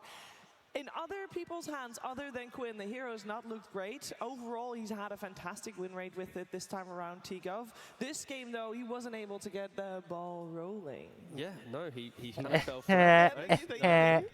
Horrible sign. But no, I think the early game for Quinn, he was able to make a couple of those moves. He was punishing the supports from Spirit, but then it got to the point where he was making so many rotations that eventually Spirit knew which one to capitalize on, which one to punish. So I think they shouldn't be deterred from picking this hero. It is a matter of just so many other factors laying into it. But yeah, the Quinn Pangolier is probably a hero that he would want to play a couple more times if he's going to try and secure this this Aegis. I mean, the issue was he couldn't rotate on the lane that This he needed time. to rotate to, which was the Weaver lane. Right? If Por he's consistently putting all game of his efforts in playing on the Beastmaster lane, you're not really solving the crux of the problem, because even if you can get a couple of kills on that lane, Beastmaster is just going to sit in the jungle and farm for a little bit, while the Weaver is playing a supremely aggressive game versus your Lone Druid and not allowing him to come back. But when Quinn has looked good with the Pango this tournament, it's usually come out later in the draft, right? Yesterday they had it close out their second phase versus Azur Ray when they saw the Enchantress and the Naga, and it looked great there. Today they brought it out after the Weaver, and is seeing a Weaver enough to pick a Pangolier that early? No, I don't think so. I also like the fact that they picked, so on the flip side, with the Weaver you have a Tusk and a Tree, so when things are going kind of chaotic, whatever of these melee heroes wants to go to the Weaver is going to be a kill lane, right? It's like you can use that Twin Gate, get a kill, so it's a bit difficult for that. It's a bit difficult indeed, and you see a lot of thoughtful faces there for Gaming Gladiators. And we have a lot of data on them. They've played a lot of games, the most games played here at the International, making it all the way through a full best-of-3 lower bracket. It means that Team Spirit has a lot of data to go off of as well. Insania, how much in a best-of-5 do you really ball put buff is stock real into the game that has been played? Not just today, this morning, but throughout the entire tournament. Yes, because big I know brother. a best of No five copium. also has, It's like, not own real. meta developing. Otherwise, Yeah, Arteezy would have won TI last year. A good understanding for what it is the other team's trying to accomplish in the draft, and then how to. Because I mean, I guess his curse overrides I think it's been a trickier part throughout the year, so. Eddie Yeah, you blessings. definitely, like, develop your own meta. So You kind of understand, like, usually game one is like a feel your opponent out kind of game, and you get an understanding of like, this is the idea I had prepared, this is the idea you had prepared, how do these two clash? So now Gladiators kind of have to, you know, show their hand. They have to kind of mix something up. Probably won't be seeing Gyro again, might see some adjustments to the bans, so they don't feel like they're in a position where they need to force the Gyro. Yeah, as a Gyro enthusiast myself, I don't mind seeing the hero. It's nice. Do you think they misclicked this one, or? No, I think they wanted it. Okay. Yeah. Would you have chosen the same cosmetic? I'm not really sure what Gyro cosmetics he had. The cosmetic that he had was the one that makes Flak Cannon incredibly visible. Like, it was disco show out there. Yeah, that's a good one. It was a good yeah. All right, awesome. Why not? But I am actually curious, Aiden. So when we're talking about this Pangolier coming out early, and Yeah. when it doesn't look good, like, how much stock did you guys put into thinking about this Pangolier? Because obviously you're going to consider it is Gaming Gladiators, but you did let it through a few times. I think we've been letting it through all year long. I remember I had a conversation with, I think, Tundra at some point, and they were like, just ban Pango and you win against Quinn. But it's like the hero doesn't feel that good. So when you play it yourself and like it doesn't seem to work, you're kind of surprised, because every time you play against it, you're like, oh, this is, you know, free lane for Nisha, and then somehow like he makes magic happen. But I think the point about the Weaver is true. Like, it's very difficult for Pango to like run to Weaver's lane, roll up, and then look to do something, and then that I feel like every time when they make the Pangolier work, usually they manage to bring the two supports mid, snowball the game, and then like you're scared on both side lanes. Well, we're going to find out what is happening in game number 2 as the draft for it is right around the corner. Climate Pledge Arena, Dota fans around the world, get ready. Team Spirit versus Gaming Gladiators. Grand Finals, Game 2. Welcome back to the draft panel, everybody. This is going to be game number 2 between Spirit and Gaming Gladiators. Game 1, Team Spirit kind of ran them over, I think is fair to say. So that begs the question, you know, the teams are feeling each other out. It's a best of 5. What is the adjustment going to be for Gaming? Howie, what would you like to see them do first? Honestly, I would really like them to not target collapse as much in the bans. I think that they should play more to their strengths than what I thought was like a little bit of fear of the opponent. I feel like the Magnus ban was maybe a bit overboard. I'm not too sure. Maybe it has some script experience or something. But I think gaming strength has always been playing through Quinn in the mid lane, and the way that you have to do that is that you need stronger side lane supports. They target their bans towards maybe a bit of Laurel, maybe a bit of the Spirit safe lane. I think they would rotate on mid a lot easier. To me, it looked actually pretty decent at the beginning for Gaming Gladiators. Like, their lanes were not that bad. And as soon as Spirits start rotating super hard, like, and being super active, especially on Carry Weaver, like this 10-minute rotation, like, kind of break the game apart for Gaming Gladiators at that point. Maybe we should have not reacted to that at some point, or ignore something and find a better like fight a bit later, like, so we don't lose the phase of the game. Yeah. I know, I shouldn't make fun of him. So far of like what Team Spirit's trying to do looks true with these. He's speaking a vastly different language than his native one, don't want him to play Weaver. He has played other heroes like Alchemist. I don't know, he's just funny to me. Later picks, and if they are on the first pick, by the way, Gaming Gliders, they chose first pick this game, so they wanted to change just the draft order up just a little bit here, and it's pretty clear. Toro is going to be like, I will take these away from you. These heroes, I don't play a lot of them, but I'll play them. I'll play them just as good as you, if not better, which is getting into your head for sure. But now you're in a situation where Duracho, he's been playing. Yeah, I mean, Yatoro alone CK, causes and then later on the draft, emotional damage. It has to be a perfect Oh, Primal Beast. Has been very key for Gaming Gladiator's success. Beast. Focusing it down. This opening pick from Gaming Gladiators, we've seen quite a lot. It's been respect banned against them a ton of games in this tournament, but obviously at some point it will make its way through. This is not the first time they get to play it on the main stage, and you know, that's usually what happens when teams get all the way to the grand finals, is they just have so many good Dazzle's strategies that you pick available. your poison, right? And you see here Ace with a 3-1 scoreline on the Primal Beast, and you know, Spirit probably feeling pretty good about breaking his 0-loss streak on the Lone Druid. It was 4-0 before the last game. They took that one out. Now it's time to take out arguably maybe his second best hero of the tournament. Yeah, I think that just speaks to the confidence of Team Spirit. I think last game they left the Pangolin in, they left the Lone Druid in. They will have something. They're prepared for each of the extremely heroes. confident, Something to know is, actually. like, they've sort of been chilling for a bit. You know, They've already proven themselves once. They don't really have anything to prove. I think Fierce was right on the mark, like making sure that Duracho doesn't play these aggressive carries and keeping off the Weaver and CK. It looks really good for him. So I think they'll continue to want to do the same line of thought, like just make sure that your Duracho's game's a bit. And this was definitely a change that they made. The collapse Magnus, baby. Let it through. They played it only one single time at this TI, and that was in their last series. And Collapse was an absolute madman in that series, doing what he was doing at TI-10, just getting all the skewers in the world here. He didn't have the strongest early game, but I think if you do put this in the off lane, oh no! He's the strongest off laner right now with the way he builds. It's not gonna go well for him. So maybe we can look for them to ban out the Shadow Demon so Mag doesn't. You are playing Team Spirit. You do not ban Magnus because you feel you can counter it. Team Spirit immediately picks Magnus. Collapse absolutely annihilates you. You ban Magnus next time because you are not stupid. Is there anything else you think Gaming are debating here that could be an even more important ban? Like, you know, the classic, if you haven't watched Dota for a bit, you're like, oh, Magnus, now there's going to be an Empower carry. Is there anything that is a really strong Empower carry that's also good against Primal? No, it's going to be the Shadow Demon, so right on point there. Sven? What are you thinking for Spirit here? Are you saving your double cleave, end, or is there something valuable you could grab now against the Primal? And they give him a Battle Fury so that he has triple cleave. And they give him a Daedalus so that he just one-shots the entire team once he ults. I think when you play with Magnus, you actually don't need to think about the Empower too much. For example, you play some PA with Magnus, usually you actually still buy the Battle Fury, just because Dota's, there's just a lot of camps. You don't want to make one of your other cores run to another core in order just to empower you. I think right now they should think that they've given them the Primal Beast. Right now they need something that does enough damage to kill it. I think probably, do you know if A was banned last game, or is it just unpicked and banned? I think that's sort of rare for this tournament, honestly. I think it was picked and banned pretty much first phase in like most of the other games I've seen. I think they could look at something like AA. You see Phoenix is already out, and the Shadow Demon's out. So I think they want to make sure that they get a support who can deal with this Primal. A looks pretty interesting. Like, but it's also need a good partner on lane because it's not the strongest laner, I guess, on easy lane. But Miposhka plays it very, very good, like on next level. Enchantress. That's a 5 that is strong in lane, I've heard. Allegedly. Allegedly, yeah. They're going to cringe to mid this one with Enchantress for sure.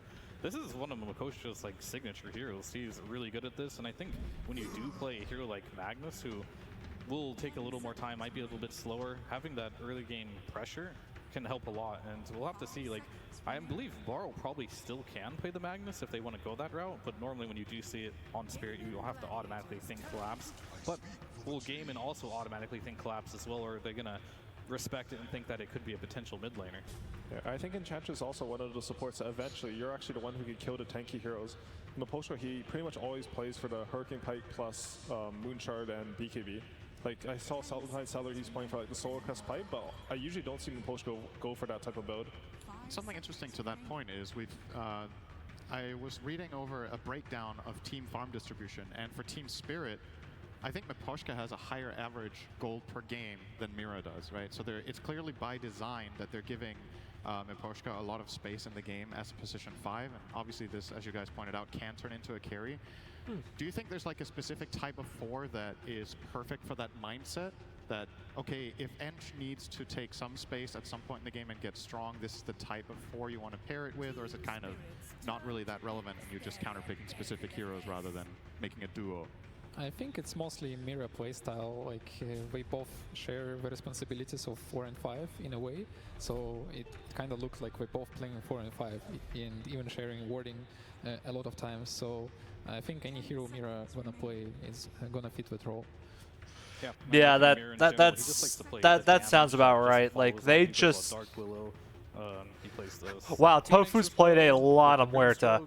Skywrath, these types of heroes that don't farm very fast, but he basically only plays Muerta. What? Fastest hero can farm as well. So Miposhka just gets more gold by nature of the heroes he plays. But I do like how Gaming Gladiators. If Spirit were to ban Muerta, that'd be Tofu's entire hero pool. I like this combination a lot with Nature's Prophet as well. You just come in, you sprout them. But anyway, yeah, that's what I was saying. That like, and you just push them back. So a lot of synergy there. They were having all this like big analysis on like what 4 pairs well if the Enchantress is position 5, and Dendy's just like, it really doesn't matter. Mira's just that good. That's basically just Spirit in a nutshell. Like, you can analyze them all you want. It doesn't really matter. They're just that good. Who's like a more stable laner that you don't harass as much, you can actually use this to your advantage on the Morta side. I think most likely this is going to be Ace Primal. If you have Morta and Primal Beast together, you can, like, Poach has to be really careful on the edge. He can get 100 to 0 really quickly in the lane. And there's the Grimstroke that you were mentioning here coming out. Okay, they need a mid laner. What mid laner would go well with Void and Magnus is one of the best like partners, and this is looking scary if the game get delayed. Puck would still be good, I think, maybe. I'm thinking Sniper, yeah. And I think if you're Gaming Gladiators here, if you're fitting the bill of like needing a Duracho as hero, the hero that kind of stands out the most that they're successful with this would be an Alchemist around this point. And a lot of the other heroes that he might want to go for, like the Razor, you're not going to pick that versus Faceless Void. Potentially, if they want to, it could be an okay Wraith King game to carry. He's out here playing with his stress ball. I really like the Wraith King, actually. I think it'd be really stable in lane. Right now, I think they should want something that they can leave alone in the safe lane. Wraith King. Wraith King in the safe lane. Even if your lane starts to go slightly bad, you can just go to the back camps, and this allows Fearon to make the plays. I think right now, their #1 priority is making sure that their supports are freed up to rotate onto mid. Let's see, they both need a mid laner, so... has been playing in your face, hitting these really fast timings and running at you. Definitely style is like an Alchemist, but probably comes on a little bit slower because you don't get that blink as early. But if he has good laning stage, they can do what they need him to do. Are we getting a little bit ahead of ourselves here? Is this guaranteed to be carry Wraith King? We've seen Gaming Gladiators the off lane, and they could put the Primal mid. I feel like the flex is still there, What would you guys rather? I like to see really if don't you were in think their that shoes that's right their now? Do you think plan. the Wraith King 1 or the 3 Considering could they still just go better banned Necro, I don't really think happy they're with going to be the Power putting. Base of 3 and Wraith King on 1, but they definitely could do it. They could switch it up if they even. Like, They're trying to get rid of mid matchups. Both teams, I think, are drafting a mid laner here for their last pick. Into the safe lane would be the Alchemist that Fear mentioned, and I'm not too sure like if he does that job better than Wraith King. I think he's a bit more susceptible. They did ban pressure. So Let's see what mid hero would be good for either we can team. Still pick a carry hero too, but we're not really flexing that much because last pick is still on Team Spirit. I still think Puck works great for Spirit. It's going to be good versus Void. Is Wraith King going to be the most punishing hero for a faceless Void in the it's lane going to be a stage as Spirit. well? All the decisions that they need to come up with, because Wraith King's already really greedy It could as an be, offlaner, like, which will give you more unironically. space, technically as a carry to make things happen, but a lot of the good ones that Well, can actually, be Spirit faster seems to think that are just gonna get removed. they are putting This the Primal is quite Beast. a rare sight in the last phase, right? To see a team ban one carry and one offlaner. I think They most are of the Team time you Spirit. They kinda got to pick a commit to the mid-Spirit 180, character this because is the Team biggest Spirit. threat, is that Oh, they I pick get it. heroes in this I get way. it. But I the get way it. Spirit seems to be approaching this is these are the two specific heroes that cause the most problem for our Faceless Void, it seems like. Spirit Do you games, guys think this Lone Druid ban Zex. would have been, or this Lone Druid would have been a really big problem Okay. for their safe lane to deal with? I feel like that should have been a Spectre, maybe, to be honest with you. Yeah, I also watching Inspector and I felt to point it out, like it might give the tempo what we needed because this hero now like is really aggressive and it cannot add up to the Furion global pressure. Can't really get chronoed either, right? Like Magnus initiations kind of get ruined by this hero.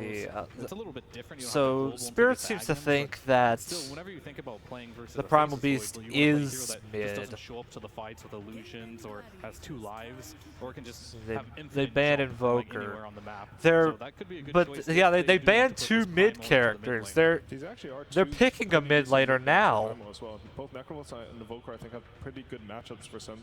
So I think they might be looking to get a new carry here. Yes, the Invoker ban protecting against the EMP for the Wraith King regardless of role.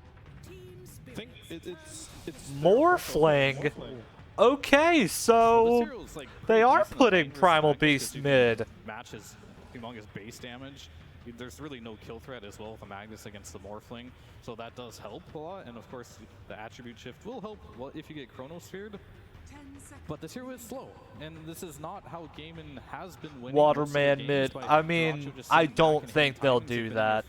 So it looks like Gaimin's adapting to the series. They might sort of have a read because they have a Fury. Because Quinn loves to play Primal Beast. Oh, and speaking of Quinn heroes, they pick Pango for their mid. To kill on the map, and he's actually pressuring a safe lane, but you have to win your lane in order for that to happen.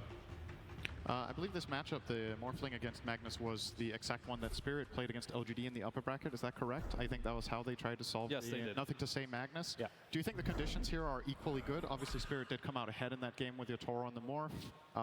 Or is there something to be worried about for Duracho? It's a different type of game, I would say, because in the last game, like Collapse was playing CK, just crushing the lanes, which allowed Yatoro to get the farm, and Spirit has proven that in late game, they're that type of team to take it. All right, that's going to conclude the draft for us here. We are going to go over to a coach interview with CY from Gaimin Gladiators. Thank you very much. Yes, I am joined by CY of Gaimin Gladiators. A tough game one, but whenever these post-game discussions happen, you're obviously being able to say everything that we see, the entire game. Your players only have half the information. So whenever you're debriefing, do you spend much time telling them this is why things went wrong based off of all the information I have?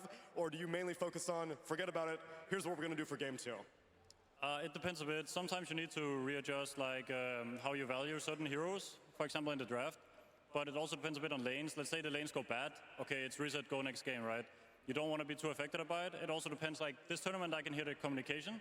So I can hear it's like chill still, like we're like not stressed or anything like that. So I don't really need to do any work in that regard. So I kind of consider what I have to say and what I don't have to say, and then take it from there. How about the lanes for this game? We got good expectations on how the first 7 minutes are going to go for you? I have good expectations, so I hope my boys can live up to it. I hope you guys are up for it also, because we're getting ready for game number 2. This game needs to start off very well for Gaming Gladiators because while this may be a best of 5, this game too feels particularly important, Avery. I mean, last game, Spirit, they took your best trait, your speed, took it away from you and turned it right back around. They ended that game so fast. And this time, they're going to take the late game and the scale, right? Void, Magnus, this is a lineup that is very happy to go into that late game. And particularly when you have Yatoro in the reins of the Spaces Void, it is a fearsome beast.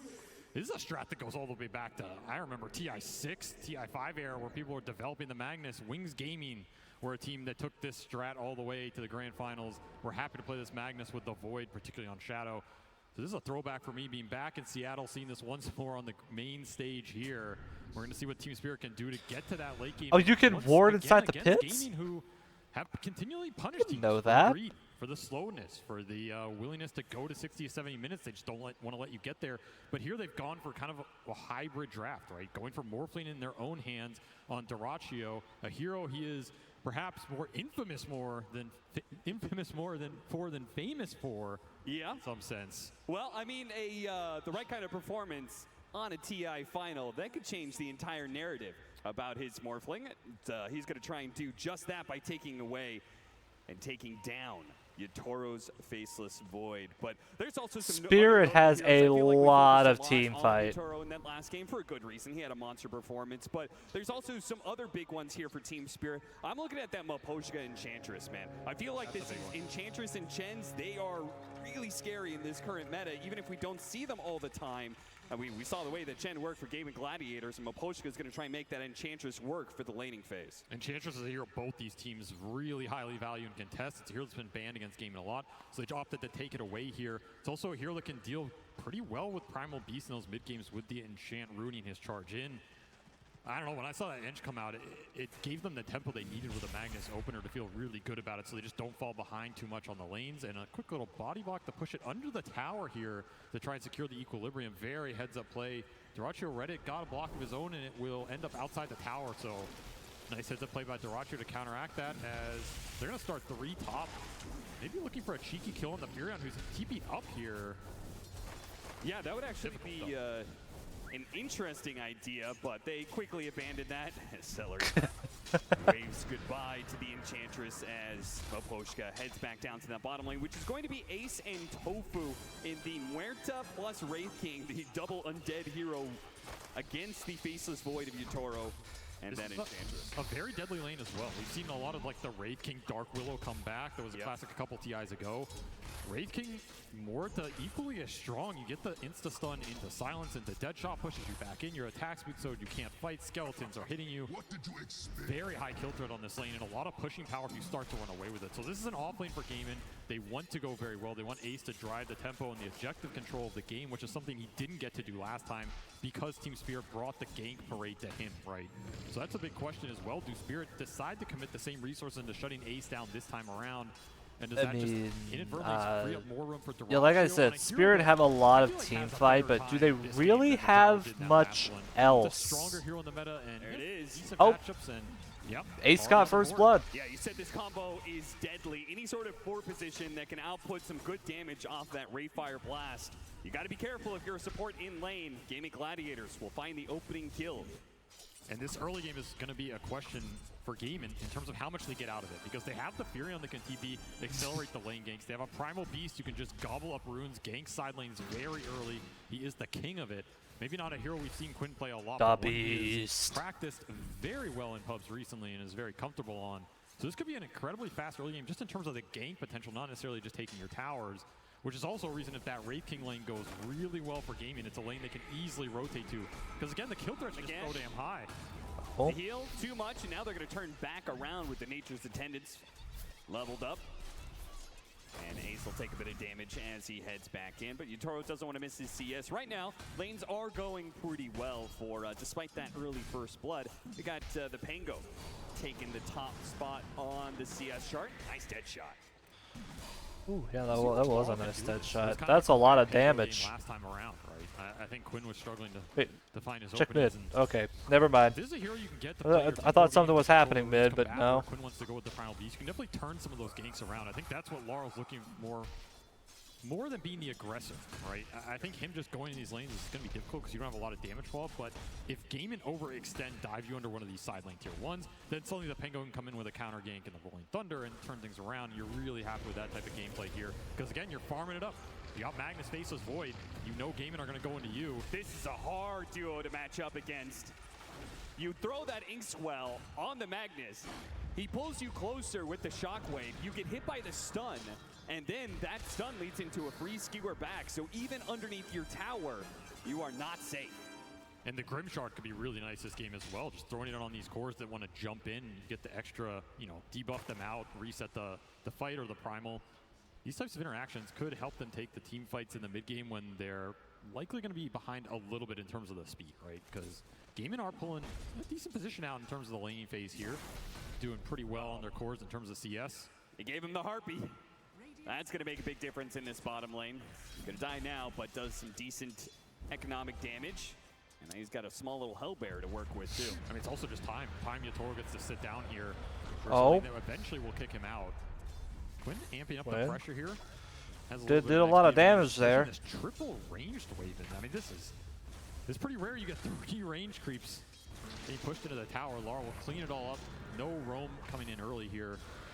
Just way too high on the HP to make it look enticing. And of course, these side lanes, vital to your game plan. Still, he's just going to go for it. Here comes the rotation, though. Mira gives him the Inkswell underneath the tower, but he stops him midway through the charge. And Quinn, oh, he pushed way too far. Sometimes greed is good, and sometimes you get punished for it. Mira happy to counter that. Push Laurel ahead in the XP. Now you're going to have a Rolling Thunder. Oh, what a sprout. Collapse, cut down a tree, but he was still stuck on the corner there. Did have some stick charges to work with, though, and so he will survive for now. They wanted to be able to punish the fact that Mira had to TP into that mid lane, but couldn't quite finish the job. This is a game about pressure. Every time one of these supports makes a move, you need to create the pressure somewhere else. So the enemy just can't clump on you, get the numbers. Yatoro gets pushed back into the silence. Oh, he time walks up now. He's still kind of in a sticky spot here. Gaming Gladiators are going to try and run him down. Look at him throw the blood grenade, but he'll make the difference. He's going to show up with that Rolling Thunder. Do manage to finish him up with the 2 supports, but Laurel, he'll be collecting some heads here. Even the Wolf gets a couple hits in. Stuck there on the corner. That's okay. The swashbuckle will finish the job. A lot of XP going into the Pango and the Ench down here. Yatoro, a little sad he died there and doesn't get it for himself, but I mean, that's it's pretty dead even right now. That is going to pressure you, is going to go for that kill, and if it was a lot cleaner, maybe Gaming can just walk that off, but Team Spirit, they get the rotation in. Suddenly this Pango's having a terrific game. At least in the long term. And those are those counter turns that Laurel's looking for, right? Yep. Force the Wraith King in, force this Morphling into an aggressive situation. Maybe Quinn dives you, and that's when you get the strike here. Arcane Rune picked up for Quinn. This is a really nice rune on the hero. See if he pops it here to try and deal with Mira. The silence is going to last a while. Can he get it? Yes. Quinn, very fast with the trigger there. Does manage to get him. Collapse going to try and dissuade Quinn of that notion. And he does manage to do so successfully, keeping him off his support. And the quelling, saving Mira at the end from this sprout. So value pickup already for him. Arcane Rune's still in the bottle, so Quinn can still look for a rotation off this, and he probably wants to. I mean, his early game is getting a little slow here, and you have threat on the sidelines, right? And this is where the Primal Beast strikes really hard, really fast, gets momentum going for the team. That's your theoretical ideal. You just shove in mid, make the move. Wisdom Rune. There is a Furion. There is. There's always the opportunity of the Celery to try and make a move, but I feel like the teams have been really good at protecting their Wisdom Runes against invasions, particularly against the Nature's Prophet. More times than not, it seems like Nature's Prophet tries to make that kind of move. He just walks into a trap. Just a hard gamble. If you use your teleport for that, you're dead on the map for 60 seconds, and your chances to get it should be minimal in a TI Grand Final, I want to say. Yeah.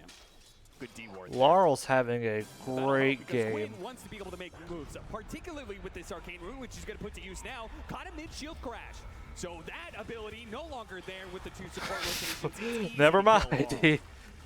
Exactly what they're looking for. He got absolutely with this Primal Beast, annihilated. Goes down to it at this point, and this is where you want to ramp up the speed, start getting the map in a position where you can just guarantee the power runes for Quinn and get the connections going, and hopefully lead to like jungle invasion, right? Because the one thing you have to think about with the Magnus is the stacks And if their carry just gets to sit in triangle and double ancients and clear through them at that point in time, the earlier you take down these tier 1s, the earlier you get aggressive obs out, the happier you're going to be when that period comes.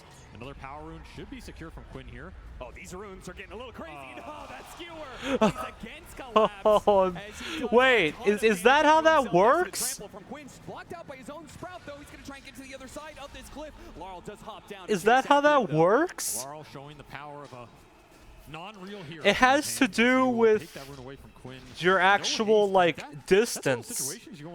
So if you activate Trample on Primal Beast and then Magnus skewers you, it's like a bajillion procs of it. And Collapse just got absolutely shredded. Could be deadly. Look at this. Just a quick rotation from the supports. Power of Enchantress, early creep, takes down 2/3 of this tier 1 mid. Yeah. Didn't even feel like that was a real move, but they still got a lot of this tier 1 tower damage out from it. Once again, it's Gaimin. I had no idea that Skewer could do that, or Trample could do that. Space on the side lanes, which means the Toro got to catch up a bit. He's not the one getting ganked or killed by the It's not an interaction you see every day, and I like knowing that that's the case. Maybe that's something they took out of that game 1, right? Like, you go in game 1, you try and run Spirit over. Instead, they run you over. Okay, this is not a team we're going to beat in 20 minutes. Holy stack, Batman. Maybe we go back to some of our other tricks, other things up our sleeve, like the efficiency on the map. Yeah. This is a team that is stacked their whole way through the season. Going back to it now when it matters. And particular strength of Western Europe in general. So I love those DPC matches throughout the year. Stacking was a big factor for all of those teams. Ace? He does have the reincarnation here, but it looks like Team Spirit want to try and burn it away from him. The Skeletons will push back, though. The Skeletons does chased away. Brother against brother here. Whose Skeletons are better? Well, right now, it's going to be Quinn trying to jump in, but immediately stopped by Laurel. Once again, with the counter initiation, Quinn's trying to get out of here, but he's going to be caught. The Inkswell plus the Sun is going to try and trample his way over the left-hand side, and he is slowed down, pulled back in by Collapse, though. The Collapse Magnus. Locking away these two other cores right in front of this tower. Seller's trying to stop him now as they turn back around onto Ace, trying to finish him up. There goes that reincarnation. Doraccio doesn't have much mana to work with, and on the fresh I'll side, skewer back, yep. that tower again, just like Collapse. now Doraccio's under this one as well, surrounded by 5 Dude. heroes. He's going to start desperately morphing into strength and try and wait for him over the left-hand side, but with all of this damage, he just cannot get far enough away. Gaimin Gladiators will lose all 3 of their cores, and that attempt at a fight at bottom lane. That is the danger of making an aggressive move into this Pangolier. Grimstroke, the turnaround potential is just so damn high, and time dilation absolutely ruined Doraccio as he goes in that engagement, gets time dilated, can't do anything for the rest of the fight. And of course, Quinn, he ate the big ults. Still Quinn, stop initiating. They're ready for that. Too tanky for him to bring down alone, and the combinations, they haven't been exactly on point for gaming. This will give a really nice bump to Laurel, who is just feasting on these early game fights. It's going to be a just because you're playing a mindless monster doesn't mean you need to play like one. Susceptible to mana burn, right? You're looking at 2 strength cores and a Morphling that also doesn't like his mana getting burned with an early diffusal. Back to clearing some stacks, and net worth still looking pretty good for gaming, but the fights are just not going their way. Particularly when you know the Wraith King wants to rush this Radiance as quick as possible, which means an Ag Shard, he really doesn't want to have to buy that until at least after the Radiance. There's definitely a timing here where this Pango could punish Ace heavily. Especially since it's just done. This is 11:30 Arcane Boost Diffusal. This is crazy fast. In a game where they maybe expected Laurel to not have the freest time, right? Up against the Primal Beast with a Furion who can rotate.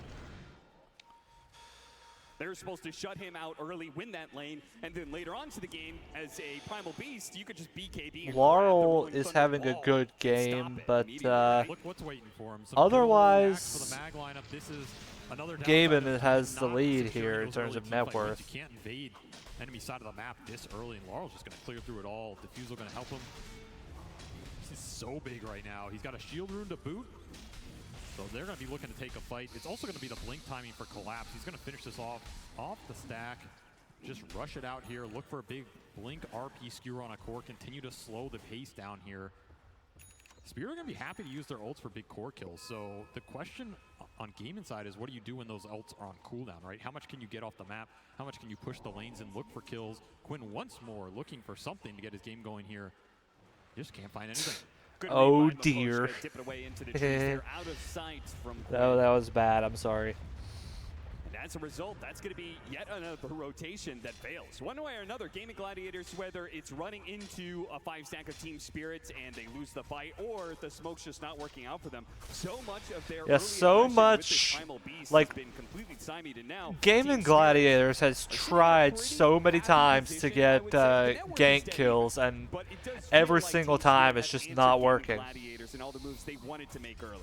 I mean, there's a lot of Magnus teams over the history of TI. I think all of them will say, if you are even at the 15-minute mark with a mag lineup, you're winning the game. Like, you're happy because you know this game is going to get extended. You're going to outfarm the enemy. You're going to, in theory, outscale them. Now, a lot can happen in those fights, and this lineup from Gaming can scale very hard. We've seen Primal Beast go very deep in these later games. One stun, follow-up silence. Oh, yep. That'll do it. Yeah, this is the move the Gaming Gladiators, they were trying to That might be the first successful gank they've had in like 6-7 minutes. So much mobility around the map. They should be able to outnumber Team Spirit and find openings like that. It's what Celery wants to do for sure. Every time you get one of these pickoffs with the Furon, you get to farm their side of the map. You get deep wards up. It's going to set up for your next play, and then your economy is just going to explode. And you get some extra items on this Fury, and he can control the fight. The Ag's very good this game with the root and disarm, right? This is a great Fury on Ag's game. Yeah. Nature's going to do some mad work here. If he can get anything else to help his team survive in the Chrono, in the RP, Celery's going to be a force to be reckoned with, and he can continue to shove these waves in as well. As Spirit continue to play this game slow, continue to farm up Laurel with their Empower going to work. But that is a successful move for Game in a period where Collapse didn't really find that opening with the Blink. We'll have to settle for some farm. Find an interesting note, there's just no hand of Midases in this game. Wraith King, Faceless Void, both heroes that have bought it throughout this tournament sometimes, but feels like as the tournament's gone on, particularly probably because the way the Gaming Gladiators has stomped through some games, there are teams who've been a bit wary about picking up that greedy item. I mean, Midas is a crutch item, let's be honest. You know, Midas is an item for, the bottom 14 teams. It's not really a grand finals item. You gotta, if you're worthy of a true Pantheon, then you don't need the extra GPM. You're going to collect it off your enemies here. That is what can do that. That's a Sigma mentality right there. Maybe he's just happy empowering his other cores. We don't need Hand of Midas. We'll get the extra gold from farming the team, the enemy team. Into the Maelstrom, Empower on top of it. I mean, this Void is going to keep up and farm, even with a Radiant Skeleton King. Am I allowed to say that? Farming up the entire map. He will match him. Oh, Laurel? It's essentially there to grab him. Mira can stop some of this, though. Throws out in silence, thinks well. Oh, so much burst damage, though. Celery hit him big with that one. He got off the shield crash, though. What the? How? They need a bit more damage, but now he's how? How? Oh, no. Gaming Gladiators gotta feel so bad about that. A pickoff on Laurel, the highest net worth in this game, would have been a dream opening for them. And that was one of the few openings you'll have against this guy because he is closing in on the Lincolns fast. Just not crisp enough. Laurel walks it off. I think he even misclicked his swashbuckle there. Doratio on the edge of the Chronosphere. Oh my god, dude. Oh, used all those resources bottom lane, huh? It'd be a shame if your carry got picked up, wouldn't it?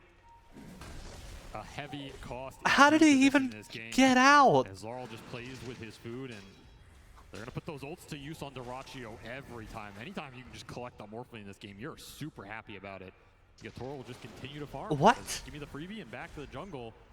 It's coming down to Ace right now, right? I mean, it feels like it comes down to Ace in a lot of games, but yeah, particularly right now, he's the strongest hero on the map. He can create the pressure. He can do things like this where he just solo create an opportunity. They're going to find both supports. Ace will walk it off.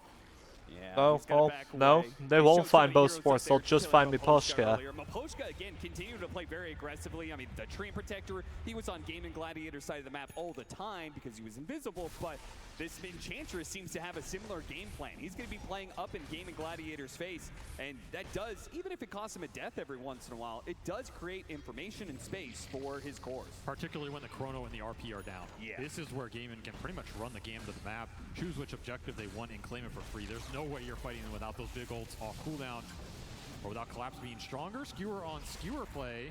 You're coming with me. Up into the TP point. Oh, that's smart. As long as he keeps the damage on him, he's not going to be able to blink away. And Quinn That was smart. That was really smart, actually. Those are the kind of plays you need to see here. If you want to be able to take down the best team at this tournament, you need to be able to pull off some solo moves like that. And create the pressure that's going to create openings elsewhere. And suddenly Dyrachyo, this stolen in power is pretty damn nice. He can throw it on the Wraith King, he can throw it on the Primal, especially bonus damage on Primal. Quinn is going to be very happy with that. That is something we can see in a lot of these fights. Probably going to be the best steal for Dyrachyo outside of maybe time dilation, throwing back against Team Spirit, or just creating his own Grimstroke combination.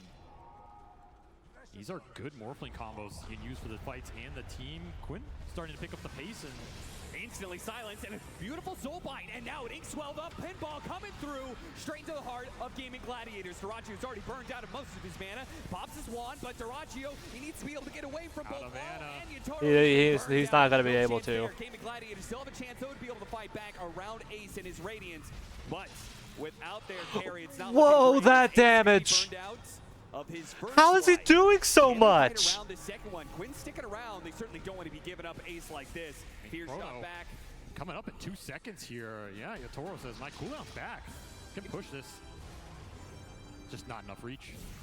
Not necessary, really, for Team Spirit, right? No reason to give them an opportunity like that. You could stretch out. Should do polls for channel points. I want Thunguard channel points. I should, honestly. I really should. No, I do think this late game is not 100% right. Like, we're talking about Mag Void. It is very powerful. You're going to get some pickoffs like this for sure, and Empower is going to clean up the map. But there's like some weird things that can happen with Wraith King Ags. There's some weird things that happen. Do polls for winners of these games and stuff. Yeah. Backline with Morphling first, Empower himself. I need to. I don't know if I have channel points even enabled. I don't think I do. With his Lincolns, no, I don't. What's really going to catch him? It feels like he's most of the time going to have a chance to be able to escape if Gaming Gladiators ever try and jump him here. Has a really fast Lincolns as well. This is Mag Pango in its prime. I think a hero that is not afraid to fight off cooldown. They're really going to farming the Tormentor right in front of Gaming Gladiators' base. That is crazy. I think it's an affiliate thing to have channel points. He just gets a bit of a poke, gets a reaction out of Gaming Gladiators. Ace will try and punish him, but just no follow-up. Yeah, he needs a lot more. Celery's gonna try and chase up. It's not just no follow-up, there's just nothing. Out with the Sprout, but Yatoro is running free. Dyrachyo chases after him, hits him with the time dilation, really but it is a very forced move from Dyrachyo, but he gets it. He gets that kill. Dyrachyo is galaxy brain with these Morphling plays. Dyrachyo, he wants more. Yeah, he does. He sees the opportunity. What a beautiful entrance from Dyrachyo into this game. Dyrachyo knows what he's doing with Morphling. I think that's pretty safe to say. Faceless Void can't do the same back, and Dyrachyo says, two can play attack game Yatoro. I can get aggressive too and make it work. Just creates an opening out of nothing there off a chase that felt, you know, like what is Ace doing here? He's wasting his time? Not at all. Everything coming together, gonna propel Celery up that board as well. Imagine you have that Ag's Wrath of Nature here, right? Suddenly chases like this become a lot easier. Oh yeah. And Yatoro, he's just still looking for that big Dispel item. His choice will be Manta first over the BKB, but until that's out, Dyrachyo has a decent opening in these fights, and you got the RP out of that. Yeah, it actually just leads Gaming Gladiators into more opportunities, perhaps. That Ags, finished for Celery if you can fly it out. Okay. That is something that can bounce through, lock these heroes down, create more openings for the Wraith King Primal to just get in there and set up that front line. Second Tormentor will go Team Spirit's way with a Shard. So now they've got a Shard on both of their supports. That's pretty funny. I think that the Mira 1, Grimstroke, that's so much better for them. Hard Dispel to be able to help save this Pango or this Faceless Void when they need it most. But maybe there's just too much firepower some of these times. So you can see Gladiators win their course. They're starting to go back up. They're starting to take the lead back, like a solid lead, not just like a slight lead. Slow down the game. The momentum is beginning to play against them. This is where the map becomes difficult. You have Skeleton shoving in one wave, you have Wrath of Nature pushing all the lanes. The Morphling's not afraid to show right now. He has Manta Illusions on top of it. And the Primal, if he's in the fog, it creates a scary situation with the pickoff potential. They're just getting more information than Team Spirit right now. There are still very deep Observer wards that a potion got out, but you can't really get there and use them. And they're not scouting anything right now as everybody's on top of him. That shard is pretty helpful when it comes to the Sprouts, but may not save him from this since he's going to be surrounded. He'll create a little bit more time, a little bit more space. In fact, he's going to go for the TP away, and there it is. Okay.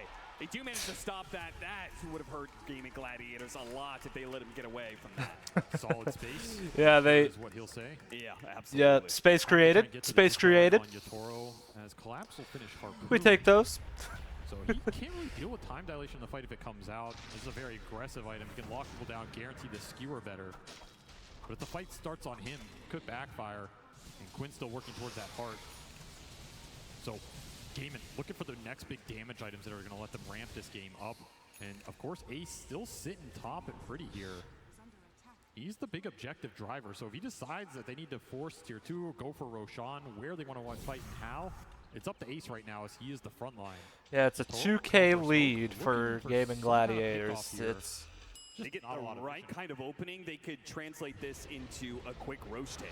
Exactly. They're looking at the corner of the map, so anybody that dies down here, Yotoro's instantly going to go in the pit. He might just do it anyway. Yeah. Gaming Gladiators, they look inside, see if it's actually Gaiman who's taking that Roshan. That's going to be pretty tough to deal with, Yotoro. With that shard jumping around with Inkswell on top of him, so even if you catch him midway through his time they kind of felt that they were in a vulnerable spot, so they're just like, nope, just TP'd out. Smart. Has to choose between chronoing the front line in the Heart Primal or, the Wraith King with 2 lives. If they make this move fast enough, it could be massive for Gaming Gladiators. They have a double damage in Morphling's bottle, and if they can get to this fight in time, Team Spirit may get wiped and lose the Roshan fight, and they are not doing this fast enough. Gaming Gladiators are going to get here, and it looks like Team Spirit have made the right read. They're going to smoke, backing themselves away. See if they can find the opening on Gaming Gladiators. Quinn has position. It's a ward on the high ground. Oh. BKB immediately goes out. Now he has to turn and chase, but he's not going to be close enough. Team Spirit got something big out of him, but they do hit him all. That's going to be able to hit all those heroes.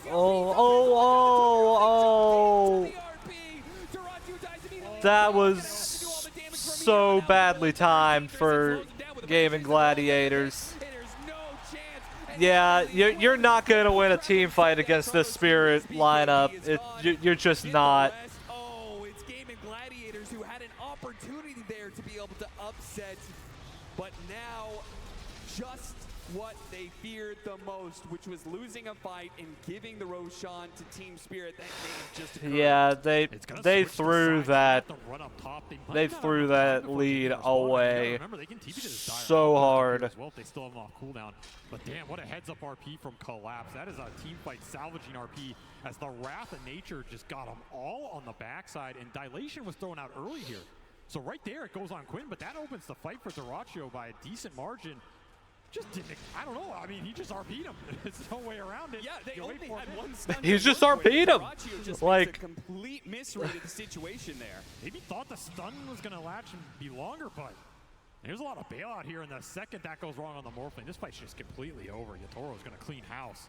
You cannot give too many of these openings. The upside, though, like we said, is this Roshan switch sides, and the respawn timers were not too long here, so Dire's side going to work for Gaiman as they come back into this map and stall out the Roche a second time.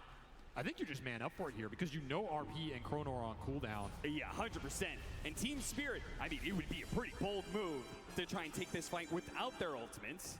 No, they're just looking for the pickoff. They're not going to find it, clear the wave, but this contest, it's all on Laurel with the Rolling Thunder. Maybe they can take the fight afterwards. He's thinking about going in with this Inkswell. He tries to jump in, see if they can get the skewer pickoff. Okay, GG got the Aegis anyway. Sure, okay. Are bold enough to make a move like that. They respect it. They'll back away. Duraccio, they'll try and get his farm into the Silver Edge, which is a great way to be able to find some of those backline heroes. I mean, I think that Grimstroke is a big problem for them. It is. The Link and the Dispel off the Swell are both really nice here, especially when you just throw the Cell onto the Faceless Void or the Magnus. They get a free jump, and if they get stunned, you just bail them out, right? I think we're going to see that the whole game. It's going to make sure that both Collapse and Yotoro can hold their BKBs or the Mantha for as long as they want here, and Mira can bail them out. Of course, you can also just throw it on the Pango and let them roll in. Yeah, speaking of the Pango, his item timing was definitely delayed quite a bit, but he's finally going to get there. He got that Linken's a while ago, but the Aghanim Scepter that he was looking for next will finally be complete. Hurricane Pike from Aposhka. So the damage starting to heat up here for Spirit as they're going to spread it across 4 effective cores going They're into gonna this late game. spread it. Love the Enchantress. Miposhka is going to start to cause his own mischief in the fight. And that pushes the question back to Game in terms of how are you scaling in this game, right? Because right now you have an Aegis, you have a Morphling pushing towards Silver Edge. Ace just hit his BKB timing here. And the heart is a couple hundred off for Quinn. So you have some really strong fighting items coming out all in the same interval here for Game. And you would really like a good team fight out of this. Especially if the Chrono or the RP. This game's a lot closer than the first one. An Aegis for it, you might be okay with that in the long run. You can at least find something on the backside. Because right now, you're looking at Yatoro. He has a Manta. That's it. He did not go for a BKB on the Faceless Void this game. He's just hyping up the damage here, abusing the fact he has Empower. Going to go for a later Lincoln Sphere, but it will be collapsed with that BKB. So it's a question of who do you want to start on? And maybe the Silver Edge is going to give Dyrachyo the option to put his aggression to use and just start on a support, start on a core, give the Vision for a Wraith King jump. Vision means everything here for Gladiators as they try and take these next few fights. Yeah, which means Miposhka is a particular nuisance to them, as he once again leads forward, just using the creep to be able to find information. They got the Harpy and skewer back. Now he does have BKB locked down by the RP, but maybe the damage is going to be enough. It's going to be a close call. Quinn starts walking away. Celery's going to jump in with the Wrath of Nature, soon coming out. He tries to use the Ogre Seal Totem to get away from the Rolling Thunder. There's like 2 different fights going on right now. They see an opportunity, surely, but they couldn't actually grab anybody, just lacking the disables. Glimmercape posing problems for Dyrachyo as well, and just can't see anything to hit. And Team Spirit able to disengage after that Wrath of Nature rooted them all, which means Yatoro wants to go back. He's got an opening here, looks for it with the Chronosphere. Oh, that was a perfect Chrono opening, and he missed it. They actually have that AoE, the calling goes out, he's on the other side, he actually gets away. Thanks well, Time Walk undoes so much of the damage, and now Gaming Gladiators have to play it a little bit slow. Have to respect that Soulbind. They cleanse themselves of the ghost. That silence is now gone. The Soulbind is away. Yatoro, he's still waiting for his opportunity to get that Chrono. He got 3. Down 2, 3, 1 in the back, 2 in the front, and that's going to be the Aegis down for the Morph, like a second life for both him and Ace, though. Can Yatoro fight through this one? Is he going to be able to get away? The shot comes through. The entangle is the root, yep. They bring down the carry. Now for the rest, Team Spirit.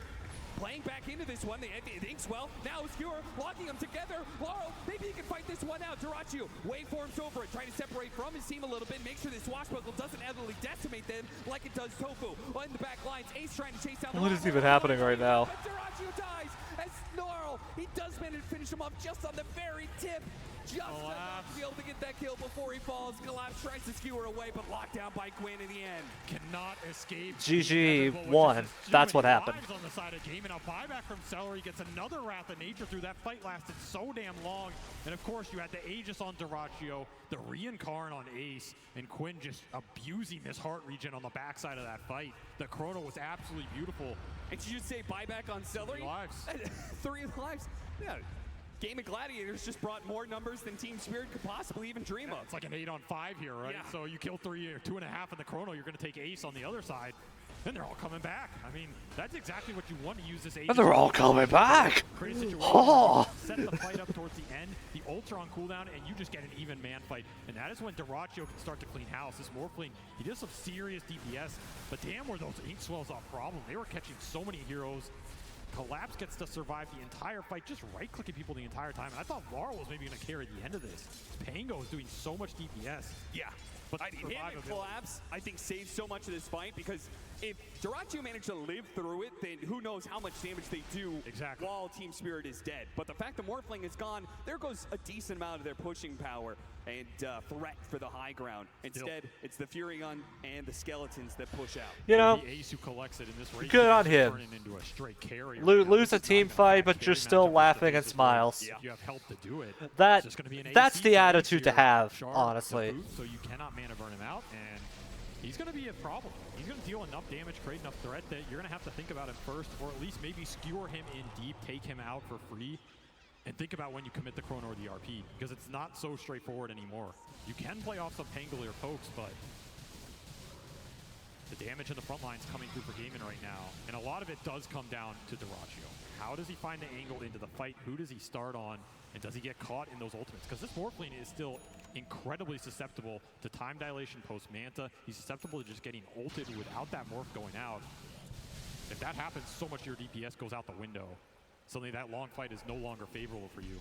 It's so wild to me how much Yutoro trusts his team in this situation. I feel like so many other carries, especially carries in this tournament, would have gone for a BKB to help protect themselves, but he seems to just fully trust that Mira is going to be able to back him up, right? I mean, you think Yutoro God is going to buy a BKB. Haven't been watching this man. He's going to go for Scotty up next, which is going to make him very tanky. Gaming Gladiators may not let him get to this point. They're Smoked smoked very up. far forward here. Can they find anything? Not showing too much on these waves. They wanted something so badly out of that. They used double scans to try and find some sort of pickoff, but they're left with nothing. Team Spirit holding around their tier 2. They saw something on that ward, and they'll counter smoke it instead. They're missing the Scotty from Yatoro. Big item versus Morphling, but he's happy to fight without it. Treants, we'll see nothing. How closely were you looking at the body blocks here? And Aegis could depend on it, as they will bypass the vision mechanisms. Level 20 for Yatoro. He has chrono attack speed here, plus this full Mjolnir. You get caught in this chrono, it's a very different story than the last fight. How much room are you willing to give up right now? Can he get the... Yep, there it is. So he's going to bring down the support first. Nice use of the dead shot there. That'll make sure Ace doesn't get punished too much. But Chronosphere for a 5 position. I don't think Gaming Gladiators mind that too much. Yeah, that's probably the best case scenario there. The upside is that buyback's still on cooldown for Celery. So they know they're getting the 4v5 out of that if they take down the Fury on first. There's no way you're committing for the Wraith King there. Dead shot will prevent it anyway. Another quick pickoff for Yatoro. More gold into his pocket. Will finish up the Scotty. Now, what about this next part of this matchup? The Wraith King versus the Faceless Void, especially this Wraith King off lane, always going to be going the Aghanim Scepter at some point in time. That Aghanim Scepter is pretty interesting against the burst that Yutoro wants to be able to employ, right? He wants to Chronosphere, make sure that there's one hero or maybe two that gets no impact to fight, just like it looks like Quinn. Ooh, he barely gets off that, but he is going to be slowed down as soon as the BKB is worn away. The time dilation kicks into play, and yeah, Team Spirit have caught him. Just good vision on the map. Lets them set up for this kill. Yeah, they pinged him out. I saw it. I was just like, will they actually make a play off of this? That's what I was thinking. And yeah, they did. They definitely made a play off of it. Any extra bit you can gain an advantage for Daracho in these man fights is going to be nice, but I mean, the Wraith King Axe is great versus the ults. It's just a question of can you do anything with like the 5 seconds you have afterwards, right? Daracho going to man up. They're going to jump onto this Faceless Void, see if they can burst him down. Once again, there's that Inkswell Heart Dispel into the time walk and attempts collapse. Turns around, gets that RP on the two of them, locking down that RP, man. Going to come back into this with not much. How does Collapse do it? They knew they had the numbers advantage, and they take the fight into Gaming Gladiators no matter the cost. He gets a jump away. Force Stab helps him out, but it's not far enough. There is nowhere you can go. The collapse and Yutoro cannot follow. That is a very bold move. When your Primal is dead, he's so much of your damage, so much of your burst damage. I mean, again, they're very close to bursting Yutoro, but the man knows his limits. Elvin Tunic up and... Oh! A shot from downtown claims the life of Yutoro. Just as I caster curse the hell out of him, he gets shot down.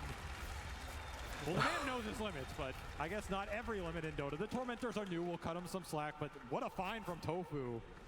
Just claims it all there, and now the Tormentor did go to Radiant, so they get the kill on Yatoro. Collapse gets the shard. That's a 1,500 gold kill. Yeah, that's the final shard, by the way. Team Spirit, 36 minutes in, have all the shards for their team because they've claimed every single Tormentor. This is crazy. Of course. The Chrono was off cooldown, so you're going to have some downtime for Yatoro where he would have liked to have been up on the map and used it. Surprised it burst him hard. He must have like time walk hit the Tormentor. I mean, at least he can laugh it off here because there's nothing else you can do. Yeah, I like the fact that Spirit, like, even if they like have like a really silly moment, they're able to just smile and laugh it off. Surprised Gaming Gladiators, they're surprised that they're even out here. What the hell is this move? Oh no! He's going to be able to get a force out down to the low ground, but that was an opportunity to get the pick off, and instead it's Collapse who finds the pick off. Another Ogre Seal Totem for Celery, trying to keep him alive. Bump back in. Oh, the Swashbuckle just barely outside of the range there, and they do. And Yatoro's back. Yatoro, man. As soon as you think you've figured out Collapse, Yatoro comes in and just... So damn fast. Collapse got him on the inkswell. Yatoro says you had your fun. They're just on another level, man. And Ace trying to get away desperately. Blink is up. He will get out. Yes. Oh, they got a scan on him. Yeah, turn that radiance off, son. You need to get the hell out of there. You gotta hide. You gotta hide. You can't be farming right now. There's that shard. Collapse pulls him back in a little bit. No harpoon just yet, though. So he couldn't get him any further. Yatoro knows what he wants right now, and that is an Aegis. That is a Roshan fight the game could have just committed to. It's also a fight that 30 seconds of it had no Yatoro. They couldn't find anything. They found an inch off of double dive between the couldn't find anything. That's it. Team Spirit just really fights out, not giving you an opening. That Hurricane Pike did some serious work. Sent Quinn back to NA with his pal Arteezy stuck up there. But what else are you supposed to do? You have to find the openings. You have to dive. You only had 20 good old seconds Cliff without Teasy. Just none of it went your way, and now it's going to be an Aegis into his pocket, a cheese on the back, and I guess everybody can buy BKB at some point. It'll be his next item here at last to seal the deal. He really wanted to save that double damage rune for Laurel or for Yatoro, but little Treant will deny them that opportunity. Hey y'all, that's what I was saving for the day after that. Very good about this next 4 minutes. They've been winning a lot of team fights lately with the extra life on Yatoro. Don't let the door hit you on the way out, man. Leading a lot of the charges for Team I don't blame you. To collapse to follow it up. And the second life, I feel like there is nothing to stop this man. No, if you get caught in the corner, you're gone. Yeah, that's it. Even if you're morphing, I mean, who cares, right? The second you come out of it, you're basically dead. The Zags from Celery can only do so much, and suddenly the lanes are not getting pushed in as deep as they once were because this Empower is just going to work on these cores. They're just mopping it up. At this point, the Skeletons and the Treants are just extra gold into their pocket. We're looking at 440 CS for Yatoro right now. Just cleaning up these lanes. 500 for Laurel, by the way, who's been swashbuckling what feels like the entire map. Still having a tremendous game here on the Pangolier. He is. And look at the difference in the last hits, man. I mean, that is what Empower does. That's what an early Mask of Madness into the Maelstrom does. But it's also all these summons going down the lanes. So it's inflated a bit, but that's extra gold. And now Miro with an Ags. This is a great Dark Torture game, right? And these soul lines have been landing. There's not a lot to block them. You get the Wraith King, you get that aura going back. It's a great illusion. You get the Morphling, you're going to clear house on the back line. So suddenly, the scale from Team Spirit's starting to pick up the pace on their supports, and these are scary ones. RP straight up in the top lane. He got caught. Well, there goes Duraccio again. He can get nothing for free against Team Spirit. Collapse denies Duraccio that opportunity. Duraccio compliments on the initiation, but the damage is done. Gaming Gladiators, without their carry for 70 seconds, there's going to be some serious damage coming their way. That just feels like a move it's based on pressure, right? They feel like this game is slipping away from them. They feel like the scale is going to be insurmountable. Duraccio trying to make some. Yeah, Spirit's pulling away with this game. Instead, he will pay the hardcore. Price only for an RP in exchange, which is going to be up pretty much when he's back up. How much do you want to push with this Aegis right now? Level 25 on the Faceless Void already. He already has the backtrack talent. Just going to make that burst even harder. And Yatoro says, this is enough farming. I want to end this game. I want to end it now. How much yeah, Yatoro's just like, I'm done with this. Look at them. They're just trying to catch whatever they can in the side lanes because, well, you don't have a carry, so there's not much point in acting like you're going to defend this mid lane. Just have to use Ace's strength. You have to find a way to use this Wraith King Ags and the Radiance Burn. Get something going in the fight over the long duration. That is where the Pangolier shines. And I mean, Laurel hasn't even had to jump in aggressively yet. He's just playing behind his other cores. Yeah. Be a free lane of racks here.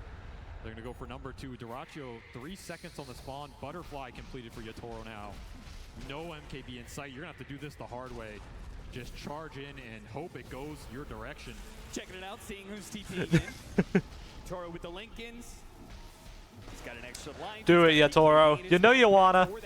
You know you want to. Opportunity from Collapse. Both Celery out of position. All right. Duraccio gonna try and use that Faceless Void form to be able to help out Blood. The Chronosphere Yep, there we go. That's a big pick. And there's the RP. Dude, Why are they so good?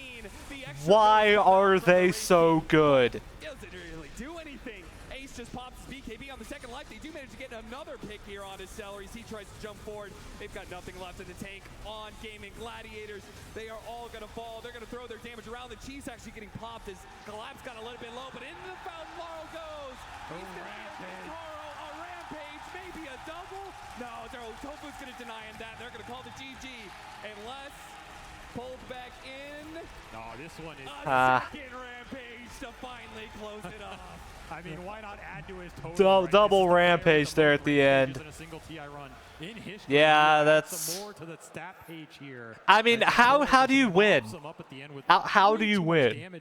Yeah, Tarachin. That's a face of defeat right there. That is a face of someone who has seen the face of God. We're losing the towers first. This man's playing Faceless Void in a meta where no one else was really willing. He got you on the Weaver, he got you on the Faceless Void. Team Spirit got you on the Pango on both sides. They defeated the Pango, and Laurel took it into his own hands. I mean, there was so much of that early game where Laurel, he was controlling so much of the tempo, and he knows it too. And the crowd knows it too. They're going to thank Team Spirit for an excellent performance in this game too, but it might be a fast closeout to the night the way Team Spirit looks utterly unstoppable. They are speed running this grand final right now, and the scary part is at 30 minutes, Gaiman had a lead in that game. That game was not some super one-sided net worth stomp, even with a that wasn't. They did make some adaptations for sure, but like not enough. They need like to like study Spirit to a science if they want to actually take a game off of them, let alone the entire series. There have to be small things that went the way of Gaming Gladiators. Are there any highlights you can point to? I mean, I think the laning phase was a bit better for them, but the point in their laning phase that they wanted to work the most, that I feel has worked for them all year, has been Quinn on mid. And that lane was the one that felt a little lackluster to me, right? The Primal Beast had a very slow start. He didn't get to use the power runes. It all has to come together. If you're going to beat this Team Spirit team in a grand final at TI, you need to pull out all of your tricks, get all the cylinders firing, and make it synergized at its peak. They have played so many games, having to go through the lower bracket the entire time. Does Gaming Gladiators have anything left in the tank? Back to the panel. Thank you very much, Cap and SVG. We'll find that answer in game number 3, because right now, Team Spirit is on match point, one more game away from being crowned a second time TI champion. And what a game they did it on. Yeah, that's such a like. A lot of fights in this one. We have a little bit of a change on the panel. Stormer, welcome, joining us as well. I want to dive right into it. That is so crazy. That like a team that was completely unheard of. Like no one really had their eyes on Spirit before TI10, and then in just 3 years.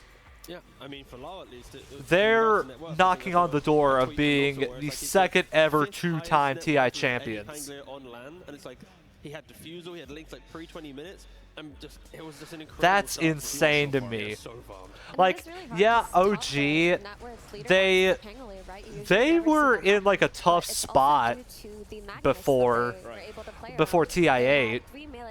But at least they were a top tier team at one point before they back-to-back TI'd it.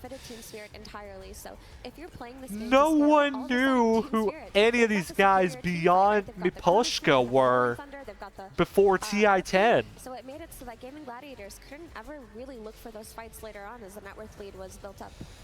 Yeah, it felt like That's just insane to me, man. They're just on another level entirely. Really fight when you know you have the advantage, and I think that led to some pretty quite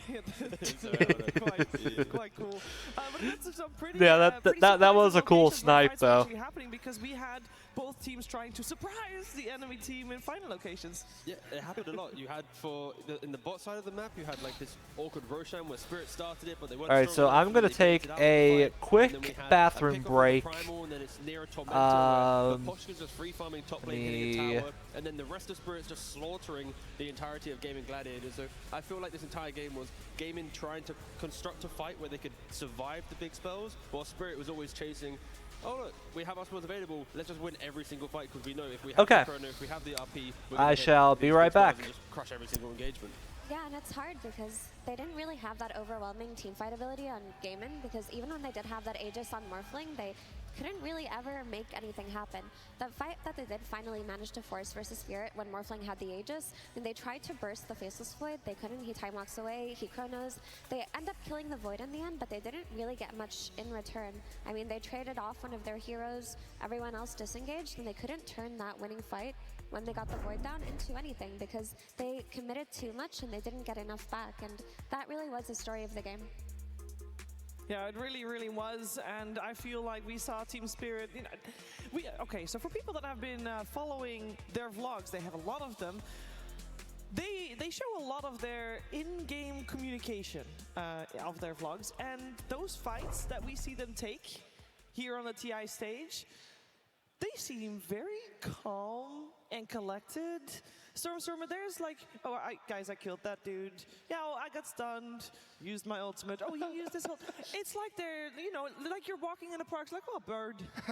You know, nice tree. It's literally very cool. Yeah, I mean, it's definitely what you want to stray for as well. I think it's also something that Team Tundra was exceptionally good at when they won TI last year. It just shows that you're confident in what you're saying. You're not over emotional about things. And also, what I love about this team is that even if they die, you can see smiles in their face. Yeah. You know, like this Yatoro, he's dying at the Tormentor. You might think like, oh, I just fed 2k cold to Tofu, but then he's just smiling, you know. And all the team, like, I think they're having such a great time right now, which makes it look even scarier to beat this team. And I think it's worth so much that, like, no matter what is happening, they're keeping a calm head. And this calm communication that you said, like, I think is really, really good to point out, because it just shows that they're really focused, really in zone about the most important things. You don't over communicate. You don't talk louder to make sure your voice is being heard. Everybody's on the same level. Yeah, and combine that with the fun. They are happening at the same time, and that is a skill. I think they have like the perfect balance, honestly. And together that with how good they play Dota right now, this team is just really scary. It is really scary. I bet the whole team was having a lot of fun actually in one particular moment, and we talked about it a couple times already. You've seen it in the highlights as well. The great escape from Laurel. Purge is going to talk about it now too. Thank you, Shiver. Yeah, the Pango survive was very, very important for Gaming Gladiator, or for Team Spirit, because he had the most net worth on his team. If he gets killed, it's a big comeback momentum potential for Gaming Gladiators. They spotted him farming up above. They saw his Invis rune, so they placed the sentry now, and they are looking to chain disable him here. Now, the AoE, the remnant here for Tofu, it does a little circular thing, and every ghost that passes through him is going to silence him. And if they can chain disable him, it's a really, really crucial kill here. But unfortunately, the Primal Beast charge is going to push him back outside of the radius of this next coming ghost. That means the second silence doesn't hit. The pushback does, but he's disabled still in this very moment, and he gets pushed slightly to the left here by the Fear. Now, before Pango's ability here, this one, the roll thing, whatever it's called, it used to give damage reduction. Now it gives you a barrier. So because there's 3 heroes, he gets 600 HP from this, which buys him time to survive. And one other moment that was really, really cool here, because he was in trouble and Mir was on the right, he puts Inkswell on him. It's this little animation. I know there's a lot of stuff going on in this clip. Okay. But Inkswell on him, he pops this the moment before he dies. If he doesn't do this, Celery here on the Nature's Prophet attacks him one time. A second auto attack would have killed him. But because these two guys were stunned, he ends up surviving. All these things going together to keep Laura alive, keep his net worth high, and waste Gaming Gladiators' time on the map. Just an incredibly important moment. An incredibly important Gaming Gladiators need to pull something. Pull off some miracle if they want to beat Spirit. Like, they're just... This is from Chicago, where the vibes and the atmosphere is definitely very high. We'll see if we can get a punch on stage. I don't know, maybe not today here, but they're looking like an inevitability. It was very dominant. towards the end, of course, from Team Spirit, but it was at the start of the game, incredibly back and forth. We heard our drafting panel say the first 7 minutes are going to be really important. That's what the coach said as well, and Gaming Gladiators survived that, and it looked okay. They couldn't get that final push to get the advantage, and that is something that they're surely going to work on for the next game, which is coming your way very soon. This particular point, though, T, it's all or nothing right now. They're 2 games down. Gaming Gladiators has been in this situation before, but that was an online tournament. This is very different. It is, and Collapse. just say that I don't see more Collapse. from it. Fake taxi. Partisi got eliminated with it. Nightfall got eliminated with it. Now the Ratio wants to play it, and he lost game 2. Like this era, it's the bane of these lower bracket teams' life, and unfortunately, I don't think it's the one that you want to bring out when your life's on the line. You know, I can only imagine they're going to have something different planned that they have to have. And while they're planning that, we are going to see where Casey is hiding. I think she's in the crowd somewhere. Where are you, Casey? I'm way up here. I'm sorry, I'm turning away from the camera. I'm way up here. How's everybody doing? Okay, so usually, as I move my cord out, I'm such a professional. Usually when we ask people, is this your first TI? We get a lot of, yeah, it's my first TI. I got a very different answer when I came up here. How many have you been to? You know, I'm not sure. 14, 15, 16. Went to Canada was the last one, and now I'm back, so I'm super excited. And the 3 of you have been to most of those together? A couple? I would say like half of them, all the Seattle ones. I soloed in Canada. I've been to 2. This one, and I think 2017. And then we were talking just a few minutes ago about the way that this grand final is going, and you heard Sheever This say, like, this is do or die. this man literally looks like a Giga Chad, and he Are is feeling just. very well. Want to tell everybody why? I bet on Team Spirit on the compendium. So. I'm sorry, what is wrong with this crowd? That like 3 of you are like, yay. Okay, I want to hear from the Gaming Gladiators. Wow. I think this section can do better. All right? I want to hear you as loud. Do you see? Now, this is what Slack should do when he starts talking louder. You hold the microphone further away, like this. All right, come on, upper rafters. Let's hear it. I'm going to have my amazing photographer, Phil, spin around and show you how great this view is from up here. You were saying this is like the best seats in the house, right? Been here for 3 days. Best seats in the house. Nice. Those are the best seats, like unironically. I hear a cheer starting. 3 people. All right. Thank you very much, Casey. I mean, that does look magical. I will say that is definitely one of the better seats in the house, although I must say, there's a lot of good seats. The screens are fantastic. The Dota has been fantastic, but I'm going to show a little bias here. I would really like this series to not be a 3-0, so I'm rooting for Gaming Gladiators in the next one. And I know all of you want more Dota 2 coming into the Climate Pledge Arena here tonight. And I want to know from my panel, Stormstormer, what does Gaming Gladiators need to do? I mean, I think, first of all, don't let it get to your head. I think they are respecting Team Spirit maybe a little bit too much as well. They're not showing the same Gaming Gladiators support that they showed the entire lower bracket run. You have to remember, this team started in lower bracket and now beat how many teams? 6, 7 teams in a row to get here. I just think they have to get Spirit out of their head and just focus on their own Dota again. Maybe adjust the drafting a little bit and then just, you know, keep the ball rolling again. Get back to your seat. Get back to your seat. I think everybody should get back to their seats right about now because, ladies and gentlemen, we want some more Dota to be played. We have got Team Spirit 2 games up. Can Gaming Gladiators push them back? Duratio looks so dead.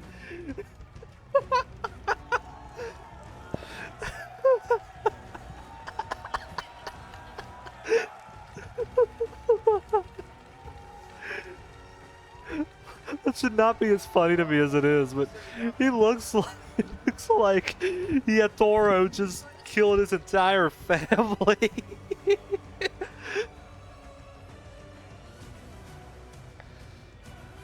Ladies and gentlemen, Team Spirit, Gaming Gladiators, game number 3 of this best of 5 grand finals here, but Team Spirit 2 games up. Gaming Gladiators need all the help they can get right now, and that means every single person in so done. arena, we need you to be extra loud. I know you've been saving your voice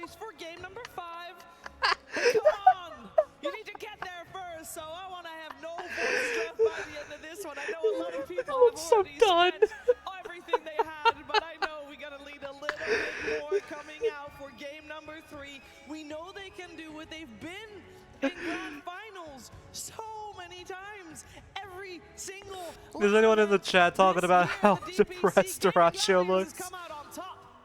Team Spirit, they started really clicking at Re-Up Masters, and they have not dropped the ball since. And the fact that they're coming into this grand finals, that like each draft is completely different. In game 1, Weaver, Beastmaster, they swarm the map, they're the aggressors. Game 2, they got big cooldowns, Magnus, Void. Like, yeah, a lot of them are just like everyone's tilted right now. They look so stressed. How do we deal with the scaling? Like, you don't know what's going to come at you They're- in this third game. So for gaming, it's not about Team Spirit at this point. It's about what can they bring themselves. What is their draft to get? Yeah, them to the winning Dyrachyo stage just wants and to be set done. themselves up Yeah, a yeah, game yeah, that they can yeah. actually dictate. Because right now, they're They just know, Team Spirit yeah. 2 times in a row. But also, I just want to have Storm It's not looking elaborate a little bit more on what he good was talking for about, Gaming when he said they need to get Gladiators. spirit out of their heads. And how do you feel like that?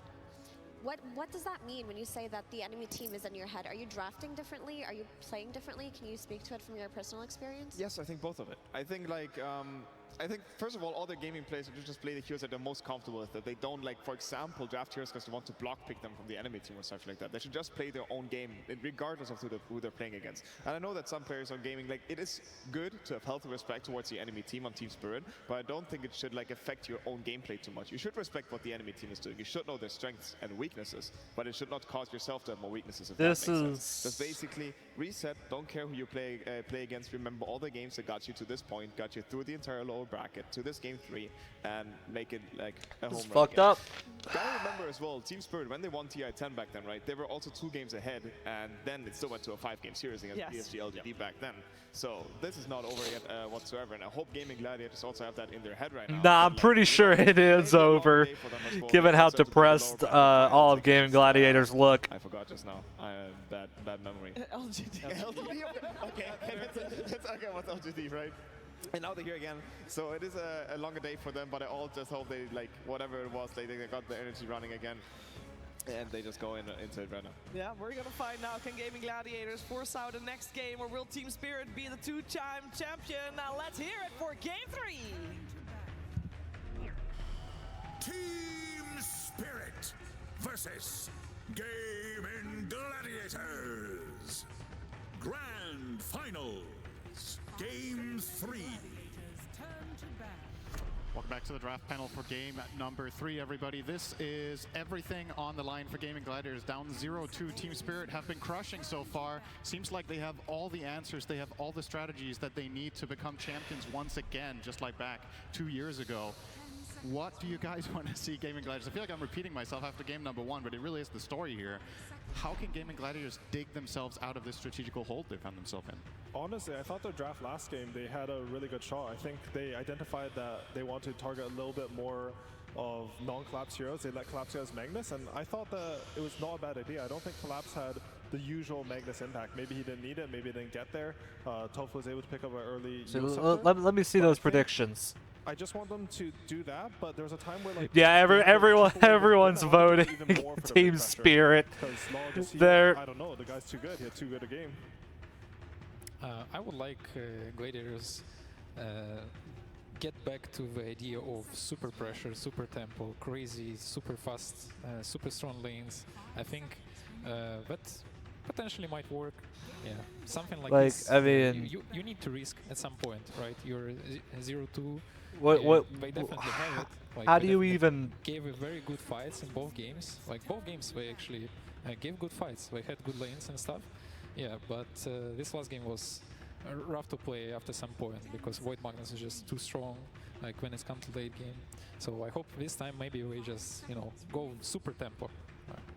I definitely agree with Dindy on that one. The way Gaming Gladiators got here was with that tempo, pushing the high ground. It felt like in that last game they kind of fell back. Like, we don't really want to do that. Instead, we're going to try and match you in the late game, pick up a Dyrachyo Morphling. And he played pretty amazing for the most Okay, part. well, Had a they're couple smiling back a little overall. bit. Like, you're playing into how Team Spirit wants to play at that point. You're not really playing the game that got you into this grand finals in particular. So we'll see if they go ahead and do that. But the problem is, I think, when you play against Team Spirit right now, there's like a triple threat here. It's like you have to deal with Collapse, which they've been trying to do through bans. And then I think what really leveled up Spirit is Laurel. He's just playing so good every game. And you see Quinn, he's normally taking control of the map. He's like making moves. He hasn't been able to in these last 2 games because Laurel's having a great laning stage. And of course, there's always Yatoro, who's you're going to pick the CK, but you don't even know if it's his. He's strategically taking away a lot of Dyrachyo's heroes, making them feel a bit uncomfortable. So there's a lot of That's things a cool cool effect, like the stained glass team logos.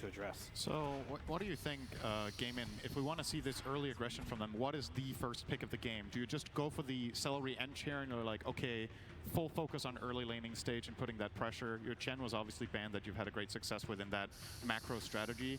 Is the ench into CK even appealing to start off? I think it's normally like a decent matchup for CK because he's actually one of the heroes that can kill Ench pretty easily when you bring her out of position. But honestly, I sort of like that line of thought. I think at this tournament, they usually pick Ench with Weaver, just because it gives the Ench a really strong. Gaming Gladiators have got to have a linchpin in this draft. It is. Oh, AA. The AA we were looking for in okay. both previous games, and this time Gaimin are going to bring it out. Does this fit the bill for you guys? Not a strong laner. Not a strong laner, not a fast tempo hero, but it can buff really well like other heroes that you can have in the draft. Vortex is extremely strong. Also, it shut down a lot of like fat heroes with Bind, Heart of Tarask and stuff. So if you want to win, if what I'm gathering is that carry, you need to prioritize can still be pretty strong lane. aggressively team fighting as opposed to like laning or pushing or anything else. Like if you can win the fights, you can win the game. Because it's like next to impossible to push high ground. So if you take the enemy team out, then you digging deep here in the final game, and I say the final game, what could be the final then you can actually siege the high ground, pretty much no issue. So I think if I think Gaming Gladiator should just like go back to what got them this far, just zero gaps in the strategy, full cohesion, no like dilly-dallying around, no messing around in the draft, just go full-on, balls to the wall, aggressive fighting draft, and they can at least take this game. That's what I think. That just stick to what got you this far. I would really like if they pick Dark Willow. I think what you said about the 3 CK sounds good as well, because A can keep clicking to CK, but as soon as it's level 3 or 4, these clicks aren't going to do anything to him at all. Yeah, that's what Spirit's done, and mobile heroes and heroes who are very it's working pretty well so far. And stuff like this. So we can see already Primal and Bug Bans, and CK is one of those heroes actually. It's pretty like fast hero. It gets into back. Pango for Quinn, of course. Heroes who doesn't have AA in some sense, maybe TB can work again for Team Spirit, because you always can swap HP, like even if you're under A ulti. Yeah, I think they're gonna pick 18 Spectre. Like they should start to look at it. I don't know if they will for sure, but I liked what you said about like getting these backline jumpers. I think Yotaro, he played a lot of Spectre. I mean, he played some at this tournament, but he was playing a lot of Spectre in pubs. He always goes for some really high damage builds. He'll go like Bloodthorn, Manta. Like he never goes for something tanky at all. He just looks to kill again. I guess Grimstroke does something similar that you were saying as well, right? Just giving you a really high kill threat lane. You want to make sure that the CK is at least open as a flex or the 18 pick. Yeah, I think they go for that because it's a lot better versus the Pango than the Willow would be, right? You can get the leash on him and then he can get stuck. So same thing in the laning stage though. It's really strong, get on top of him, lots of damage. Just Grim is better for this particular game. Triant is in again. This was a hero Spirit ran against Pango last time, but they are going to go for the Tusk. Mira is undefeated on Dark Willow, Grimstroke, and Skywrath. That is unreal. Mira has not played Tusk yet, so that is absolutely unreal. Did he not play Tusk in game 1? Am I? Oh, he played it in the last game, but outside of that, I suppose. Right, outside of this series. Okay, got it. Yeah, yeah. My notes are outdated from the last. I'm sure they can flex it perfectly well. I think. Actually, Morta's not banned in this series, which is sort of surprising because, I mean, they broke Gaimin's confidence in the hero a bit because I think Tofu played literally every game on this hero before that. Brewmaster. There's the Muerta again. What they need him to do, right? I feel like you just have so many issues with Gaimin's other heroes that you feel like you don't have to ban it because you have to ban so many other things in this game, like the Necro, the Phoenix, the Chen, all these heals, and this is really good banning, I think, by Team Spirit, even the Kunkka. These lineups where you see them group up, be able to push, they're not being able to get them because you have to deal with the heroes that you see in front of you, and some of your best heroes to do these pushes are just being banned out by Team Spirit. So they're going to play the Brewmaster. The only question I do have yet again is this Pango too early? Is it too early of a Pango game? Will he have a game? Right now it looks like they only have one answer for him, but I expect more to come. Is there any mid laners potentially, Dindy, that can punish that's left in the pool? Oh, for sure. There is a bunch. Like this hero become not as strong as it used to be. It's actually pretty strong lane still. Like there's the dazzle. There's the dazzle. We've been waiting for it.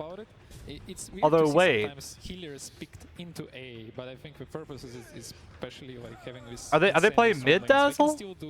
That would make the most sense since they already have Tusk and Grimstroke. I'm curious because one hero that comes to my mind that both teams ignoring, second I think, all games is Spirit Breaker, right? We all talk Spirit how Breaker. balanced and broken this hero is, and now we don't see it much because even here I saw, okay, we have Grimstroke, maybe potentially, who knows? There is not so many heroes to stop it if you think about it. Yeah. Yeah, I can see the Spear Breaker. Team Spirit first time playing Dazzle. That doesn't really matter though. They're still gonna wipe the floor with them. Over half their HP even after the Brewmaster's 20 time. One interaction with the Dazzle versus Aid, I think swings the matchup a little bit, is you can actually permagrave someone if they get AA ulti'd.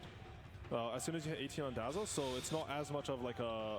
See, all in no matter who what is Dracio's hero gonna be? Spirit's approach to dealing with gaming gladiators, which, I mean, if you look at the gaming lineup, it seems very teamfight centric, right? You've got Pango, you've got Brewmaster ult. Are you a little concerned for gaming gladiators having downtime when they have cooldown on this? You look at Spirit's lineup, it seems very fast, very low cooldown. You can play in duos, trios. What carry works good with that playstyle really well?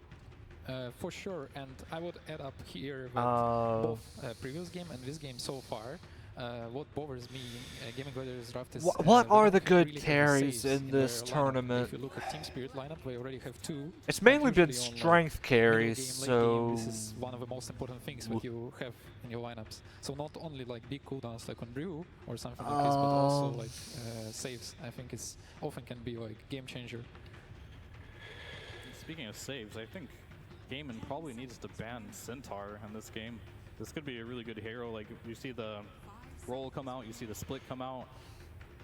Some Centaur Stampede could disengage that really well. I think they need another hero that... I'm just kind of looking at Yatoro's hero pool. I'm not seeing anything much better versus the Brewmaster than the CK right now.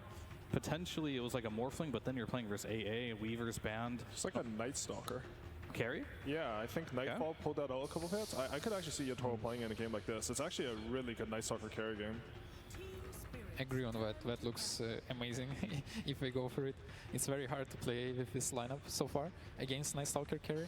You don't have so many reliable stuns, I would say, on Gladiators yet. Like you have a lot of some skill shots that you need to aim, so it can create a problem. Will Spirit put the Chaos Knight off lane or so efficiently at safe lane? So yeah, we saw it in the last game as well. Like, I guess the only question is like they probably are wanting a ranged hero because you have Tusk potentially 5, and I don't know if CK Tusk lane is. I feel like it'll be off lane because of the fact that they're banning prevent the carry from getting all in, and like protect themselves. So you can, they're banning like cores.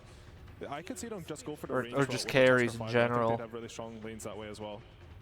It seems like Gaming Gladiators have the same mindset with this Dawnbreaker ban, right? This is a hero combination that we saw other teams run earlier in the tournament, the Tusk Dawn as a dual lane, just absolutely obliterating weak 5s. So it does seem like Gaming are still in that mindset of this CK is going to be the carry. Or they could pick like Axe or something. Tusk is going to struggle here unless that carry last pick from Gaming really solves that lane. Because AA does not like this matchup. Honestly, I just like this last hero from Team Spirit to sort of solidify their team fights. I feel like right now they actually have a chance that they'll get run over in team fights. I think Pango, Brewmaster, and Mortar are all really strong. Spirit Breaker, okay. Well, it was time. Bendy wanted it, he got it. Oh, that's a beautiful lineup here. Spirit Breaker Grim looks very scary, very scary. Also, wait, it's, who's the offlaner then? Which is very strong in a lot of situations.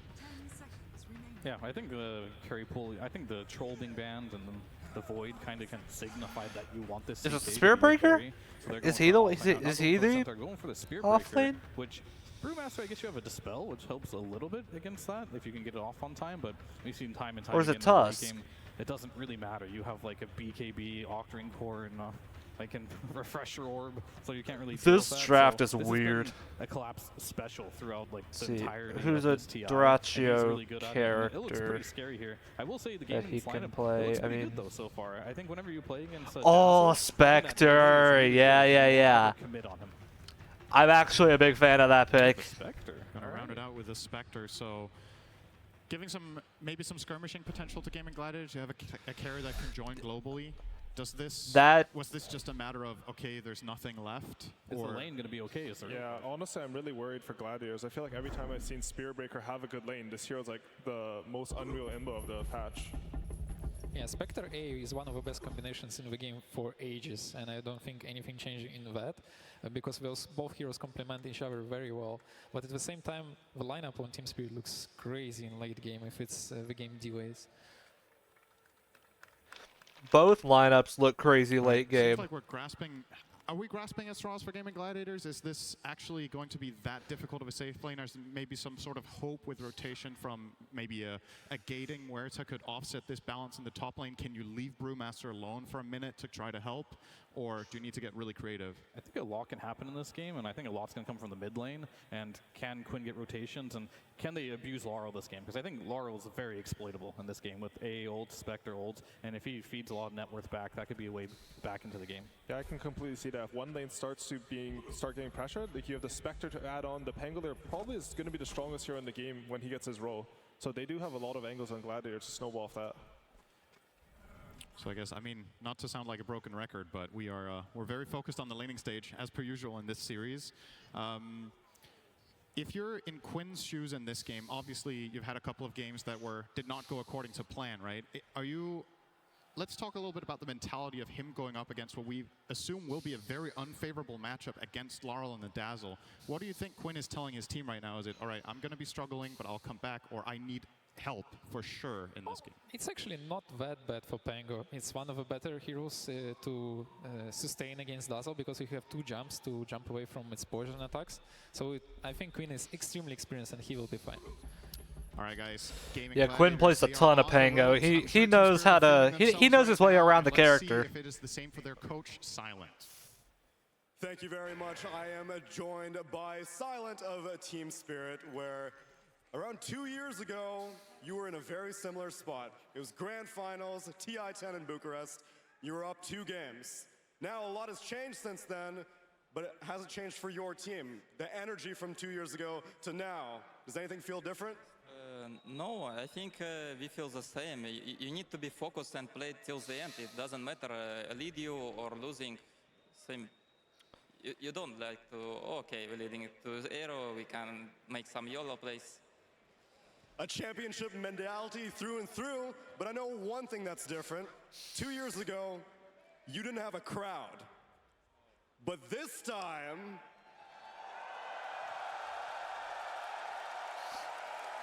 Very true. I think they're ready for a game number 3.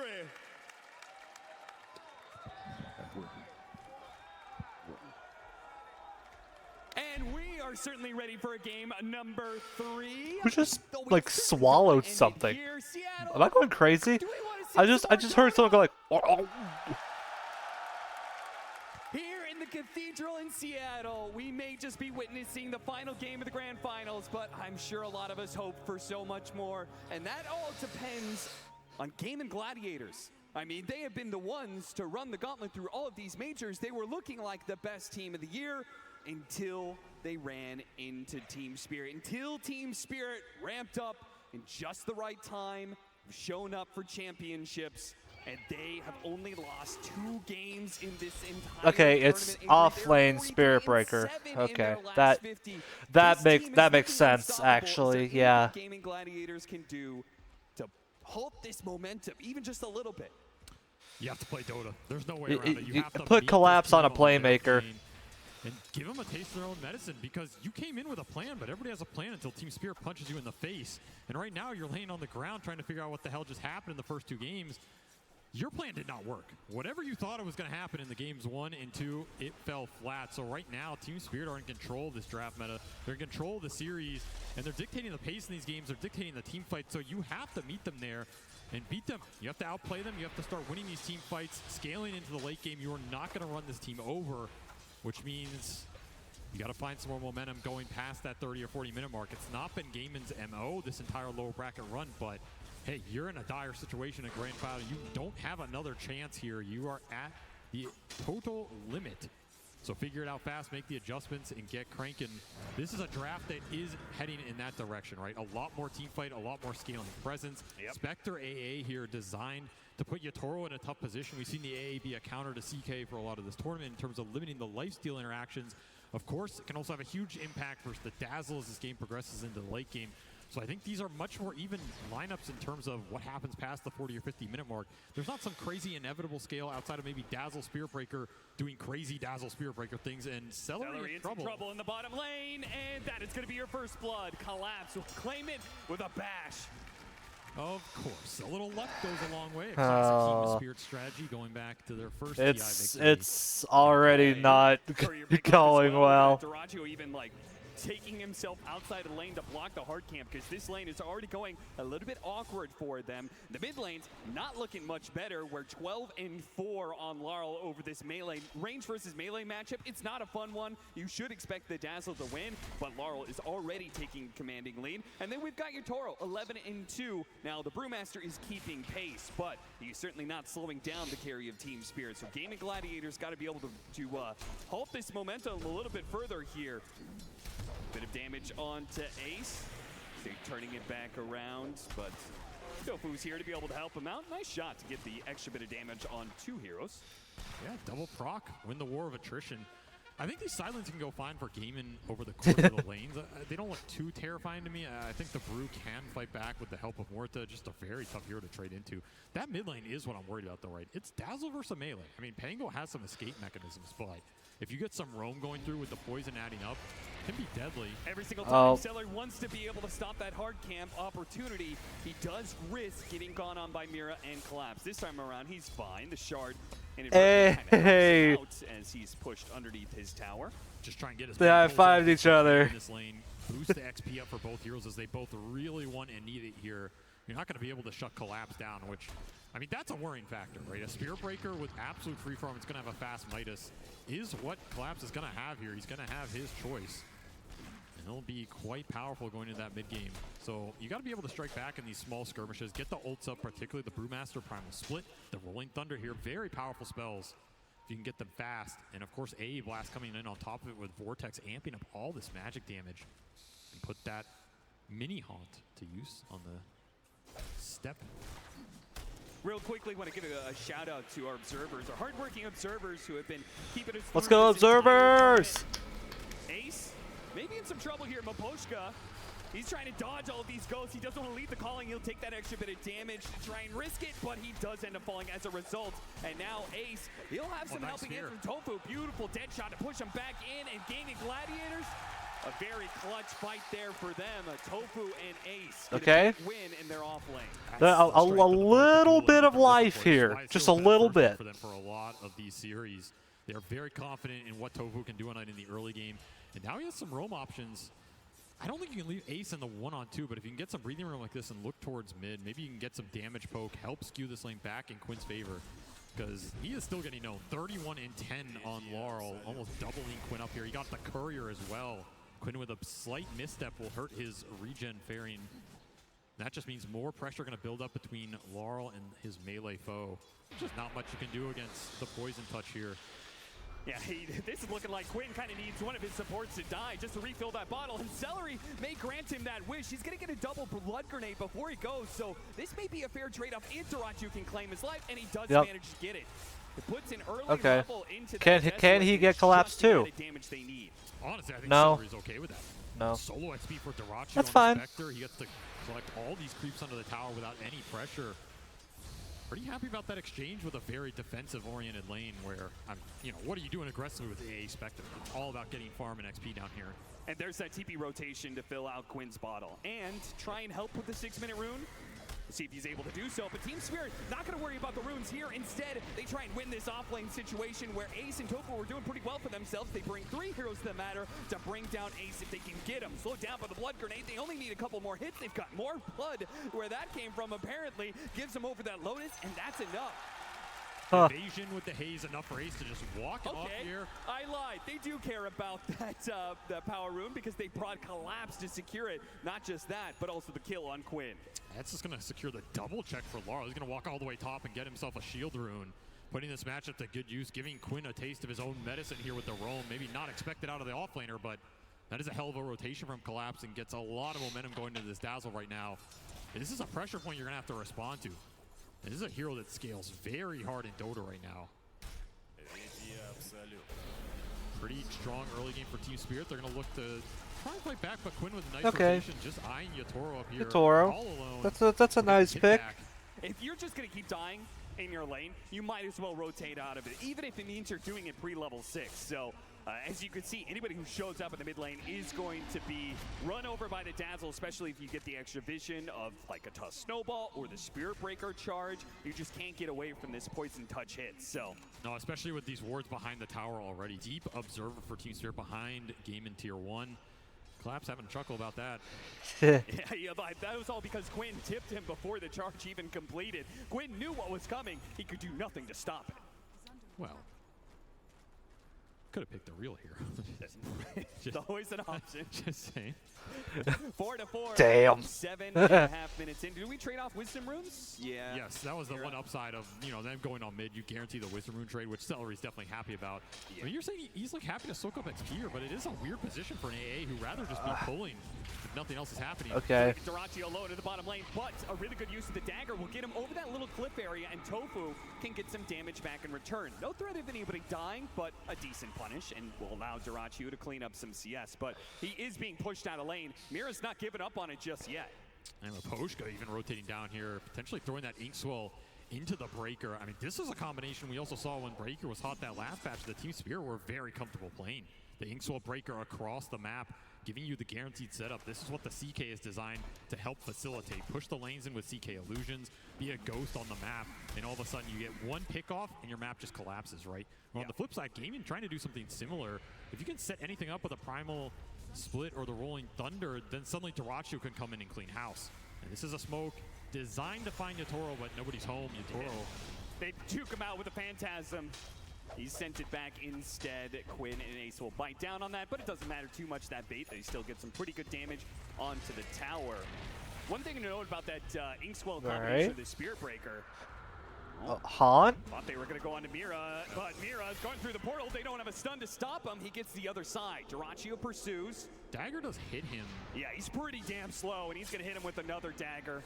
Mira, he needs the help from the Spirit Breaker. He has a snowball to buy a moment. Collapse, Bob's ultimate immediately goes for the kill onto Tofu. See if they can trade things out here for the shard into calling.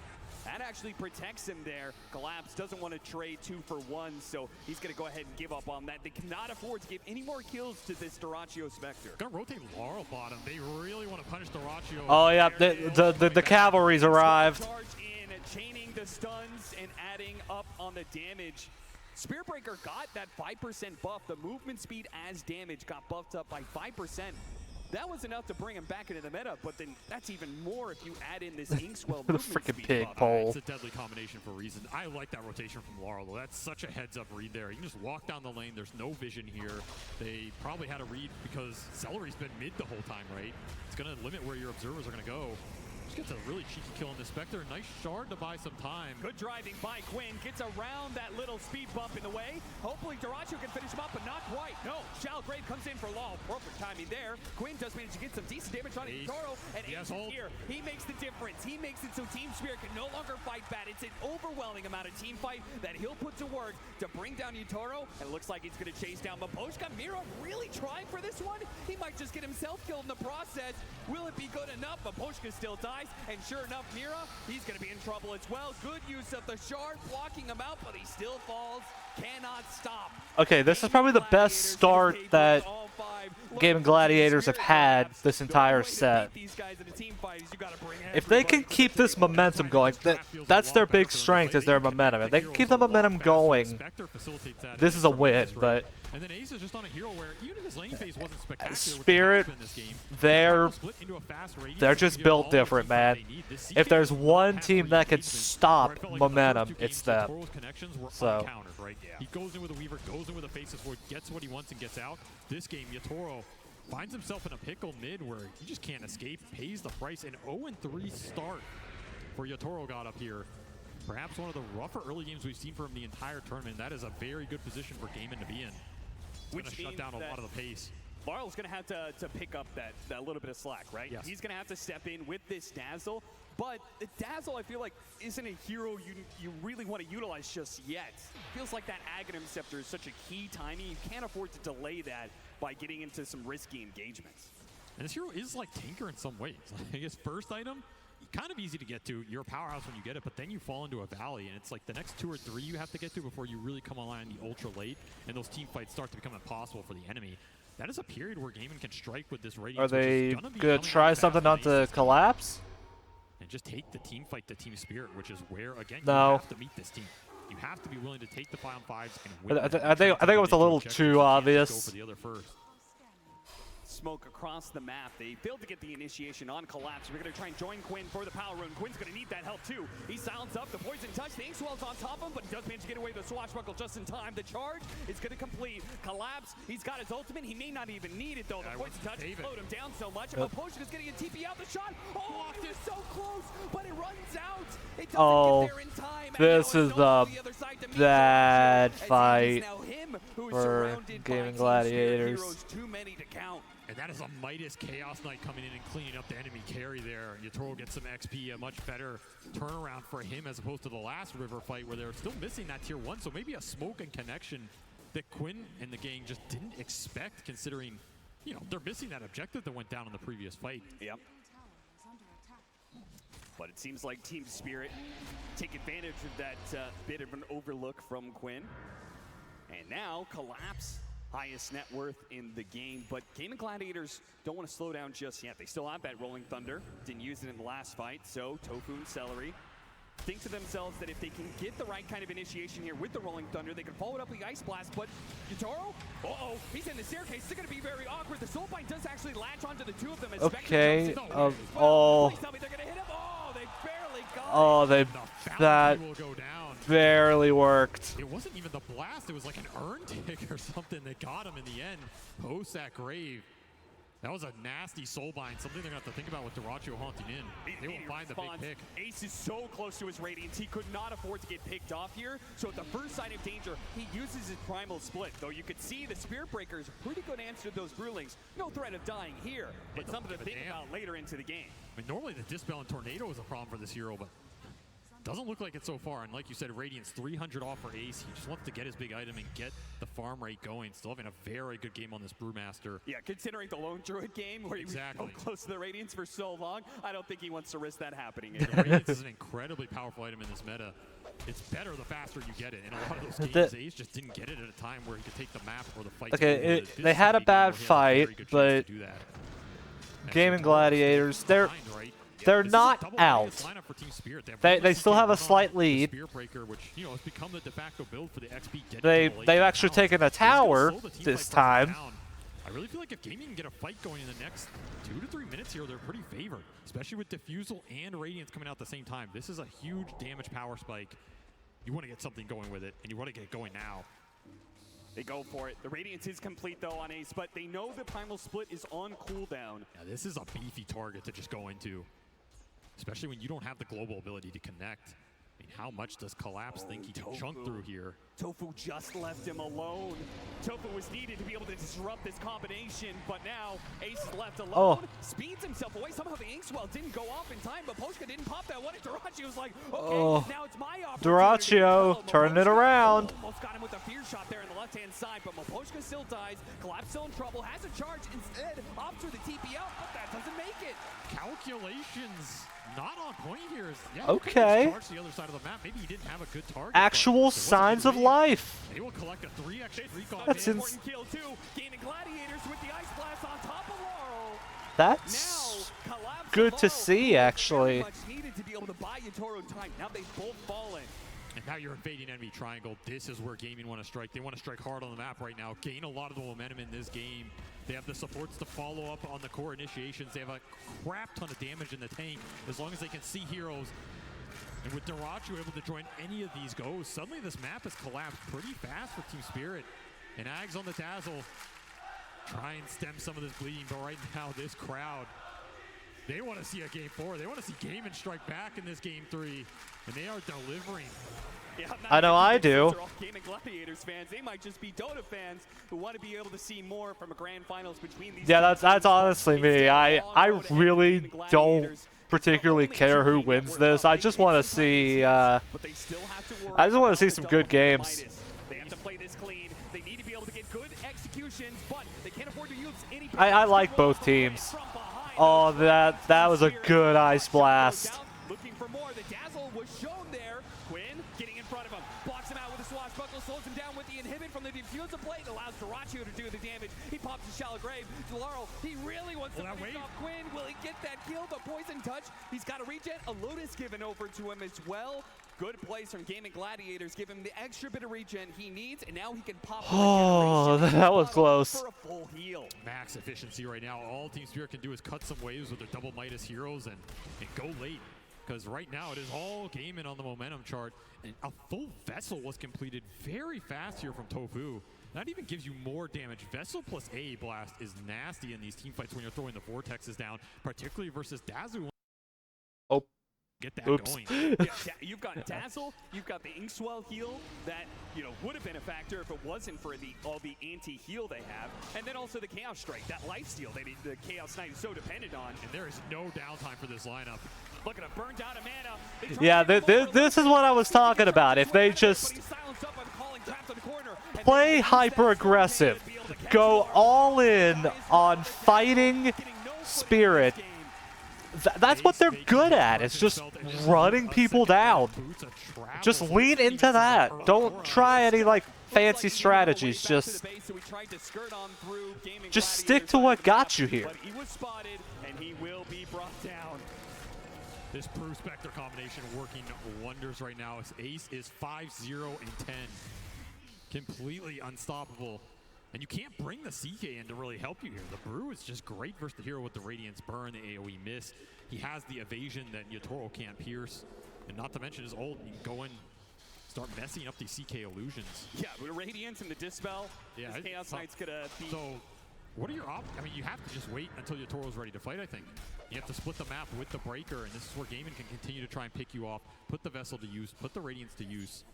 And of course, Darachu, he's on a hero that doesn't have to, farm up some crazy stacks, doesn't have to go in the fight first. The fastest Manta on Spectre the entire tournament. Drum for Tofu, just to that's the team fight even insane. They're actually also having a perfect winning. So far. And the calling is not a spell that these Team Spirit heroes want to play into. It's annoying for Mira going in with the snowball. It's annoying for Laurel trying to run in and grave people with low-level grave. This team fight is very obnoxious right now, and it's going to collect a free Tier 2. So, a Tier 2 at 19 minutes for Gaming Gladiators. They can actually take away that outpost. They've got a pretty good chokehold on the map. Sorry, I had to check Discord for a second. Not to slip up anywhere, not allow Team Spirit in opening. So they're building up this net worth lead. It may become insurmountable as long as Team Spirit doesn't pull anything sneaky here. The smoke up, it's just right past Team Spirit. This is here we go. Just maintain the aggression. It's what you're good at.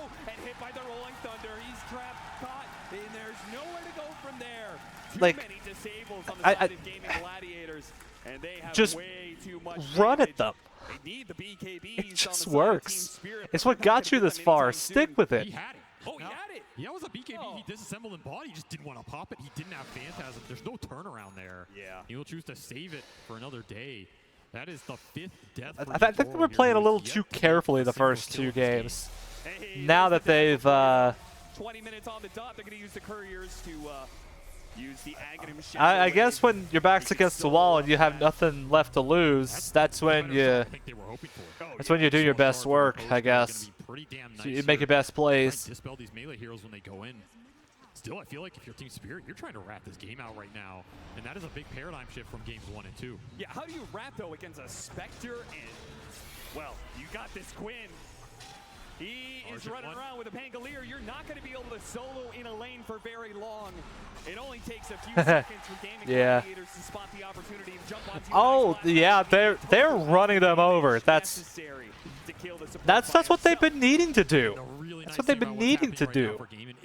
This Spectre is doing an amazing job protecting their wards. One of the biggest things you have to combat when you play against Team Spirit is the vision advantage. They had it a lot in Game 1 with that Treant Protector. They abused it pretty damn well in Game 2. Here, it's Miposhka trying to get vision for the team, de-ward these aggressive obs that are doing work for gaming because they know they're there. They're getting taunted on.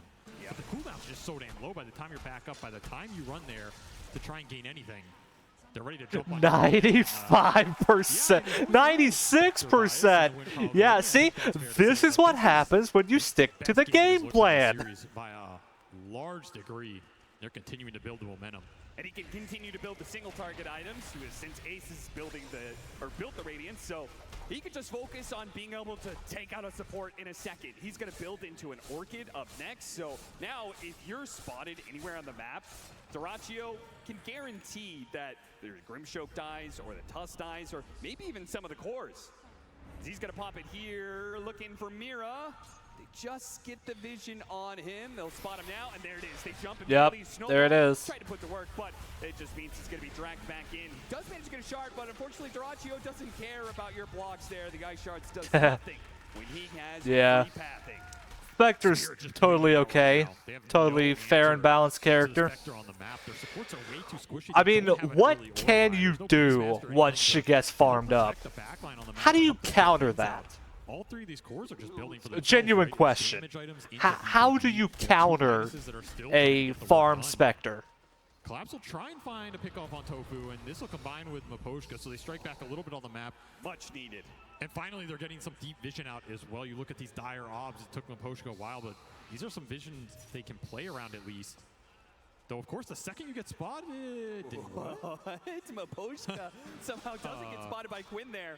And they have to charge back in. Are they really going to try this a second time? He's got an armor room. He's so much shield he's got. Miposhka's just going to stay hidden here.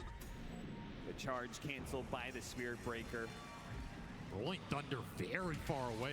He's just going to initiate from 3,000. Yeah, because at any point in time, the Spectre can join him as soon as he gets that initiation, but they don't quite catch him. The Ice Blast is going to be stretched out. Utoro may see an opportunity to turn this around. Yeah, he's going to go for Dyrachyo here. Oh, no, don't throw. Please don't throw this. He will bring down, he will use his own hand to take down the enemy carry. Now looks to finish up these Brewlings if possible. Gaming Gladiators trying so hard. The last one is going to die. Double kill for Utoro, and they turn back for Celery. A blink away from Quinn. They're throwing it. To get caught here, but he doesn't have a TP. The throw. No. They know. Another scan. Uh-oh. Quinn's going to be in for a rude awakening in a second here. He just needs his blink up, and he gets hit by the Dimjo. Swashbuckler from the side, but they have the silence on him. The Ghost remains with Quinn. He tries to go for a roll-up play, but he's got nowhere to roll away to. Those have TP back. Stuck in the corner, get some good damage from Swashbuckler, but too many heroes. Really nice scan to finish up that fight, and I mean, a little overextension. I'm pretty sure that was a wipe. Technically, but they killed every single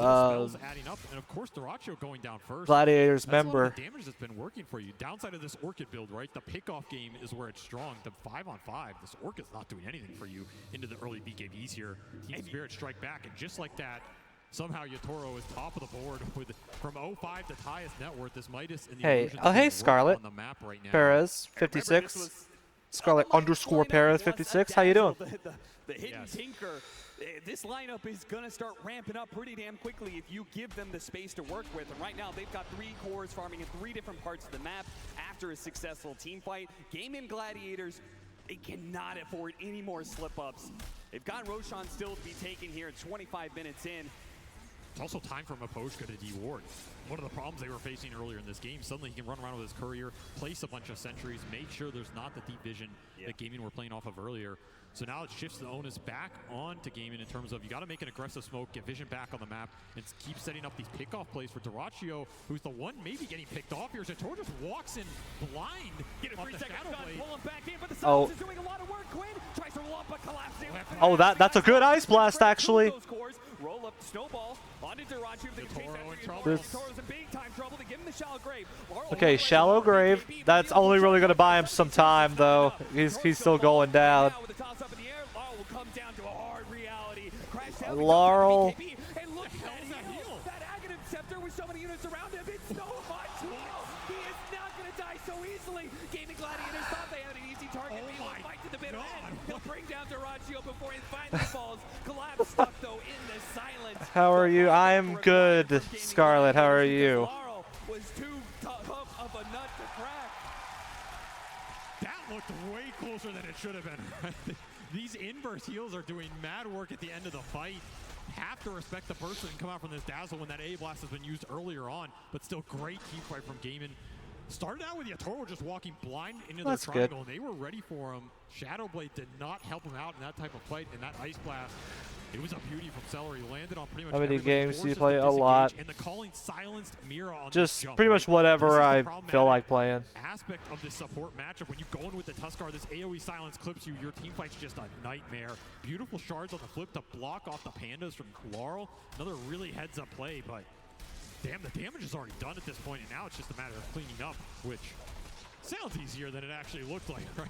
All of those solutions and rulings play against Gaming Gladiators in the worst way. And in the end, Laurel Do you stream daily? No, I stream Sunday, Monday, Wednesday, and Friday.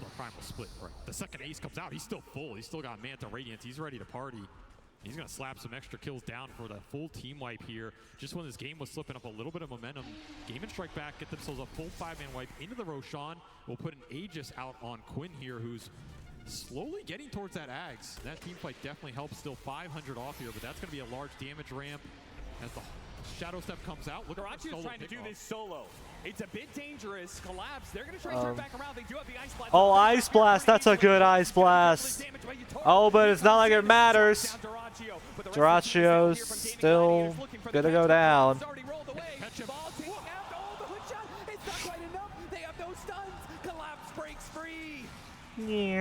Straight through the man's heart. He did not care. He just walks it off. Can't really get much closer than that. And once more, Yatoro, he finds an angle in the fight, cleans up Dyrachyo, and gets the hell out. That is a full Silver Edge reveal done. And now the Aegis is Oh, going to be taken there's- away from Quinn. There goes Quinn. Yes, it is. They're not respecting the Shadow Blades, not respecting the aggression, but Eul's Scepter stalls him up. Collapse. Yatoro actually has BKB. They do catch the Ancient Apparition. He's going to die pretty damn quickly. Oh, no. They're screwing it up. Oh, wait, never mind. They could get Yatoro. Okay, that's a start. Okay, Miposhka going down pretty easy. So the fight does turn against them. Not the worst, though, for Team Spirit, I would say. Just purely the fact that they're continuing to keep things a little even. And there are other Yeah, a little even, yeah. And they've got to be happy with, like, you know, the next 10 minutes here. This is when the Dazzle and the Breaker are going to come online. They've recovered some of the lost net worth differential here. These heals get very spooky around the 3rd to 4th item, and they're going to get them damn fast as Collapse is just farming up the map. But Yatoro's aggression used against him here. They'll get the return carry kill. No, Scarlet, I am not interested. Taking the fight with his BKB. He can BKB TP there. Just opted. Blood for blood. Why not? We're in the arena. I love that Dyrachyo still not slowing down. He may die every once in a while, but he says, you know, ultimately the end game is okay with me. We're still getting some good trade-offs in fights. I'm still going to try and limit your split push by going on you whenever you can. Doesn't want to let him get away with a tier 2 for free. BKB, they stick on top of him with the silence and the stuns. It's enough. Quinn is stunned up for so long. And now Tofu's going to be in some trouble as well. He pops his ultimate. That just kind of delays things a little bit, but there's no one coming to save him. If you're getting multiple Ink Souls off in these fights, it's probably going to win you the engagement. And right now, you're just getting outnumbered at a tier 2. You overextended on. Courier will die as well. No Brewmaster ultimate for that type of fight. as strong as Ace is right now with a full AC completed on top of everything else, he does want this ult to take the long engagement, right? He's the most farmed hero in this game right now. If you're gaming, you have to play around what he wants to do, where he wants to take the fights, and what he can commit to. Otherwise, you're just creating an opening for Spirit to come in and pick you off. Yatoro once more looking for the initiation with 2 heroes dead. He'll get scouted on an Ob Sentry. This is something that started to happen in that game too, where they managed to get like it was that one Yeah. pickoff on Celery, right? Where it's like they used I really. Celery, and it was like, okay, Chrono for a fight position. Why are they coming into my stream now? It's bad enough that they're 97% of my Twitter followers. Team Spirit. I'm just tired, man. Tired of having to deal with these goobers. These stupid bots. That'll just mean his Chaos Bolt is all the more deadly for some of these supports. And we can see how Yatoro wants to take these fights, right? Create confusion with his ult going through on lanes, show up with a Silver Edge, get a pick off, maybe reset. He doesn't have to commit into the full 5-on-5 into the Brew and Pango. Do big streamers have to deal with these bots? Oh, he got stuck! Oh no! Landed on Like, you a think, pebble there, like, and as a result, Maposhka gets a pretty I don't know, free TP Zentreya has these bots in her chat? That's ruined, a Rolling Thunder that's used for nothing. I doubt it. Tree's just powerful. One of the primal forces in Dota. First Cliffs, then Trees. Quinn's having a... Yeah, Quinn's having a tough time with the terrain He's today. fighting Team Spirit. He's fighting the map, yeah. Happens to the best of us. Another pick-off that they will miss, which is time for the Midases to go to work, right? Yep. They have been cranking this whole time and climbing the charts. This game is a 1K net worth lead now at 32 minutes. Dead even. And everything depends on these team fights. Collapse just They're charging. getting the right kind of initiation here. A charge that hits Oh, they've lost. on the run here. GG's lost. Chasing after him with that There's just...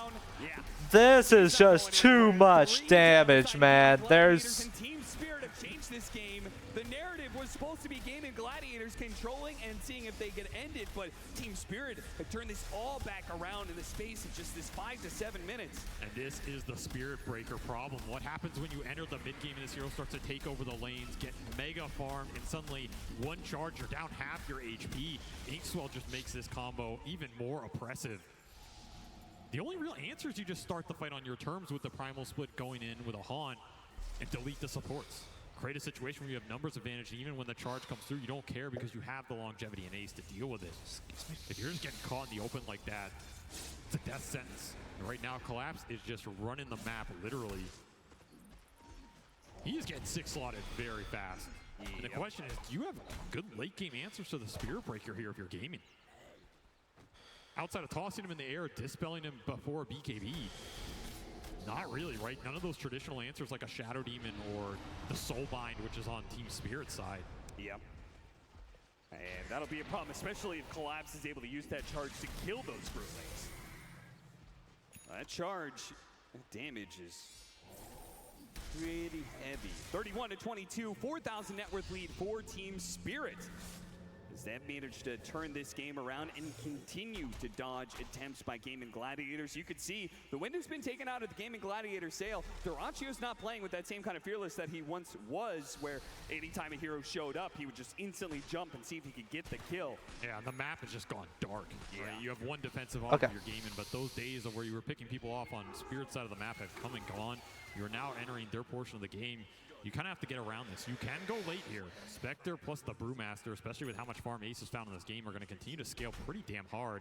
And of course, you always have this option of like tossing the Dazzle in the fight with the Wind Panda and taking the fight that way. Yep. It's a pretty damn good option. It's a good way to deal with Dazzle in a lot of the historic matchups. How do you go from 95% win probability to this? The Muerta and the AA scale is really important here for gaming. If you can get a I mean, I guess as long as there's at least 1%, then you have a shot, but like... None of it is like direct Muerta damage, you know. I mean, he doesn't have like an Ags or Mjolnir or Silver Edge of his own, but can only expect so much. Still, it will deal a decent amount of damage. If you can lock heroes into calling post BKB, that's the dream. A little pump fake action. What is this man doing? Roshan. 10 seconds till that potential spawn time, and then we'll see when he's actually going to show up. Also, Celery went back for this Ancient Apparition Blink, something we've seen develop in this meta. He is looking Don't for that Google A blast Quinn's on the net big worth. The Dazzle and the CK especially, that is who he wants to hit. Cannot get snowball dodged. You can't really just A-ult some random supports. It's not going to be good enough to win the fight. Need to connect this ult on a big target and collapse. He's just going to lead the charge with Bulldoze here. Not afraid of too much while both carries on the other side of the map. Look at him just running in there. This is a fight without Yatoro. Oh, that ward somehow slips past detection. Oh, no, he's got it.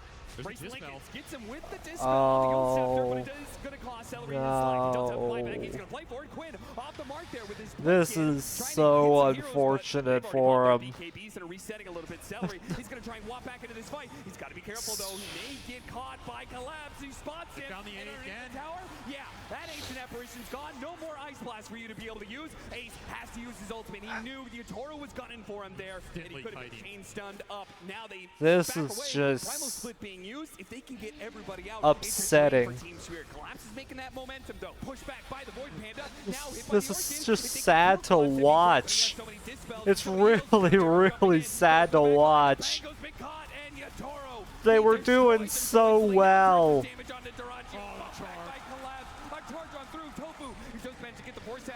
They just can't be denied though. They're just on another level.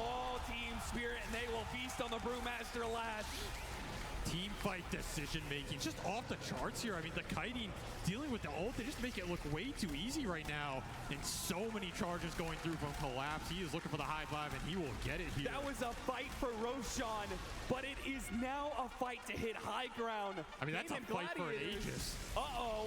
Actually, none of them have buyback. They could end here. They can end here. He doesn't even have the buyback. You are short. Swing. How did this happen so quick? Collapse even ulting a Bruling because he knew the Linkens was coming back up on Tofu just to get back in there and get another charge through. Look at that swing, man. Team Spirit is they are sensing potentially a second Aegis going their way.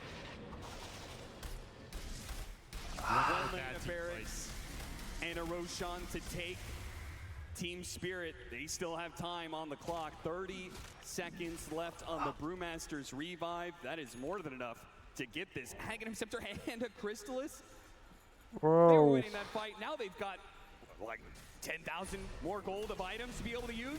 How are they this good though? Got a Grimstroke with an Aghanim Scepter, Silver Edge fully complete. They are creating too many problems. You can't deal with any of them. Level 25 also coming out on Collapse, so even more bashes on top of the Ags. If you thought this Spirit Breaker was causing you problems before, he's going to be causing them double now. Just no control for him, and he's way too tanky to try and burst. Dyrachyo is just not doing enough single target DPS at this point. This is... You're going to need one hell of a long This hurts to watch. It really does. Crazy. They're up 2-0 in this series. They're down in this game 3. They have a 5% chance to make it back in. Sure, they could just give it up, say, well, guys, it's the best of 5. We can give them one. But they claw their way back into this game, are now in a commanding position to potentially 3-0 the challengers in Gaming Gladiators. That is what makes this team absolutely terrifying at this point in tournaments. And we saw everybody from all these teams talk about it, right? If you get ahead of this team, what does it mean? It just means when they might beat you, it feels even worse. And right now, this game has turned itself There's no might. It's just when they beat you, it feels worse. So it'll be up to Yatoro in terms of whether he wants to push the high ground during this interval and try and end this game. He feels like he needs even more. There's still a lot of room to grow here. They did finish up an Ags on Maposhka as well, so now you can start to get some Dark Portraits in the mix. Just add even more chaos and confusion to the fight. More damage sources. Yatoro. Quinn, blink it away. No fear. Can't get caught. Otherwise, that is welcoming Team Spirit into your base. Oh, and gonna welcome him in anyway. With that Lincoln's, but he didn't use that bulldoze towards the end there. And these are just free. They can't kill him. This game's over. This game's actually over. Spirit's just that good. Oh, this hurts. This actually hurts. Dyrachyo's already cleaned up the Grimstroke. It's not too bad, but Dyrachyo, he needs to get out of there. Oh my God, the so much. Buyback from the Spectre. They just evaporate one at a time. They have to be able to take away this Aegis at the bare minimum. Surely they have to go for more. They have to risk it. Collapse going to charge on through to make sure you can't set up on Yutoro. Now Yutoro will turn back around on you. He's ready for that fight. He pulls back into Duraggio. This could be it for Gaming Gladiators unless they find a way out of it. Quinn's dead next. Now Duraggio, a dive back for him. It's die back on Duraggio. This is done. He is pulled to his death, down into his grave. Quinn, last man standing for Gaming Gladiators. It will be a one-man stand against what is looking like the best team in the world right now. Absolutely, as they take a commanding team fight victory inside Gaiman's base. No buyback on the Brewmaster there. They just delete the highest net worth hero for Gaiman straight off the bat. No turnaround potential, and you are running out of lives. You are running out of games to play here as Team Spirit. They don't want to just be the best team in the world. They want to prove that they are one of the best teams ever to grace this stage right now. They're the best, straight up. Play it safe, and Ags finished on Mira. They're just, how are they this far ahead is what I want to know. Quick reactions from Quinn. Has to blink away. Just one little opening is all it takes with Mira lurking from behind. Ace back up. We'll see what he can do to stall this out. Gonna need one hell of a primal split here. Yutoro starts pushing forward. Mira doesn't quite get it there, and they actually stop the Spirit Breaker right in front of their base, but they're locked in by the shards. Quinn's able to hop around it, but now the Snow, it holds him in place. He can't do anything against that, but at least the Brewmaster can. Gets off the split, but the throne is exploded, and now he's been pulled back. Welcome to hell. Oh no! It is too much for Gaming Gladiators to be able to handle. They are not going to be able to get through this. They have to pray to get out, but the Cathedral is merciless. It is Team Spirit who are unstoppable. They will take it. The best team in the whole goddamn world, without a doubt. Silence every other team. 3-0. Absolutely an incredible performance. That's just obscene, man. Undefeated grand final team in Gaming Gladiators. A team that has defeated an entire lower bracket to get here. They take 3-0 in record time. Kick them out of this event, claim a second Aegis for the crew, the first one for Laurel, who has fit in immaculately with this roster. This is a team everybody had on their radar, but they have slowly built it up over the course of the year, are hitting in prime form right now, and it shows. This team has multi-generational players, and now they are absolutely cementing themselves as one of the best teams ever to play the game of Dota 2. How do you stop these guys? You can't. You don't! You don't stop them! Even when you have the full advantage, you have full control of the game, they'll beat you on the comeback too. Team Spirit did it every way possible. Nothing is left for them but the handshakes in the end for Gaming Gladiators, who had an admirable run through the lower bracket. I mean, it was the stuff of great stories, but it comes to an end here with Team Spirit just being too damn good. Yotoro boss. This man walks out, he shaves his head, he sends a mental message before the round even starts. This is a long due victory for them over the course of this year. They've built up to it. And for 2 times, the second time in the Dota's history, Team Spirit will claim the Aegis. Team Spirit win the International. Yeah, let Laurel get it. It's his first.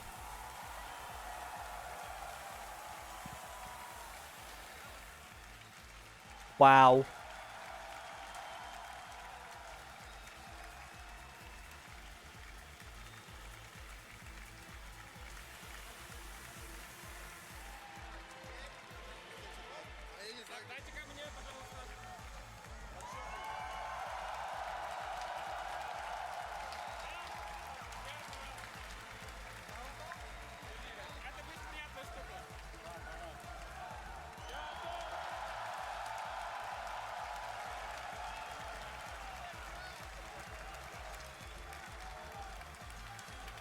Yeah, Yotoro's better than Ana. I'm pretty convinced.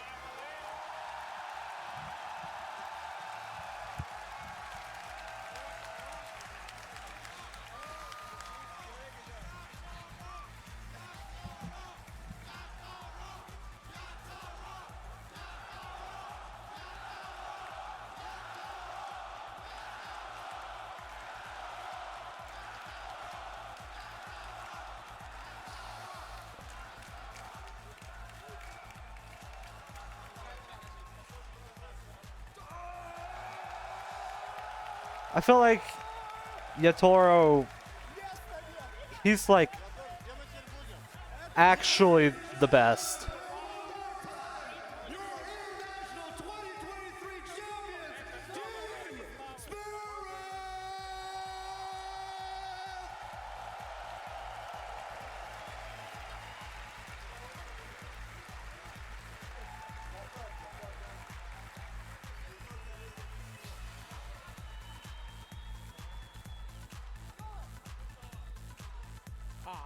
All right. Sorry, gentlemen, just a moment of your time. Congratulations, Laurel, from last place to first, baby. How are you feeling right now? You have joined the club. You have won the international. I feel great. Thanks, everyone. Thank you for an unbelievable game. You got Slack screaming his head off. And then Laura was just like, it feels good. Did you know you had a 5% chance probability of winning that game? And you guys came back. How's it feel to be a two-timer, baby? It's a magic. Like, it's our team spirit. He said the line. He said the line. Ladies and gentlemen, may I present to you the undisputed best carry player in the world!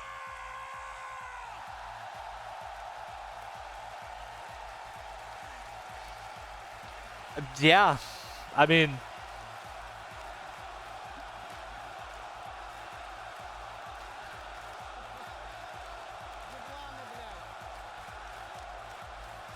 Thanks. What do you have to say to everybody who has supported you this entire time, all your fans around the world? Any last words for the world of Dota coming from you, my man, at Team Spirit? Thanks for our support. Let's go. Thank you so much and Namaste. congratulations to Team Spirit. Well done. And there you have it, ladies and gentlemen. Give it up one more time for your TI champions, Team Spirit!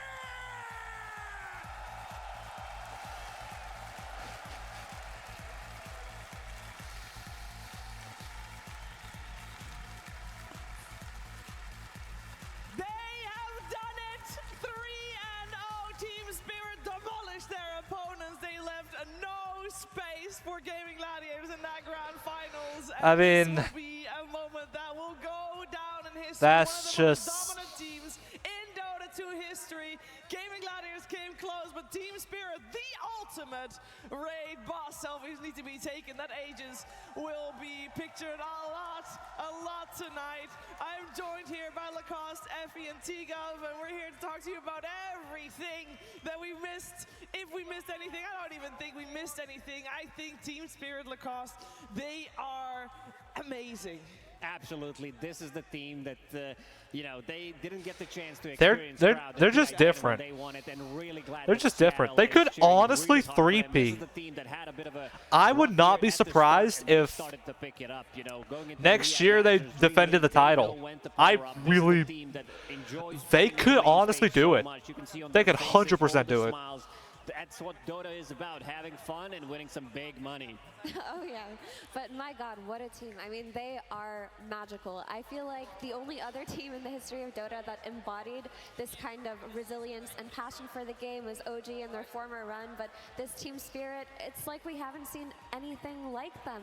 Their players have improved so much in the last year, so much. I can't even speak to the improvement of Mira, of Laurel in particular, and for them to just win this Aegis after a year that looked rocky for them at the start, after not placing well in the 3 majors this year, for everything to suddenly fall into place, for everything to finally click right around the corner for TI. I mean, if that isn't magic, I don't know what is, T. I mean, it's the fact that they have these systems in place to be able to shape Plau into the player, to become the mid laner, be able to replace Toronto Tokyo. Again, like Lacoste mentioned, the start of the year, it was shaky. They barely got in the top 8 of one of the 3 majors, and now here, they get first place, and for Yatoro, sorry, 2-time TI winner, and also second ever player to get a Rampage in a TI finals. The crowd love him. He's just popping off in the game. Like, this team, they are just incredible. I mean, Dota has not seen a player like Yatoro for a very long time. I mean, he was in contention for people saying he's the best carry in the world, the GOAT, but he has proved that here today at TI. For sure. And even earlier this 100%. year during the Riyadh Masters, he carried his team to victory. I he fought tooth and honestly nail have when they looked nothing like they were gonna lose, when it looked like to there was say, no hope nothing in to their games. add. He was the one to just push them forward. And here at TI, they all connected, they all came together, and it was just a beautiful team victory here. It was a great victory, great support coming out of the Climate Pledge Arena as well. And for everybody in the arena, I also want to make sure that you guys are aware that you are allowed to stay here for the late game show as well, so you can witness that. You can witness Team Spirit in the late game show with Perry and Flax and Jenkins. So just so you're aware, you don't go anywhere. There's a lot more to come. Team Spirit's run has been fantastic. We got 4 new TI, double TI champions, and I must bring it back to Laurel because his story has just been fantastic. You heard Slack say it on the main stage. He came dead last last year, and it was a rocky start, but there was support from all his teammates, support from the organization. We heard on the main stage, Yatoro said, I mean, Masters, I really want to win this championship. Honestly, as long as Spirit keep Yatoro, Collapse, and Miposhka, they can have a revolving door and they'll still find a way to make it work, I feel. They're just, I keep saying it, but they're just different. They're just on another level. I don't know, it's just the most commendable way to win it. And sure, it was a 3-0, but it was a 3-0 in style. And yeah, Team Spirit, like they believed in Laurel when, you know, getting that last place at TI and also some big shoes to fill. This guy, he's nuts. Every single game that he played, you could see that he's powering up. So throughout the tournaments, you could see that he can be toe-to-toe against some of the best mid laners in the world. And now he is the best mid laner in the world, crown immortalized. Absolutely, what a story. And I mean, for Laurel to play in this team, like Lacoste mentioned, the shoes were big, the nerves were there, and every time Team Spirit performed badly, he was blamed. There was mass criticism from the fans, mass criticism of Laurel from the community. People were begging to have this player replaced, but the other members of Team Spirit refused. They believed in him. They said that they think he has the potential. They said that they trust him and they know that he's... Never before has a 3-0 been so entertaining. Just straight up. I just want to take a small moment to just yeah, I have nothing to add. Just every time as the heroes that won TI. What a team. What a team. What an event. You know? Perfect embodiment here. Oh, that's so beautiful. You know, just Spirit break. Yeah, next year, thanks to everyone who came in and out. Thanks to the good times will be remembered. Thanks to Val for hosting the event. Obviously, it's a great time, even if I can't watch it every year because a decent chunk of the past few TIs have been on the other side of the world, and I literally could not watch them. I'm so glad I got to watch this one. It's been a while since I've got to. Yellow Submarine, which turned into Team Spirit. The other members of the team, Laurel, who started to play professionally in 2021, collapsed. He only played for 3 teams. Mira follow me on here on Twitch. Subscribe to my YouTube channel and my VODs channel. The YouTube channel is under construction, but it will be used in the future. Follow me on Twitter as well, aka Elon's Hellscape. Yeah. Thank you all again for tuning in, and yeah, I'll see you.